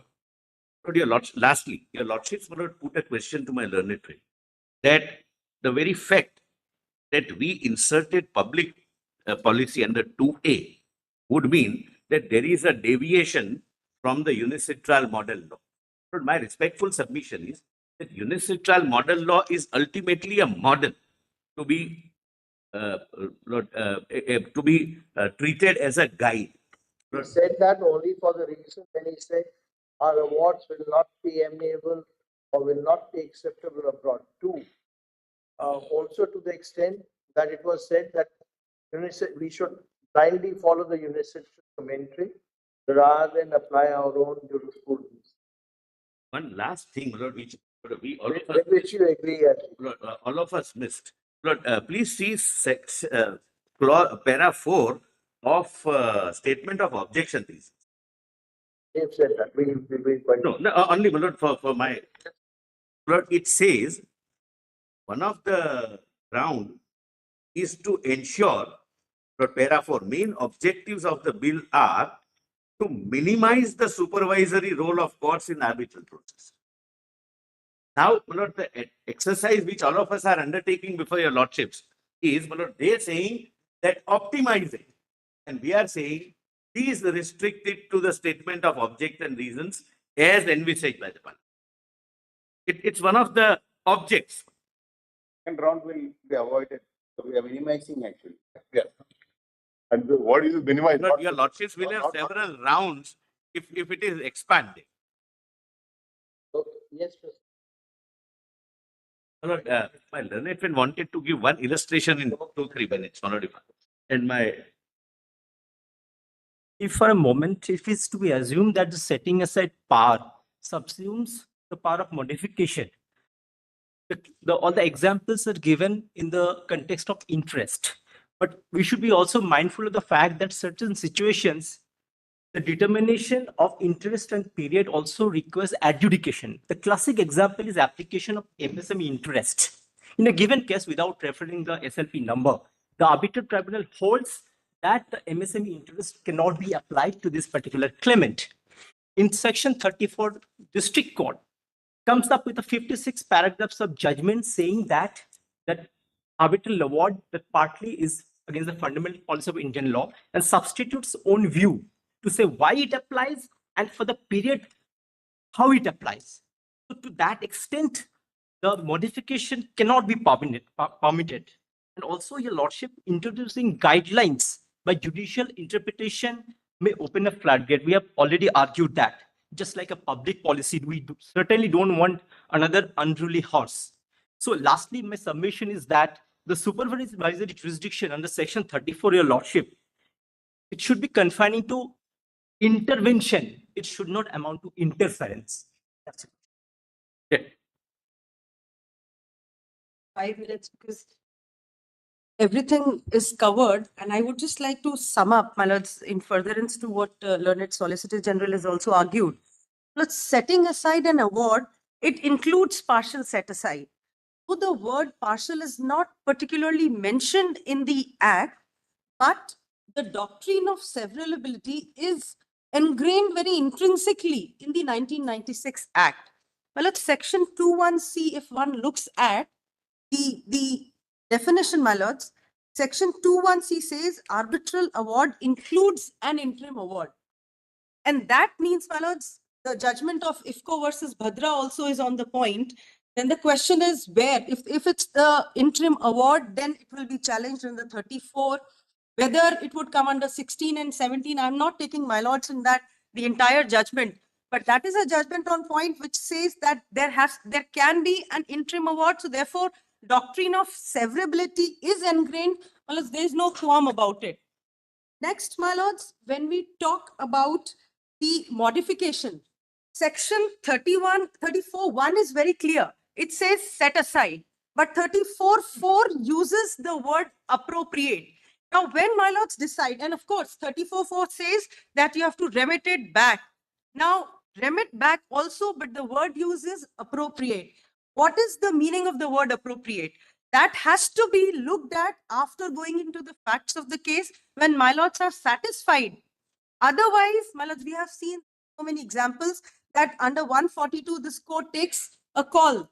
So, for example, in the interest rates, etc., that instead of sending it back, because the statute does not say that you can modify, but instead of sending it back, to be able to save cost and to be able to do what the Act purports to do, this court under 142 has even done difference in the rates of interest, etc. Well, that is my second point. And well, 31(6) also talks about, if I can just, that's the form and contents of arbitral award, that says the arbitral tribunal may at any time during the arbitral proceedings make an interim award on any matter with respect to which it may make a final arbitral.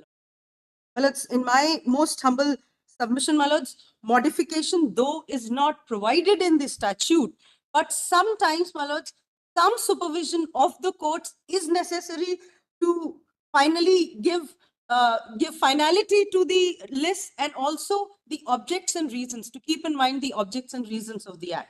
I'm grateful. Corrective modification is permissible. It's not, my lords. It's not permissible. It's not. Only one. Last part was to the Only two minutes. But I try to play devil's advocate. And if your lordships really wishes to trace it, but possibly this can be one way, but it would be doing violence to the language, my lord. Kindly have a look at, my lord, subsection 4. Tell you, my lord, I could not finish the handwritten part, my lord. Subsection 4 of 34. 34.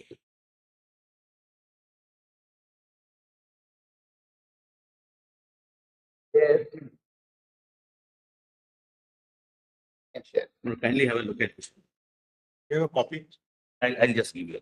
It's the 34.4. I want in color, yeah. Yes.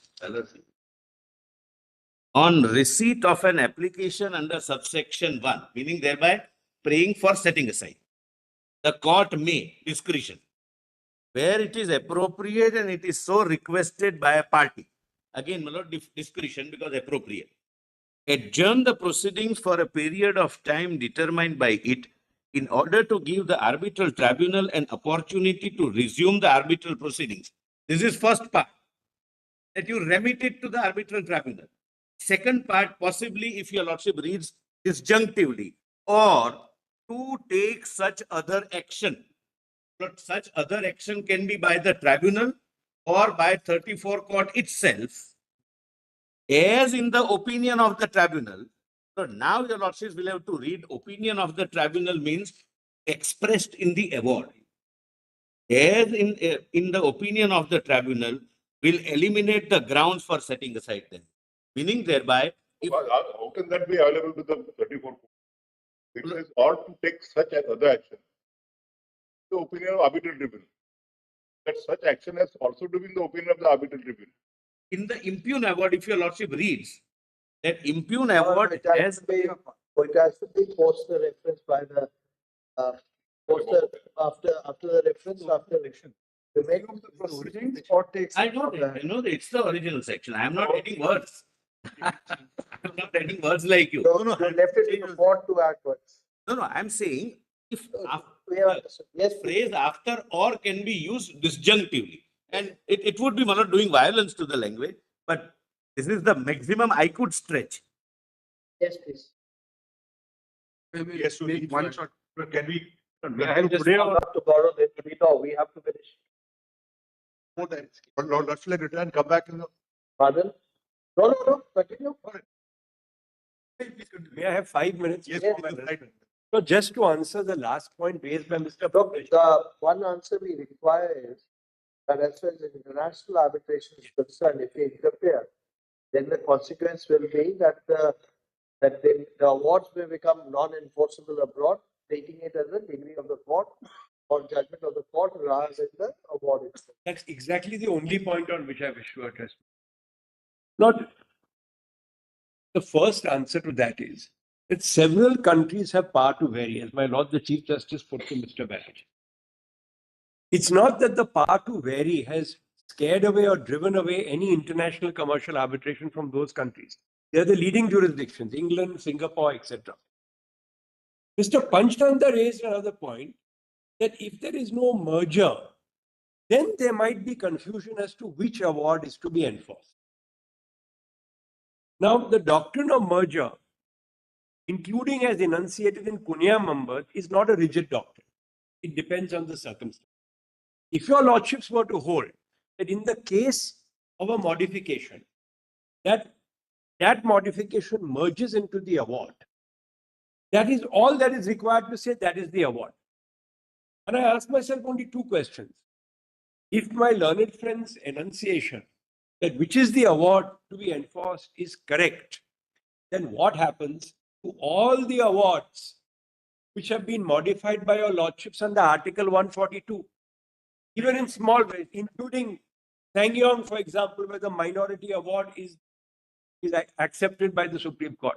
Are all those unenforceable under the New York Convention? How can that ever be?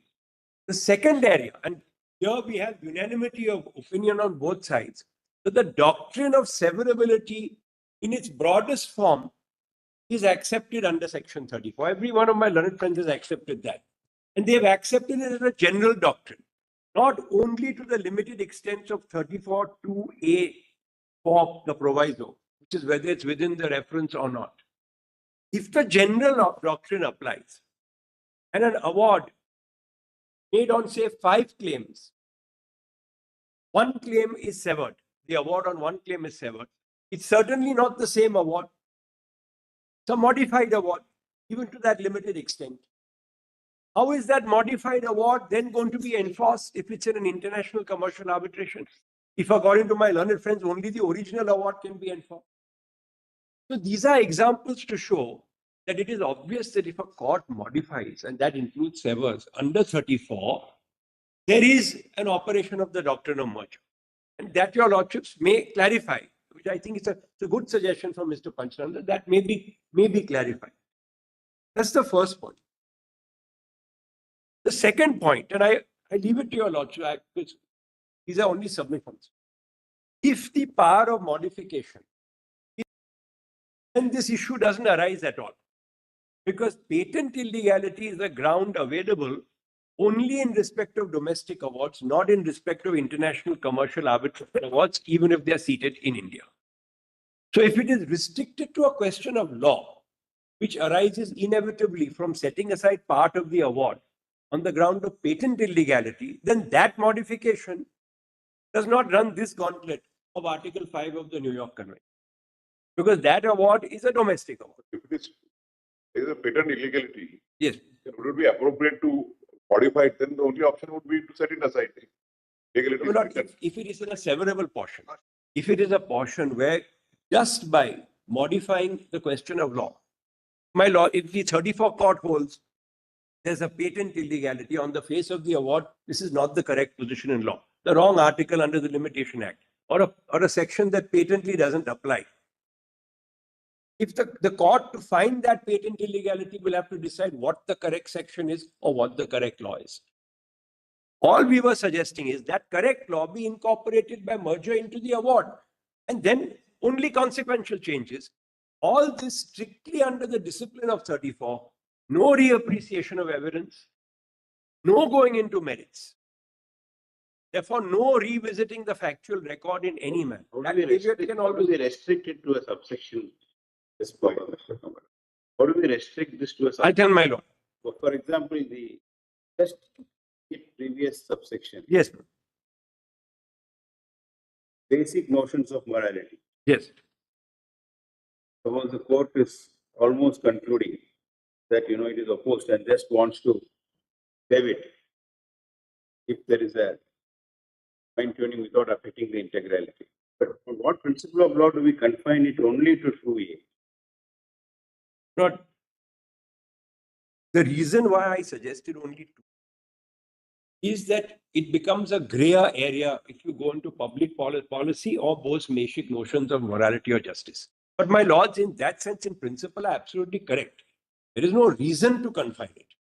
But if the doctrine of merger is applied, then if by applying correct position, one that does not offend basic notions of morality or justice, then that becomes the award. So no problems of enforcement will arise whatsoever, if that is clarified. This is only a ground. It's more power actually set aside in 2. Yes.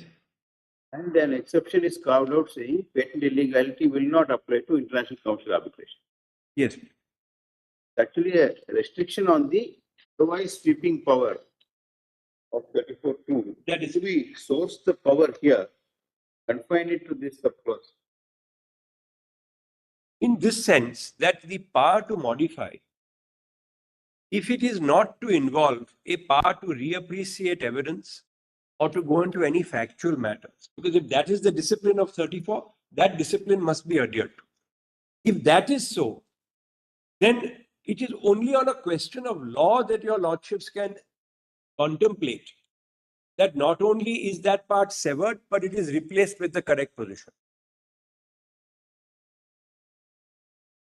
It therefore enables a modifying court to keep within the discipline of 30.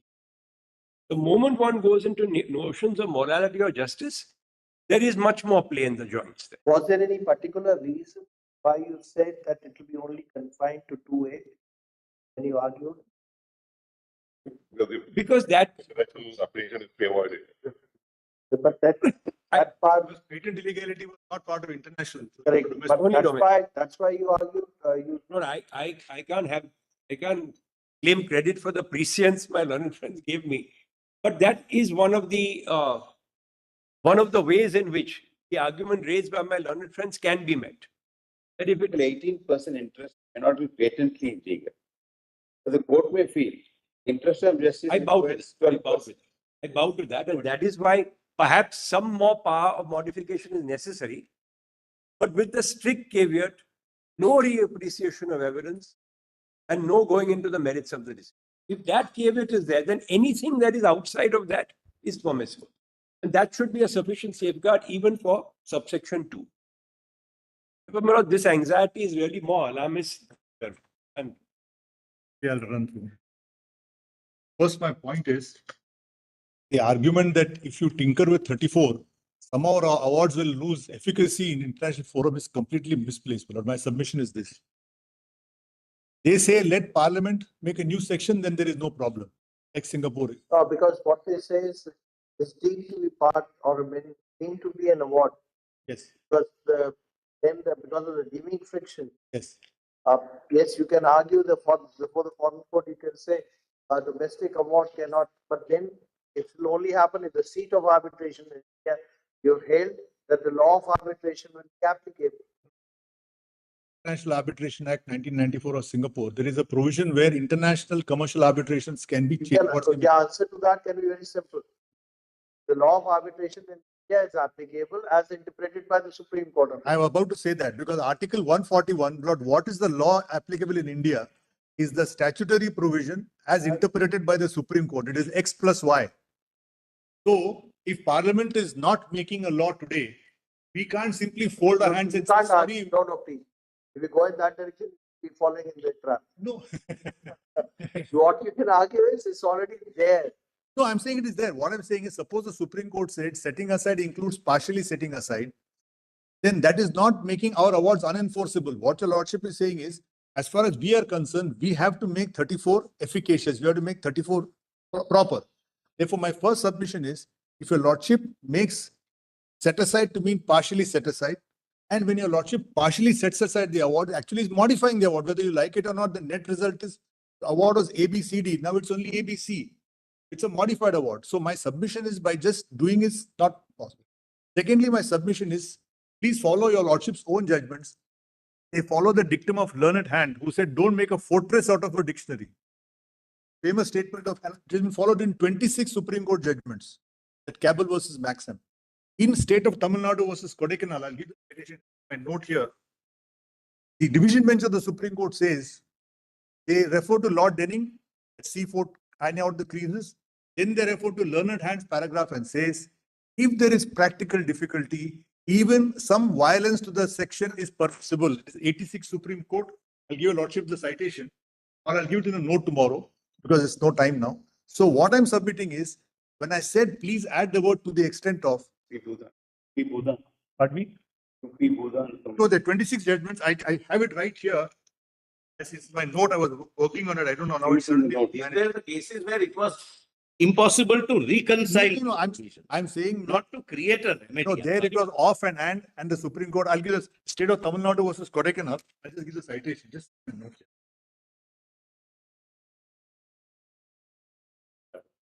So, my lord, my submission is it is also in KP Varghese, para 5.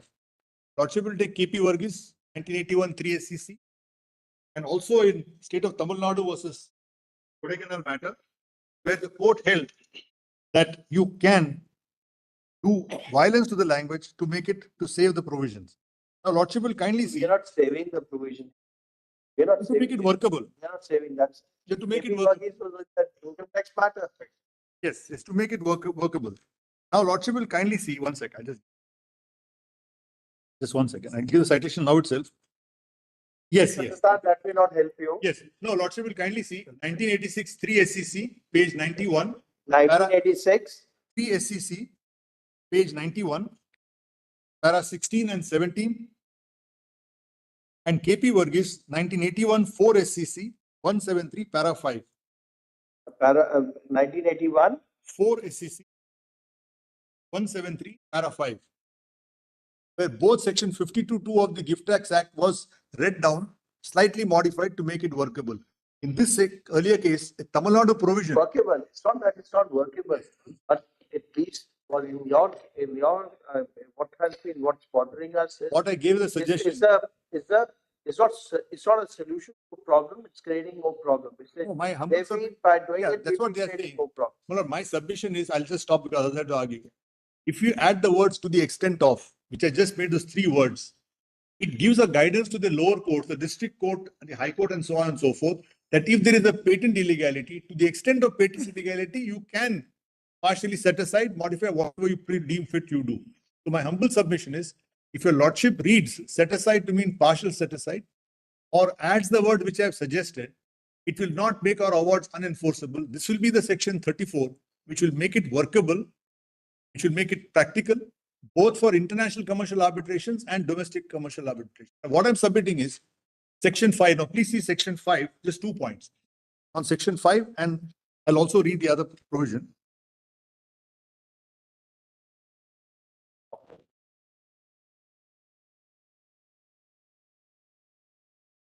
Please see section 5. Yes. No, it says, explain the contours. Yes, it says, except where so provided by this part. So provided can mean a section 30. The part, then it will not be violating. No, yes, if a lordship takes section except where so provided, will mean except as per section 34. And that section 34, after this, the lordship accepts our contention, when so provided by the part, will mean so provided of section 34, including partial set aside. So I'm saying that section 5 is not a bar. It doesn't say keep your hands off. It says you can judicially intervene except as so provided. Then, Lord, the question of section 9 of CPC, Lordship will kindly see, as just Vishwanathan pointed out, what does 9 say? It says nothing in the code. The non-obstante clause says the inherent power of the code will not be taken away by anything in the code itself. But number of other judgments have said the civil court is acting under other jurisdictions. Their power will be circumscribed by the other acts. So section 9 is a non-obstante clause only where the CPC itself. But when your lordship says principal civil court, that principal civil court will have inherent power. Difficulty, we completely say CPC is not applicable. It lead to huge, one sentence of this nature. Yes, where the appellate remedies are provided for, you cannot, therefore, by application, other appellate remedies, form of revision is then taken away. Or I'll put it this way: the inherent civil court cannot alter that particular process. Expressly or impliedly can be taken. Not the other point which I wanted to mention here, of section 34(4), and I give my chart those things. What I'm submitting is 34(4), the word appropriateness, as my friend also pointed out. The court comes across a case where there's a ground to set aside the award. Now there is a request by the party to send it back. Now, sending it back, the court then has to apply its mind. Yes, there is a ground to set it aside. Will it be appropriate to send it back? Or the court can come to a conclusion, instead of sending it back to the tribunal, which the court may have various factors. The arbitrator may not be available. Various reasons may be there. The court may say, yes, there is a ground to set aside.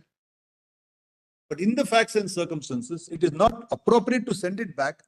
Let us see if we can partially set aside to that extent, or we can slightly tweak it. last submission I'm making in answer to Mr. Gaurav Banerjee's statement that the moment you vary the award, there is an award and there is a judgment, only the award. I'm looking at a case where the award contractual rate is 18%. The arbitrator gives 12%. Suppose the court makes it in conformity with the contract. Will it become unenforceable? I don't think that can be the argument at all. Suppose now it's an arbitration in India. Substantive law of India has to be applied. Then what happens? Then suppose the arbitrator made a mistake and the court only brings it in conformity with the contract. Then I don't think that will be a ground to say you can't vary at all. It has to go back. That's it. Hello, just That's all. just 2 minutes on one line. Yeah, that's a lot. Arbitral award includes interim award. It will also include an arbitral award which is partially set aside. The award ultimately will be as set aside by the court. And case after case, the Lordship has done. Lordship has made changes to the award. Lordship has made changes under 142. What is being done under 142 can be done by all the courts. If your Lordship says it can be partially set aside, just make, my humble request is, the parameters of 34 can be seen and keep it confined to that and that alone. My argument on a lighter side, severance of the award is not restricted. You can sever the section also. Apply it only to 2A. Just one line submissions, my lords. One is that it's not uncitral model, not binding, my lords. It says consideration and with appropriate modifications. The fact that other legislations have appropriately modified cannot really determine what happens here. Here, there may not have been a need for modification, my lords. The section as it stands, it's a question of interpretation and discovery. So, my lord, that is the first part as far as modification part is concerned.